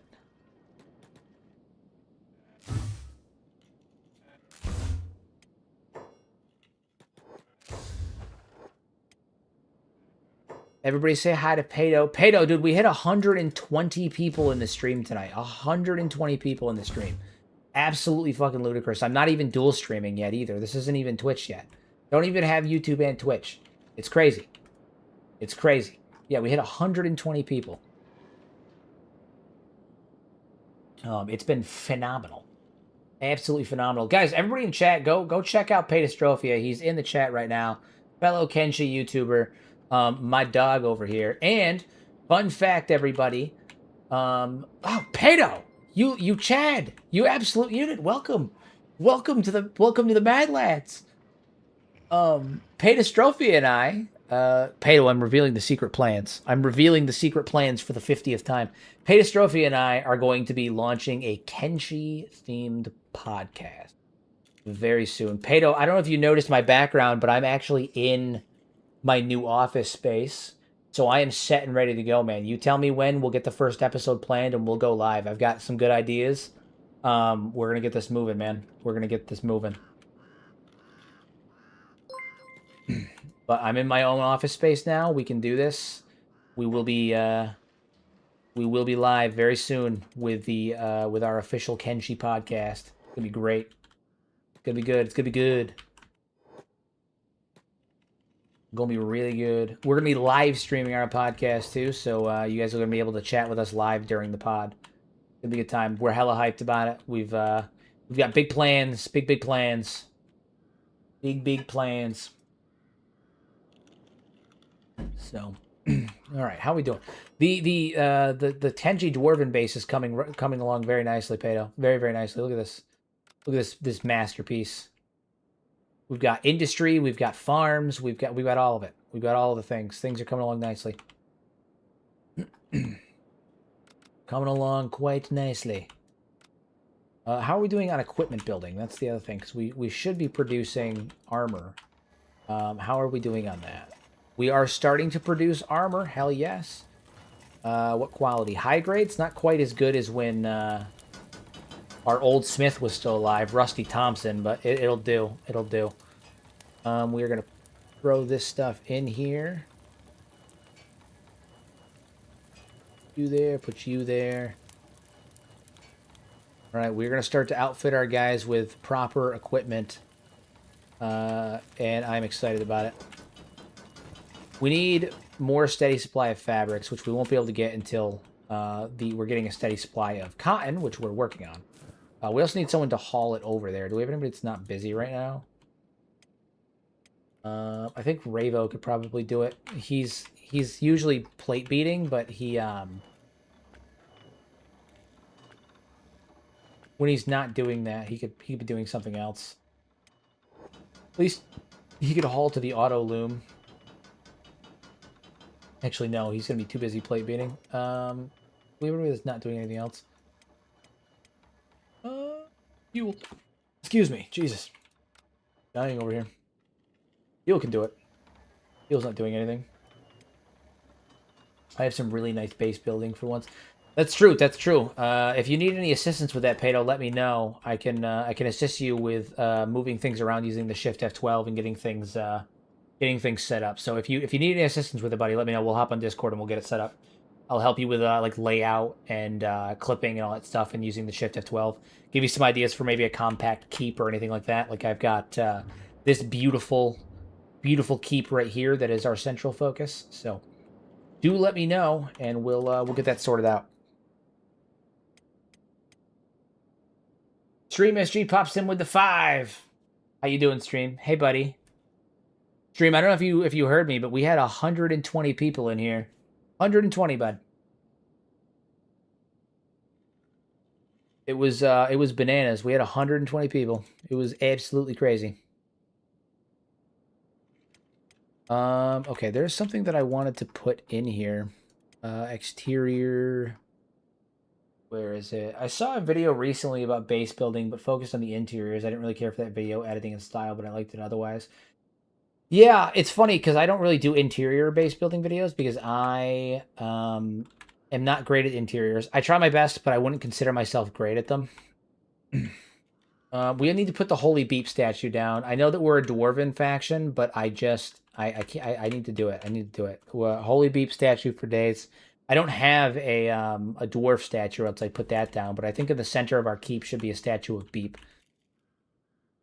I think it should be a statue of Beep. Good old Beep. I'm having a real problem with my second outpost. It disappeared twice, building inside and all, except for the marker in the map. Not a single brick to the ground. Okay, so one of the things that might have happened is they despawn because the buildings, even though you place them in your base, they may not be owned by you, especially if you use the Shift F12. When you place down any buildings in the Shift F12, a good thing to do is go to Town Placement, scroll all the way down, click your outpost, and then place it in the center, and it will claim all of the buildings, and then save your game and reload, and it will, it should make everything persistent and owned by you. So that should fix your problem. Hopefully, your problem. Hopefully. Farm large, farm large, farm large. Okay, so we do have 4 large cotton farms. No, it was vanilla in just one building. Oh, building disappearing, everything inside. That is super weird then. I'm not sure why it would disappear. Did you build it outside the bounds of your outpost, like your outpost, or was it the first building you placed down to create the outpost?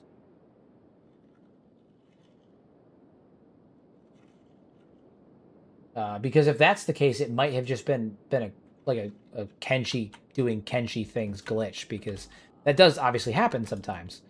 But that's very odd. That is very odd. It was like a training facility crab, and yes, it was a second outpost. That is super odd. It may have been just a bug with the fact that you placed a second outpost. It doesn't usually happen, but Kenshi just does weird shit sometimes too. Sometimes there's no hard pressed explanation beyond just Kenshi doing weird shit.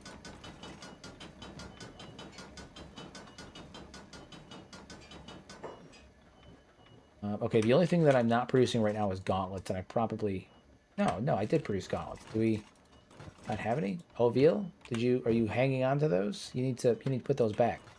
You put those back. Drop that, drop that, drop that. You can work that way. I need Lord Valkus. You're going to be putting on these right here. Oh yeah. Okay. So this is the full fit for our army. If anybody hasn't seen it, this is what every dwarf is outfitted in. Is Imperial Legion armor, and I must say, Valkus, you're looking pretty fucking thick right now, Dan. You're looking thick like a Snickers. Very, very excited about that. Now that we finally got production happening again. We had all of our dwarves outfitted this way, but they all, well, not all of them, but many of them bit the big one. Where's Hammett? Hammett's got a dwarven axe on him. Let's see how that looks. What is the visual look of that? That is a sexy fucking axe. That is. We're going to give that to our soldiers. Valkus, what is your strength at currently? You need to level strength because you need to be able to wield that Maitao cleaver that I have. And in order to do so, you need a shit ton of strength. So you're on strength duty. This is what you do now. You level strength. That's what you do now. Because all of the nobles, right? We have a hierarchy. All of the nobles in our faction wield Maitao weapons. That is how you discern the noble dwarves from the non-noble dwarf. And then you got Beep, the lone slayer, the Chad lad himself, who has a bugged out head for some reason. I think it might be a byproduct of, I don't know, something. What could be causing that? I have no idea. His head's bugged out though, and he has no face, and I'm not quite sure why that is. But I'm not gonna throw a fit about it. I just don't understand it. But yeah, his face is fucked up. What distinguishes Slayers and what do they do? Well, so originally I had a group of dwarves that were all wielding two-handed weapons, and they used lighter armor. They were faster, stronger. They were all under the command of Lord Grimdark. But unfortunately, all of the Slayers, save for Beep, died during the fight against the Southern Hive. Originally, I had them as unarmored. They were based on the Slayers from Warhammer Fantasy. So they were unarmored dwarves who fought, with two-handed weapons, unarmed. I mean, that's what they did. They were Slayers. And so that was what they were originally, but that kind of changed when everything changed when the Fire Nation attacked. And all of them died, unfortunately, except for Grimdark. So, but also it's Kenshi, so I couldn't have them be completely unarmed, like unarmored, with just like pants and stuff, because originally they're supposed to wear like very light barbarian-esque armor. I couldn't have them do that consistently though, because it's Kenshi and getting hit in the chest fucking hurts. So I gave them Dawn Guard armor because it was lighter and cooler. Thank you for the membership, for the 1 month membership. Hell yeah! Thank you, Dux. I appreciate it. Welcome to the Mad Lads and Cannibals. And Cannibals indeed. Sincerely appreciate it. Bandit Demands headed over here. We have 2 new golems that we're going to have to get armor for to add them to our ranks. But yeah, I mean, the massive recruitment drive is going very well. Going very, very well. We can actually go get more armor for them by killing Fogmen, and then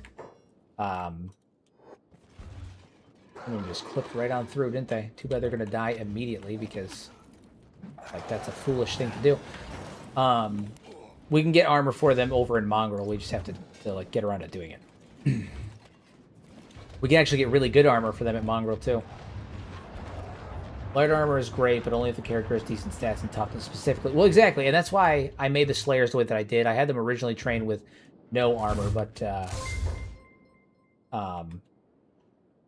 you know, they were getting their ass kicked with no armor, so I ended up going with medium to light armor instead, because I felt that it was a nice balance where I could still keep the Slayer aesthetic.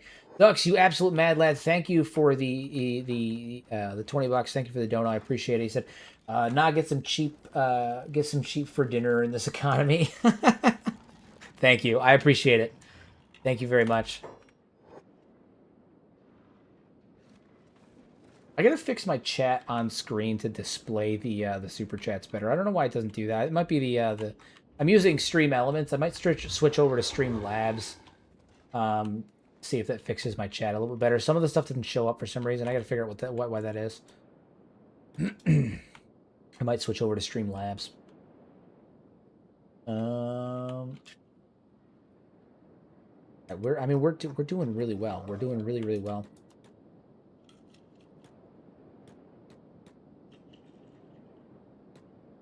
What was it? Okay, so we need money so we can go get armor for our new golems as well, and that'll up their stats and get them prepared. Right now we're running with 5 golems, pretty decent increase from the previous number we had. Eventually, I need to go to Narcos Trap as well, and get the unique golem that's inside there. That'll be a fun one, but I'm gonna need to go in with a couple of really strong, high-ranking units in order to do that, because they will get their ass kicked. They will get absolutely wrecked if I don't do that. But you may not want the credit, sir, but you're going to get the credit because it's the right thing to do. Not even necessarily about you. It's the right thing to do. But it is about you because it is, you know, obviously you're the one supporting. But in general, my point being is that it's about being the right thing, doing the right thing, which is credit should be given where credit is due, and it should be seen and the whole nine. So I appreciate it very much.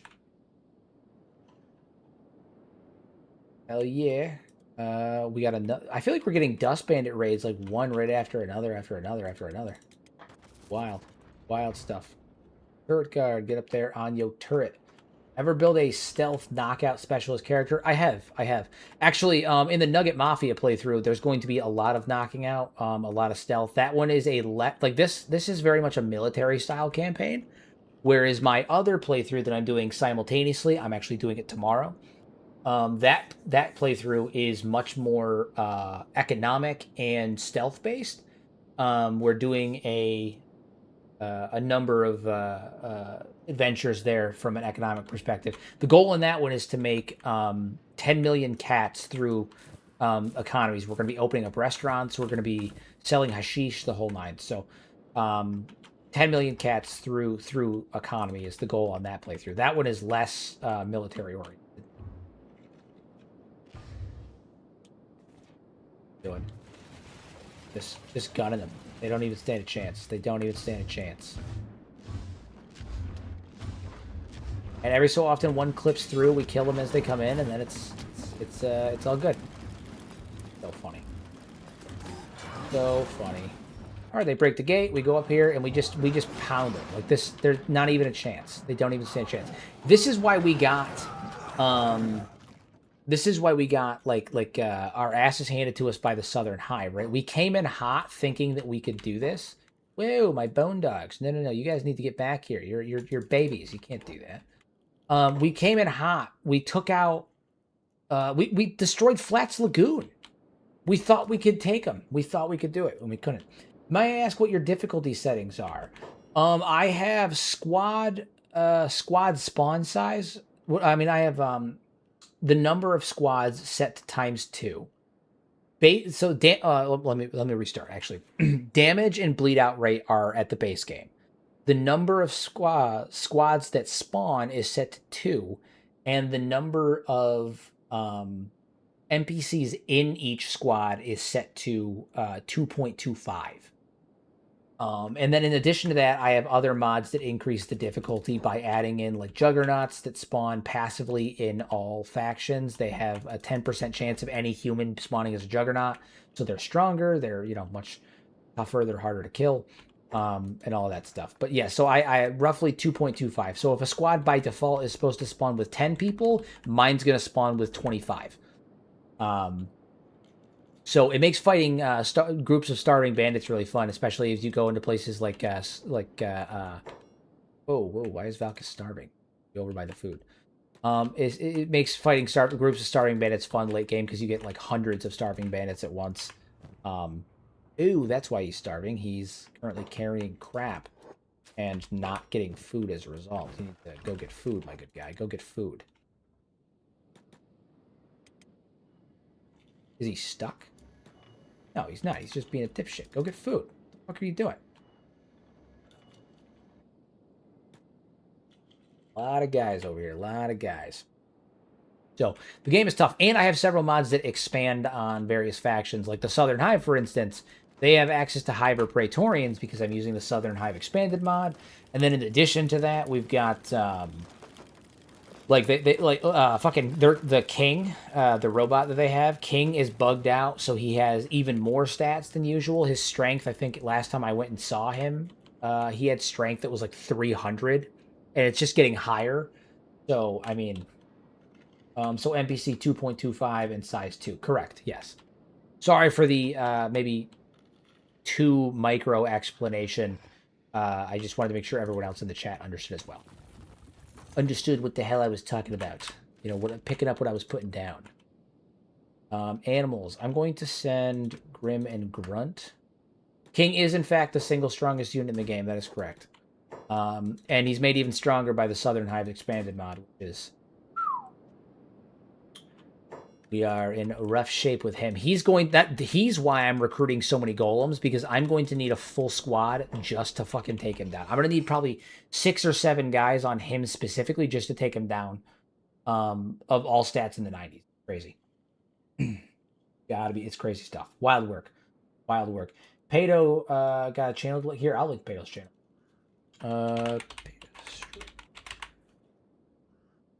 Pato in the chat. Hold on.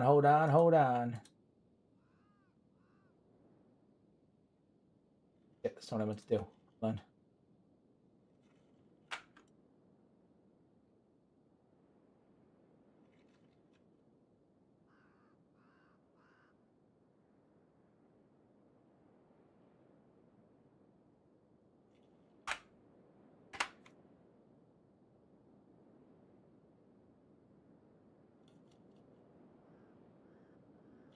All right, Pato, I just linked your channel in the chat. Everybody, please go give Pato a sub. Check him out.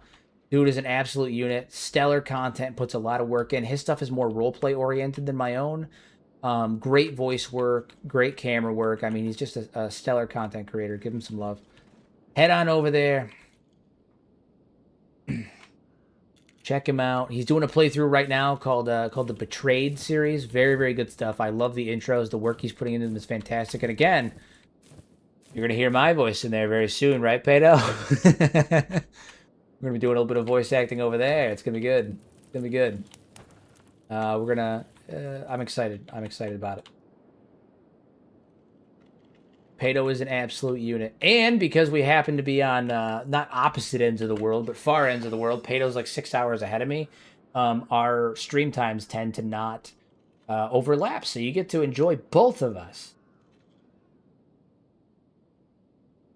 Good stuff. Good stuff. All right, so what are we doing right now? We got bread. Oh, right. I was about to go get some more heads because I need to get armor for the 2 golems that I just got, which require us to get more money, which I'm going to get by going and collecting Fogmen. On the upside, our bone dogs will be able to chew on limbs for a while, and that'll keep them satiated. I am a little concerned, admittedly, about my gorillas, but we should be fine. And once I get some money, I can grab heads as well.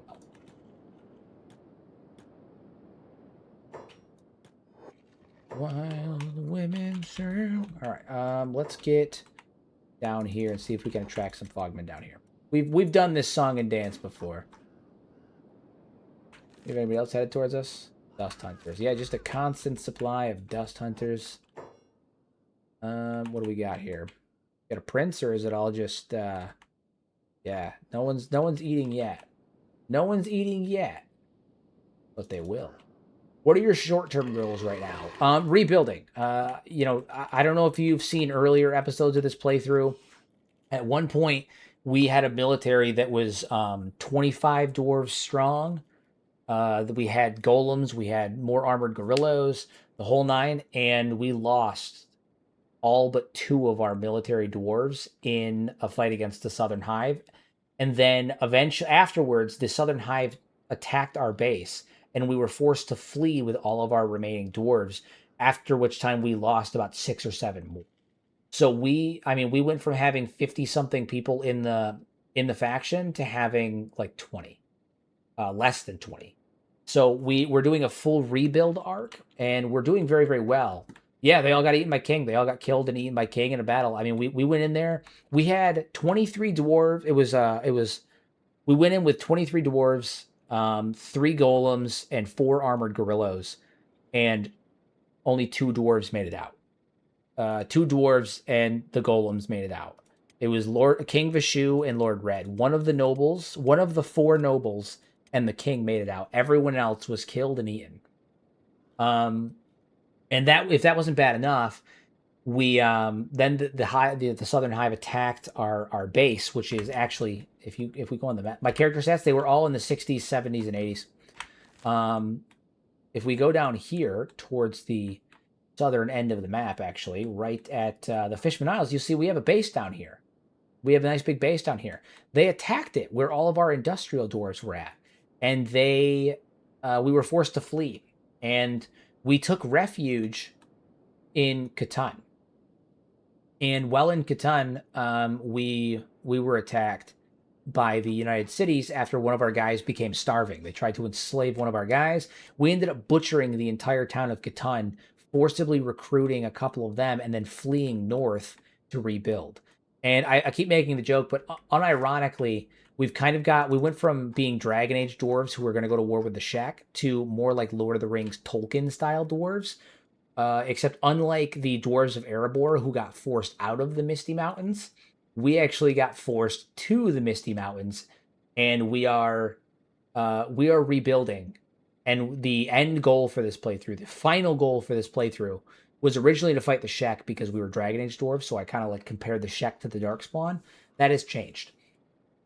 The final goal for the dwarves is to retake our ancestral home of Garzumi Keep and wipe out the Southern Hive. That is where the dwarven playthrough will end. So that's where we're at. That is where we're at. And that's we'll get there. We'll get there. All right, so we're gonna start taking out these fogmen. Take them down. Take them all down. Take them all down.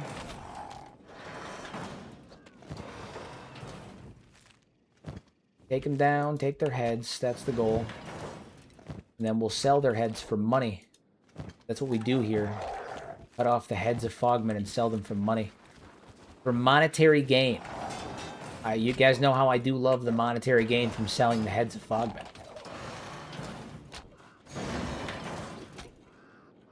Yeah, when we finally take back the Southern Hive, it's going to be great. So you got backstories for a few of your characters? I have backstories for many of the characters, yes. Yes.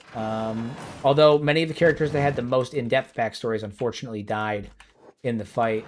It wasn't great. Was not good on that end. But yeah, some of them do have backstories. We have like a noble class system where there are nobles, there are houses, and all of that stuff. Some of that kind of took a bit of a wayside to deal with the recovery arc. We lost many of the nobles. In fact, of the 4 nobles that we had, only 1 made it out, which was unfortunate. But yeah, there's a lot going on here. A lot going on. There any more? Goddamn, more fogmen. Hot damn.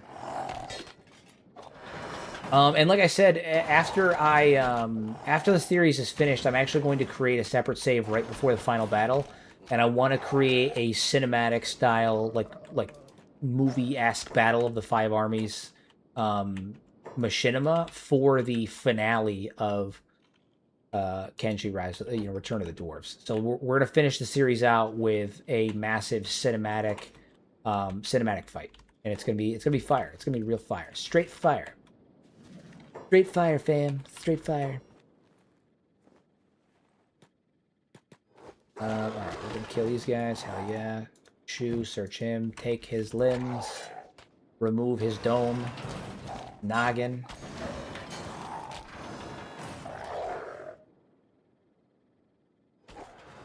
Will Nugget Mafia be tomorrow? Yes, Nugget Mafia is tomorrow. Wednesday is another Rise of the Dwarves, and then by request, Thursday is actually Baldur's Gate 3. I'm doing the second episode of my Tale of Garuk, my drunken orc playthrough. So I'll be doing that on Thursday. But tomorrow is the Nugget Mafia. Tomorrow is the Nugget Mafia.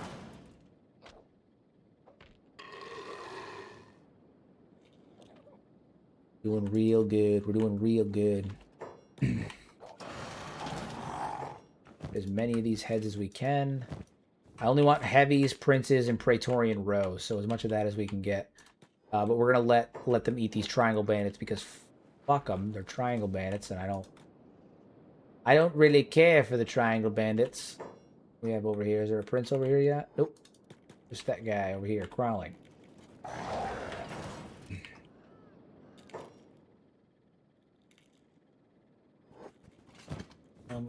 Keep on going. All right. Need you to... Vishu needs to give some of these to Kenji. Also, how's the clarity on the new resolution? I've been streaming. This is my first Kenshi stream on my new monitor, so I'm running a new resolution now. I was running ultra wide for a while. I was getting some complaints about it. Those are the black bars. And so I got a new monitor. How is the one of the complaints I got is that even at 1080p on the ultra wide monitor, it was kind of fuzzy because it was ultra wide. So I want to see how's clarity looking. Is it clear? Is it looking good? Everything's legible. Obviously, we're 4.5 hours in, so it's probably a bad time to ask, but I want to make sure that I'm delivering the toppest of tier results. Looks really good. Hell yeah. Stoked about it. Stoked about it. I got a new... what is it? I told my wife the other day, because I had a Nugget Mafia stream. I had 4 separate people hop in and, critique... I was going to say complain, but critique the monitor, the ultra-wide monitor and the black bars. And I had a handful of them also join in for the first time, see that it was ultra-wide, and then choose to leave the stream. And so I told my wife, I was like, I have unfortunately been bullied into spending money on a 2K monitor. I'm sorry. I have to do it for the stream. It's for the quality. I have to invest in myself.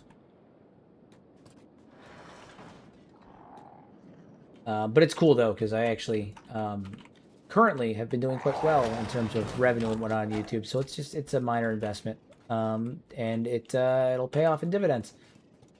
Because pretty soon I'm going to start dual streaming to Twitch, too. See how that goes. See how that goes. More heads. Load up on as many as we can. I'd like to get some mostly fog princes and praetorians, but again, I'll take whatever I can get. Some of these guys are still moving around. You're dead. I feel like they mostly go for living ones, though. I need to get... shit, we're going to pick up a couple of these guys and throw them on poles. I need to increase the...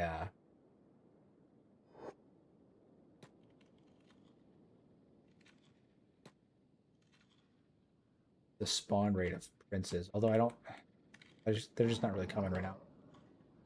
They're just not really coming right now. I do have to be mindful because these guys do get hungry, and I do think they're getting pretty low. No, it's not actually that bad. It's not actually that bad. We're doing all right. Okay.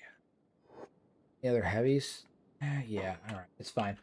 Can you live stream Roblox, please? No, I will not be live streaming Roblox. 1, I do not like Roblox. 2, it's a terrible game that's filled with nothing but predators, and I refuse to play it. I refuse. I am sorry. I cannot. I cannot.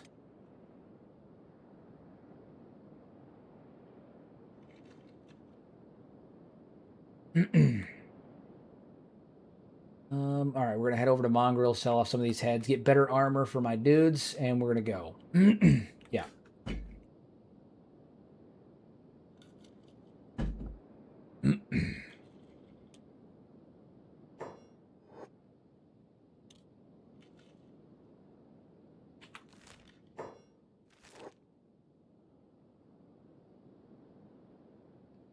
Yeah, I will not give Roblox any more attention than it already has. I refuse. I will not subject anyone to that. Not only because I don't like it. I've never had any interest in playing it. But also I will not give that game any more attention from streams or anything like that, so people can hop on there and unfortunately succumb to the degeneracy that is on that on the platform. I refuse.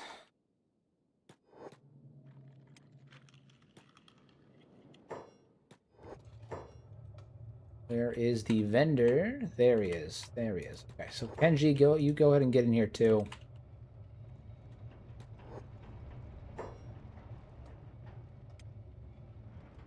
Show me your goods. Let's see what we got. All right, so sell this stuff off, and then I'm gonna go buy armor for my other golems so they can actually be functional in combat. Because right now they are not super useful in combat.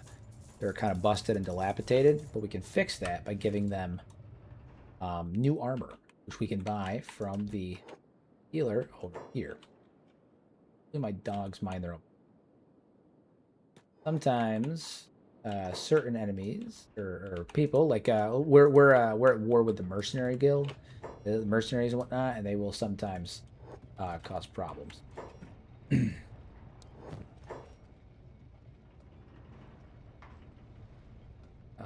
All right, so we're gonna buy 2 of these, I think. Yeah, how much are they? 6,000 a piece. That is not bad. 6,000 of those. 6,000 bones. We'll drop those. Hell yeah. I think that's good. 2 restored ones. That'll do. All right, so that'll be able to give us the ability to outfit our other 2 golems back at the base of that. Ever thought of using armor smithing for cat production? Crafting heart protector is very profitable. I would, but I mean, money's not the hugest thing for this playthrough. Realistically, I mean, we make specialist grade armor already, so if I wanted to, we could probably make a lot more money from it, but there are more lucrative means to make money for our dwarves, especially given that we're based in the Fog Islands now. This is just efficient. Plus, we can use this to level stats as well. I'm currently just waiting for this shop to open up so I can grab some research materials too while I'm here. Actually, it's gonna be like 6 hours. I'm just gonna head back to the base. We've got what we need. We got the reason we came here. Yeah, he's eating. Tiny's there. Good. Have you ever done a play with max settings on Kenshi? Currently doing it in my own play. The engine is screaming, but in battle, my god, battle is glorious. When you say max settings, do you mean max like squad settings, like NPC settings, or do you mean like max settings in general, like visually, like visual fidelity? Because my settings, well, not max, are pretty fucking up there. Oh, sorry, my squad is set to 1.75, not 2. I misspoke. My raid size is set to 2, and my raid frequency. My bad. My visual settings are up there. Like my texture quality, maximum, chunk size, large. Like my visual settings are up there quite a bit. No, I have not. The reason why I haven't done it is because my graphical settings, in conjunction with large squad and large squad settings, cause memory crashes like fucking crazy. So I tend to avoid doing that. I'm head to tattoo. Pato, you have fun, my friend. You have fun. I'm actually gonna be getting a Kenshi tattoo soon myself. I've already been talking to my friend about it. My best friend's wife is a tattoo artist, and she does wonderful tattoos for me. And me and my wife, she's unironically my wife's best friend as well. But my best friend's wife is a tattoo artist, and she does nice tattoos for us. And I was talking to her the other day about getting a Kenshi tattoo. So I also just launched merch. Fun fact: I just launched merch. I'm not going to do like a big formal announcement about it because I don't think it's that big of a deal. But I did launch a couple of small things of merch. Like I got a hoodie, a T-shirt, stickers, coffee mug, and a hat. But I do have official Mad Lads Guild merch now, so very exciting. I got some samples coming my way that I'm gonna like wear on stream. I'm gonna get like I have a hoodie with like the embroidered Mad Lads logo on there. I'm gonna be wearing on stream, so I do have merch, and it's decent quality too. Really good quality merch. Most of the T-shirts printed, but everything else is embroidered. I'm really big on embroidering. I think it looks better. But yeah, we got merch now. We have merch. All right, so now I have those armors. So where are my constructs at? My golems to outfit these guys over here. We're going to trade. I'm going to put you right there. Hell yeah, we'll drop this on the ground. And then I'm going to trade with the other one as well. Oh shit, I moved out of the way. Shoe. Amazing, by the way. Thank you, Pato. Thank you, I appreciate it. What tattoo am I thinking of getting? I am not certain yet. I'm truly not certain. I think this is a bold one. If the channel continues to take off and I'm able to do Kenshi full time, I think I may end up getting the Mad Lads Guild logo that I use. It's the one that's on my cover art and all that stuff. I may end up getting the Mad Lads Guild logo tattooed on me somewhere. I have many tattoos. I'm covered. Both of my arms are totally covered. I've got my chest, and I used to have one on my neck a long time ago too, but I actually got that one removed. Yeah, I'm thinking about getting the Mad Lads Guild tattooed on me, but I do want to get a Kenshi tattoo like separate from that. And I'm thinking about either getting like the Kenshi logo or potential. I might get Beep too. I might get Beep. I get a Beep tattoo. I do love me a good Beep tattoo. So who knows? Not really sure yet. Not really sure yet. But we got plans. We got plans. All right, we're starting. Yes, we have an overproduction of bread, which is good. That's been the goal this whole time, is to end up having an overproduction of bread. Good. It's good. We're producing more bread than we're using, which is hella good.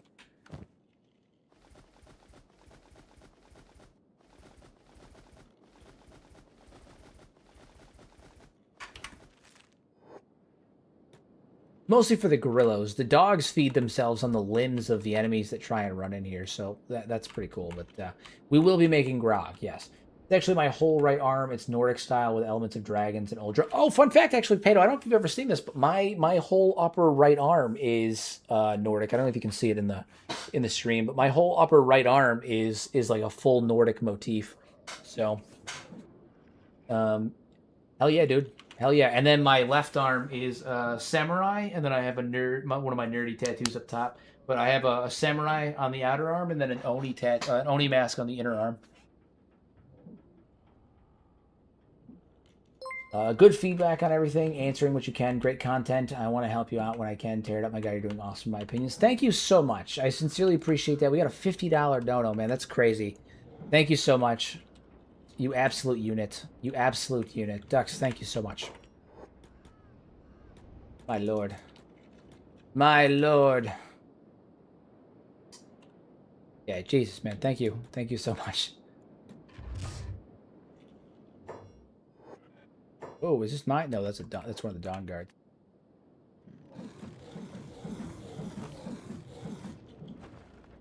Oh yeah, we're doing it. We're doing it. All right, so all of my golems now. Let's get them lined up now that they're outfitted better. Yeah, we've got some real units here. Some real units here. We do have to. We can get better frames. These are I1 frames, I think. I3 frame. Stored I3 frames. And this I1 frame is actually this I2 frame is shittier. That's funny. So these are better, which means they have the potential for larger stat boosts later on. Cutting into my beard money is worth it, though. I'm glad that you appreciate it. I'm glad that you think so. And again, thank you so much. I'll never ask for it, but I will always appreciate it.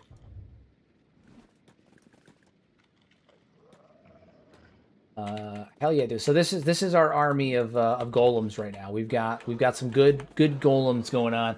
My justification for the golems on the dwarf playthrough is that they're affectionately the like they're dwarven craft. You know, they're the golems from Dragon Age Origins. They had them. Uh, Smith Carradine made them in Dragon Age, but yeah, we're dwarves, so we have golems. Got to have golems, and our golems are badass. They are going to be quintessential in the battles to come. I can, in fact, yeah, I can make more. There are non-unique ones that I can get, which are these guys. These three are non-unique. The unique ones are like Zagan, Kenji. There's also one that's in Narcos Trap that's unique, but I have to go fight him first, and that in itself is a pain in the ass. So you know we're working on that. But yeah, we'll go get him eventually too. But yeah, no, we're going to be loading up on golems. Loading up on golems. I only got 3 originally because I didn't want to break the like the balance of the game. But after the like staggering defeat that we suffered at the hands of the Southern Hive, I realized that no amount of preparation was going to like being stingy on my preparation in favor of not wanting to like overpower myself was actually handicapping me from being able to achieve, you know, actual results in some capacity. So we let go of that. We let go of that. All right, we need to start making more axes. Dawnguard, not Dawnguard. We need dwarven axes. Dwarven axe. There it is. 32 hours to make. Oville, how are you doing? We got to get your smithing skill up even further, but we should. Yeah, we're making good progress. We got to continue to get everyone outfitted properly with the proper attire.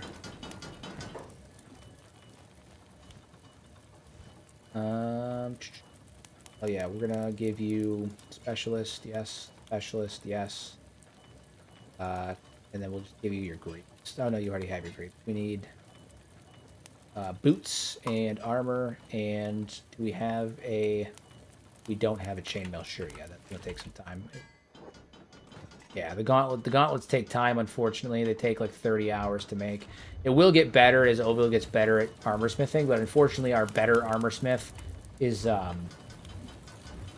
died. Our better armor smith died, unfortunately. So, you know, okay, is it compatible? Thinking of adding Golem mod to my own playthrough? Yeah, just import. Add it in and import. Heavily compatible. Heavily compatible. It's basically a must-have in all my playthroughs. I haven't had Ironside not in my load order in years. My buddy Hapless made it. It's his mod, and it's a phenomenal mod, and he did super duper well on it. And it feels so good. It's a mod that feels really good and organic to Kenshi, and it fits the world and the vibe and the theme. And yeah. I've got golems on laptop work so far. Yeah, I mean it's really a good mod. It's a great mod. Hapless killed it. Hapless absolutely killed it when he made this mod. So, for sure. For sure. What are we doing here? 44, 36. Oh god, dude, we're killing it. Killing it. We're starting to make like a ton of bread now. Is really good. Do you know why my characters aren't sitting in an interior stool when idle, newly built? I mean, it depends. It could be a pathfinding issue depending on where you're based at. It could be the positions of the stools are inaccessible if they're like too close to a table or anything like that. There's a couple of reasons that might not be the case. They could be set to hold. I mean, it may depend. They're supposed to automatically pathfind and default to like sitting when they're not doing anything, but sometimes it just doesn't work out. But it could be a number of reasons. Could be a number of reasons. Yeah, I'm so sorry, Massey. It just sounds like you're having a lot of issues in this playthrough with pathfinding and whatnot. It seems like pathfinding is being a real pain for you. I'm really sorry. I wish that I could help more, but I guess one thing you could try doing is save your game first. Let me clarify. Save your game. Hit Shift F12 and try hitting fix stuff. Sometimes that fixes it. Sometimes, or hitting nav mesh tools and trying that. sometimes that'll fix it. Because it could just be an issue of the nav mesh being broken for whatever reason. It may cause your game to crash, which is why you want to save it beforehand. But it may be something to try. I tend to avoid hitting the button because it is really intensive. It's going to try and fix a lot of stuff that may be wrong. But it may be one of your your better bet. Literally, when I make seats, my guys will sometimes I have to convince them to go back to fucking work. It's actually quite annoying. So that is unfortunate that you're having that issue. Valkus, I need you to go trade with Zagan because I think I'm going to give you that Mytau cleaver. You're supposed to have Mytau equipment anyway because you're a lord. You're a noble dwarf, and so you've got that Mytau cleaver there. Hell yeah, look at it. Beastly. My guy's a Chad lad. Okay, my dude's an absolute Chadpole. Absolute Chadpole.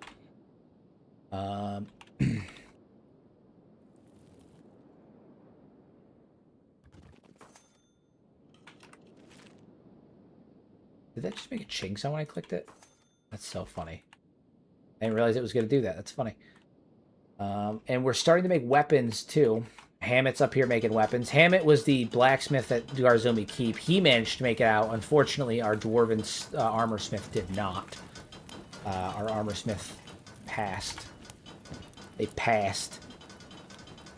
Military. Oh, yeah, I need you guys to come get your shields and stuff. We're going to start outfitting people with those.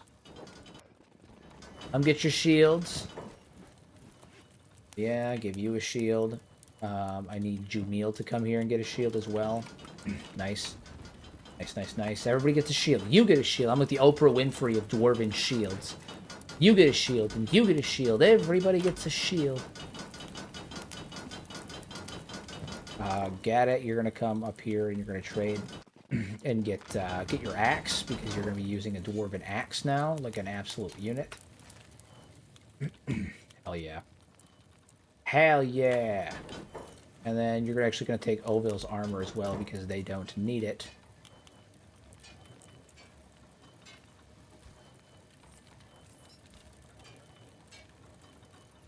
Yeah, Genesis changes a lot of stuff. Genesis overdoes it, to be honest with you. And also Genesis hasn't been worked on in a long time. Atlas kind of stopped working on it, so it's any bugs that are with it are kind of permanent, which is one of the several reasons I stopped using it. What's significant that's being added to Kenshi 2 in your opinion?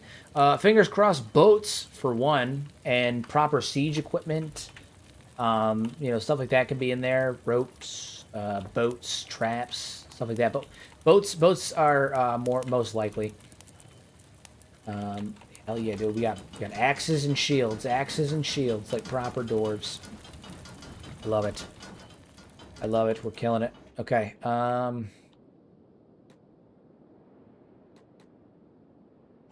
Toughness ain't bad. Yeah.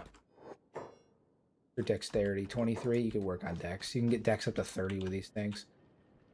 Beep, what's your dex? Yeah, you got to work on your dex too, buddy. Your dex is real bad. You got to work on that for sure. Crumble John, what's your dex, bud? Yeah, you need to work on that too. Good old grudge bear, the grudge bearer himself. The grudge bearer himself. You think they're going to push it more towards a banner lord setup and keep Sparta? No, I think everything's going to stay pretty much the same in terms of how the game functions. I think that boats are going to be used primarily for transportation and stuff, but I do think that if they do include boats, I hope that they add a similar mechanic. I hope they let you siege boats. Like, I hope they let you, like, jump onto other boats and, like, attack boats. And I also think that if they're going to add boats, they should add in cannons and shit like that. Like, the ability for ranged combat via boats, right? Like, I want to be shooting cannons. I think that would be pretty fire. Pretty fire indeed. These are almost done. I'm going to upgrade 2 of these and let the other 2 feed off of them. Once we get these up to XL, we'll be able to produce even more fabric. Because we are producing And we do have fabric being made and whatnot. But I don't know how much we're producing. How much extra do we have? Any? Yeah, so we're not producing a surplus, and we need to be producing a surplus. It's not like required, but I do like I would like to have a consistent surplus. Isn't there a mod for islands and boats? There's a mod that lets you build like placeable boats and stuff, but not usable boats on the water or anything like that right now. No. No. The way the water works in Kenshi, it wouldn't function. At least not that I know of that there's a boat mod. There's like a mount mod where you can mount like beak things and shit, but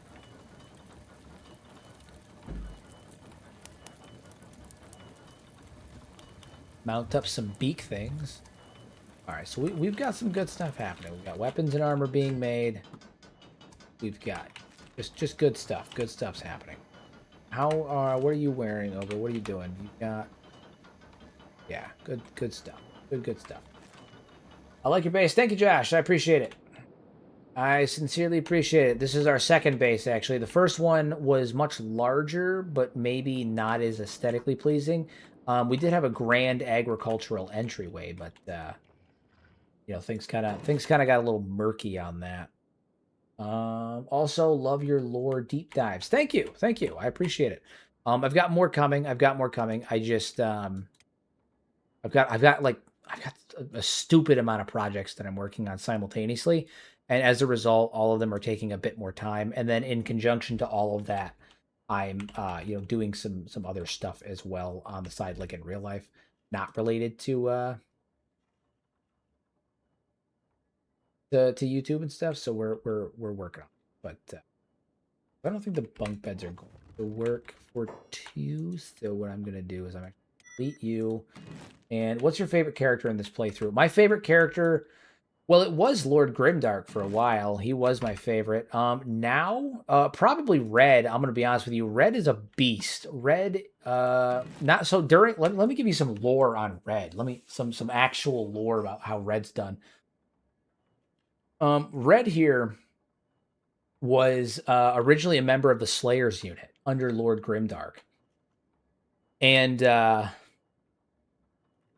Red almost never went down in combat. The entire Slayer unit would go down, and Red would not. And so eventually I said, you know, when we lost one of our previous lords, I said, you know what? We're going to promote Red to a lord, into nobility. Red is going to become a noble. I think that's what we're going to do.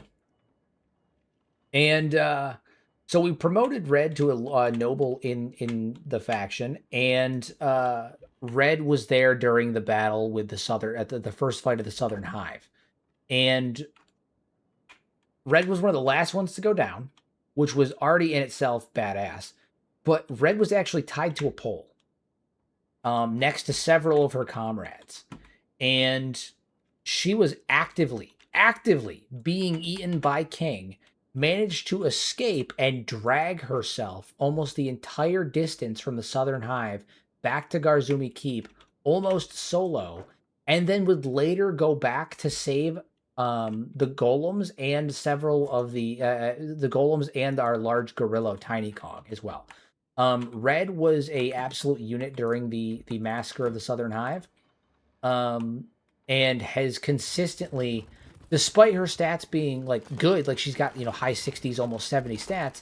In spite of that, though, she fights people that have 60s, have stats in the 80s, and almost never goes down. So are you running dwarven caste systems? I am. That's why our industrial dwarves are kind of like dressed a little bit like shittier, because they're lower on the caste system. And then we have our military dwarves, which are in full get up, but then we have our lords as well that operate and run their own houses and divisions. And then King Vishu. King Vishu's been here since the beginning. This is the original dwarf I started this playthrough with. He is the original. He's been here since the beginning, the entire time, which I think is also pretty wild. What's Anders up to? Anders is operating our grain silo. He's basically the head of our straw flour division right now. He's been keeping our boys fed while we rebuild. And he's been doing a damn good job of doing it. Because we're finally developing a surplus of food. which is really fucking cool. Really fucking cool. We have a lot of people to feed, a lot of mouths to feed now, and he's been doing a damn good job of keeping it happening. Yeah, 46, 36. Yeah, we're doing a really good job. We're that's maxed out. Oh, yeah, 50 bread, 36. Yeah, we're doing a really good job. And Anders is a quintessential part of that. He keeps us on our toes. We got to get our bone dogs and our gorillas. They will level up over time. They level over time. Because they age, their stats go up as they age. It's always going up. You can see it ever so slowly, just creeping up by default. It will go up if they go out and fight, but it does, it goes up ever so slowly over time. And once they're aged, things will continue to move as well. But we've got a lot of like little gorillas we've got to raise because we've got armored gorillas. Yeah, Vashu. Yeah, Vashu is the king. He is the Dwarven king, King Vashu, and he's been the Dwarven king since the beginning. He is the first Dwarven king. He was one of the 2 sole survivors of the Southern Hive massacre. Training babies is more efficient. Yes. It's more efficient, but it's also more dangerous. Because they are more likely to bleed out and die. So it's got pros and cons. Pros and cons. Well, I wonder, I've never actually tried this. No, they can't. They can't. Fun fact, animals age slower the more units are on the screen. I did know that. Unfortunately, nothing we can do about that. We do have some war dogs, too, and I plan on getting at least one more. We have Grunt and Grim, and I plan on getting at least one more. He is a warrior king. He was on the front lines during the battle of the Southern Hive, and he's known for his impregnable defense. When he needs to, he has 103 defense. The dude is an absolute unit. Impregnable defense. Not many people can penetrate the defense of King Vashu, which is why he was able to survive the battle of the Southern Hive. Not many people can survive that. Oh my god, guys, get out. Just get out. Stop beating my fucking gate and get out. My god. My god. Oh, I forgot to get copper while I was out so we could build more power. Because right now we are moving very inefficiently. Very inefficiently. We need copper, and we need to get a couple more wind turbines. For sure. So I'm gonna start this by setting those up. And then I'm gonna have to go get more copper.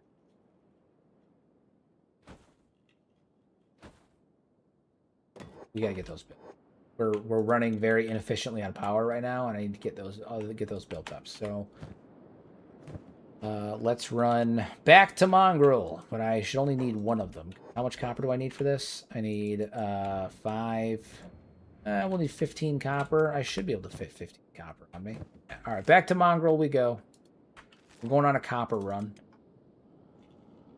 Crazy character arc at the end of the story. He loses and starts over with Mixed Race Kingdom. The thing is too is if all of the dwarves had died during the Southern Hive, I had dwarves back at the base. Like I had my dwarf, like my lower caste, my non-warrior dwarves back at the base when it happened. If all of the dwarves in the military had died and King Vashu had died, I would have ended the playthrough there. It would have just been a playthrough where everyone died. In the event that everyone dies during the next battle of the Southern Hive, if we don't make it out of there, if it ends up being a defeat, I mean, that's it. That's just what the dwarves were. That's how it was meant to end. It is what it is. This is a non-save scum playthrough. We haven't had to we haven't reloaded to fix anything one time. We never will.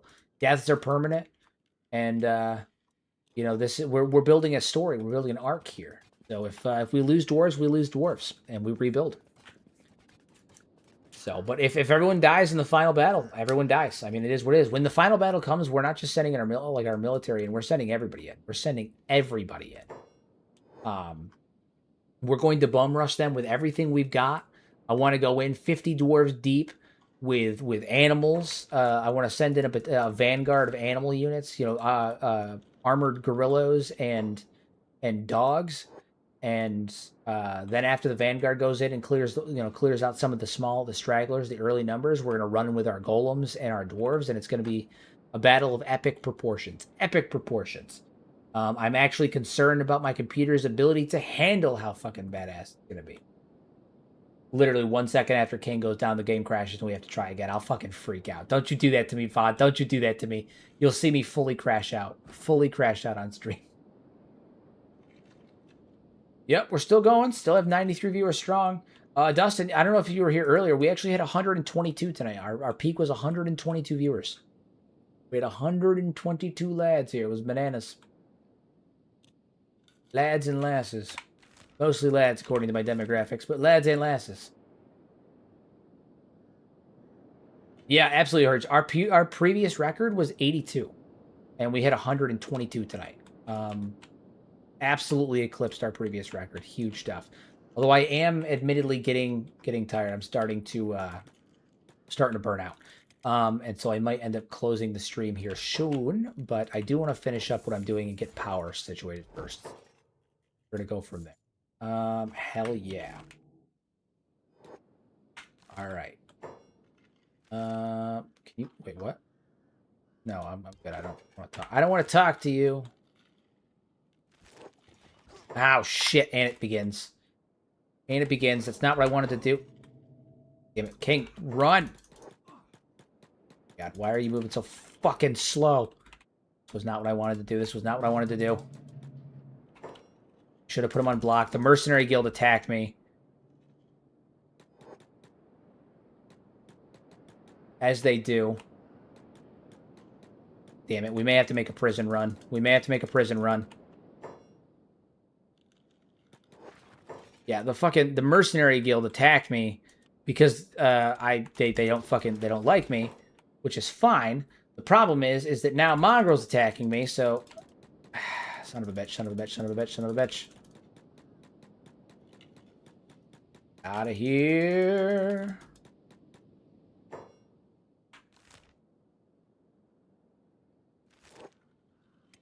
I'm just going to have him try to move out of here. God damn it, now he's unconscious.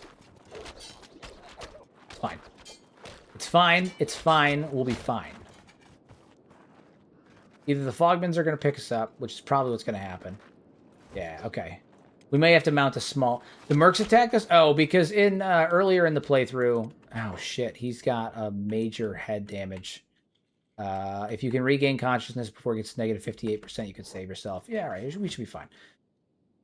Earlier in the playthrough, I got into a fight at a bar. The mercenaries hopped in for some reason, and it ended up with me getting... basically, the tech hunters and the mercenaries don't like the dwarves. Nobody likes the fucking dwarves, unfortunately. My faction is universally hated by pretty much everybody, and almost none of them were on purpose. It just, like, things just happened. So, you know, I don't know, man. I don't know. The dwarves, I was only supposed to fight the Shet Kingdom on this playthrough, and ended up turning into a world against the dwarves playthrough. Like what just happened just now. The mercenaries attacked us, and as a byproduct of the mercenaries attacking us, now I'm wanted in Mongrel, and I can't go back to fucking Mongrel. So, that's awesome. Good thing I got the copper that I needed to, good thing I got the copper I needed to, you know, make our last, all the last of the power supplies that we need.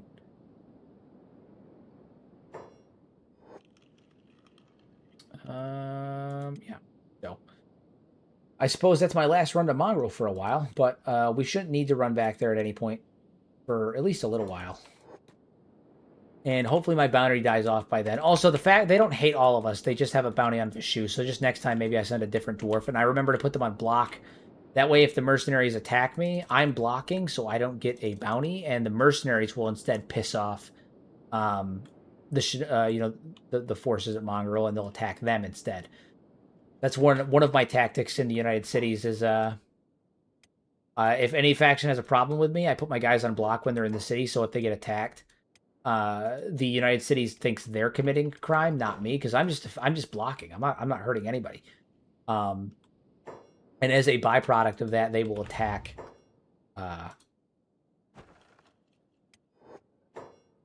What are you guys doing? It doesn't matter. Their ass kicked anyway.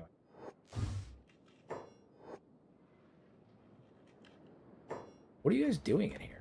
Escaped servants. Look, what are they doing? Following leader, they're hungry. Oh, they're just okay. Well, they're gonna get fucking murdered then. I don't know. I don't know what to tell you. They're gonna get murdered then. Okay.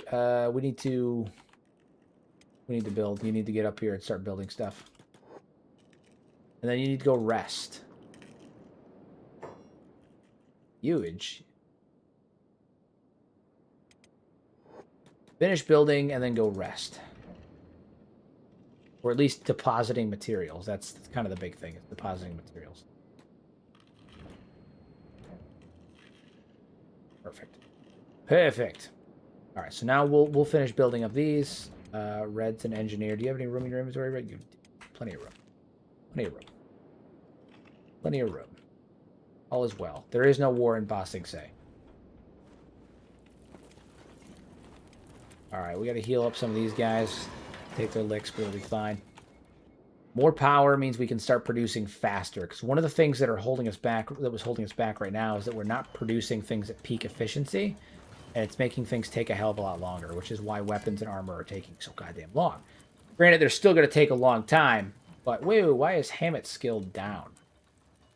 Hammett's skill minus 30 is 35, minus 56. Why is it minus 56? What the hell? His weaponsmithing is 80. Why is his weapon? Why is it down? What is that? What is that? What is that?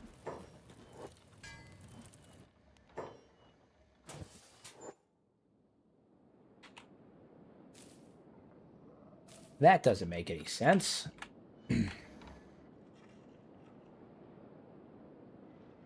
Doing terrible though. Doing terrible. Some of our bone dogs got a little messed up, but that's part of it. You know, they'll get messed up. They get knocked down, and they get up again. And that's fine. They'll take some immediate damage, but it'll be worth it for them anyway because it'll help them like go up faster. They'll end up maturing and aging faster as a result of it. So as their stats go up. Eventually we'll have a nice large army of armored bone dogs and armored gorillas. And then obviously the bone dogs are led by Grunt and Grim, and the gorillas are led by the great white alpha gorilla himself, Tiny Kong. Badass. They're wearing the troll armor from Dragon Age, not Dragon Age, from Elder Scrolls V Skyrim's Dawnguard DLC. It's badass. Badass.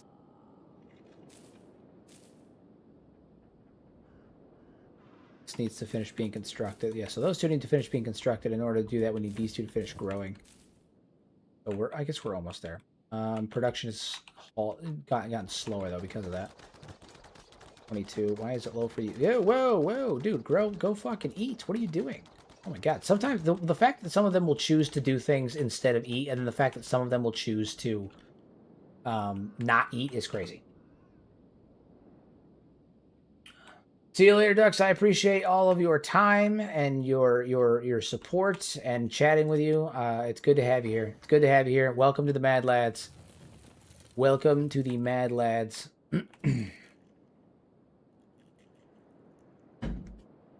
can't eat if their inventory is full. Well, it's even their inventory. It's not even that their inventory is full. It's that they were training, and so they were choosing to train rather than eat. Their inventories weren't even full. They were making the conscious decision that food is beneath them, and they weren't going to do it. Exactly. Their work ethic is admirable. Stupid, but admirable. All right, cool. So we're making cotton again, which is good because we can start producing weapons again. Hammett, are you decreasing at a lower efficiency? No, 82. You're doing good. You're doing good. Takes 32 hours. All right. So now we need to start outfitting our dwarves. Outfitting our dwarves.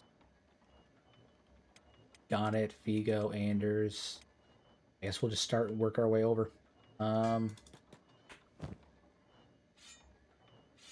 Throw that on you. A ninja blade in your inventory. And you are officially a dwarf wielding an axe. Hell yeah.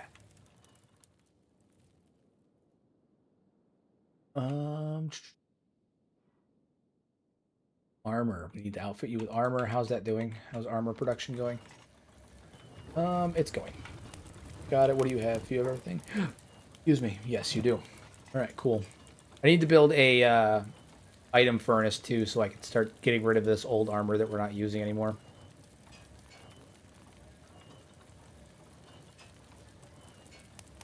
And do we have pants in here? I think we have pants in here. It might be one of the other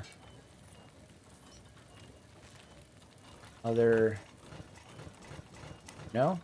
No. Making the pants. Okay.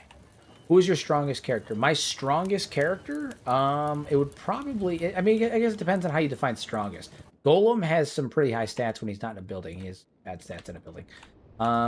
My Golem here has 85 attack. He's pretty beastly. Lord Red is 60s and 70s, and she almost never goes down in combat. Vashu has the highest defense. If he goes on block, he's got 103 defense when he's outside. He's basically fucking impregnable when he's outside, and he's got 64 attack. I mean, he's kind of a beast. The dragon here, when he's outside, I'm pretty sure he's got high 70s. Yeah, almost 80 attack. So I mean, it's kind of hard to say who my strongest character is. I think maybe Tiny. Tiny's a beast too. He almost never goes down. 118 attack. He's literally the great white gorilla that I tamed and threw armor on. So he's kind of a beast. Kind of a beast.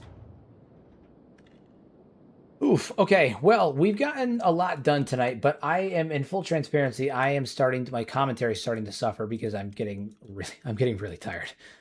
So I think I'm going to call it for the evening. I think we're going to wrap it up. I will be on tomorrow evening as well, 8:30 p.m. Eastern Standard Time, as I always am, for the New Nugget Mafia. So we'll be doing the Nugget Mafia tomorrow, and then again, we'll be on the Dwarves again on Wednesday.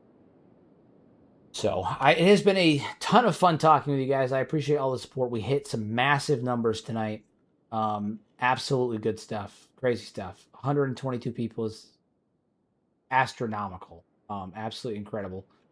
I thank each and every one of you guys for showing up. But as always, everybody, use your powers for good instead of evil. Make a difference in someone's life. And I will see you all tomorrow for Kenshi, the New Nugget Mafia. Bye-bye. Close the stream. Close the stream. Possibly. Do it the long way? I have to do it the long way. On. It's always awkward with this.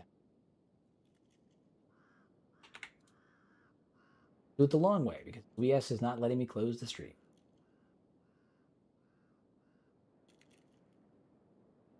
Bon voyage again now.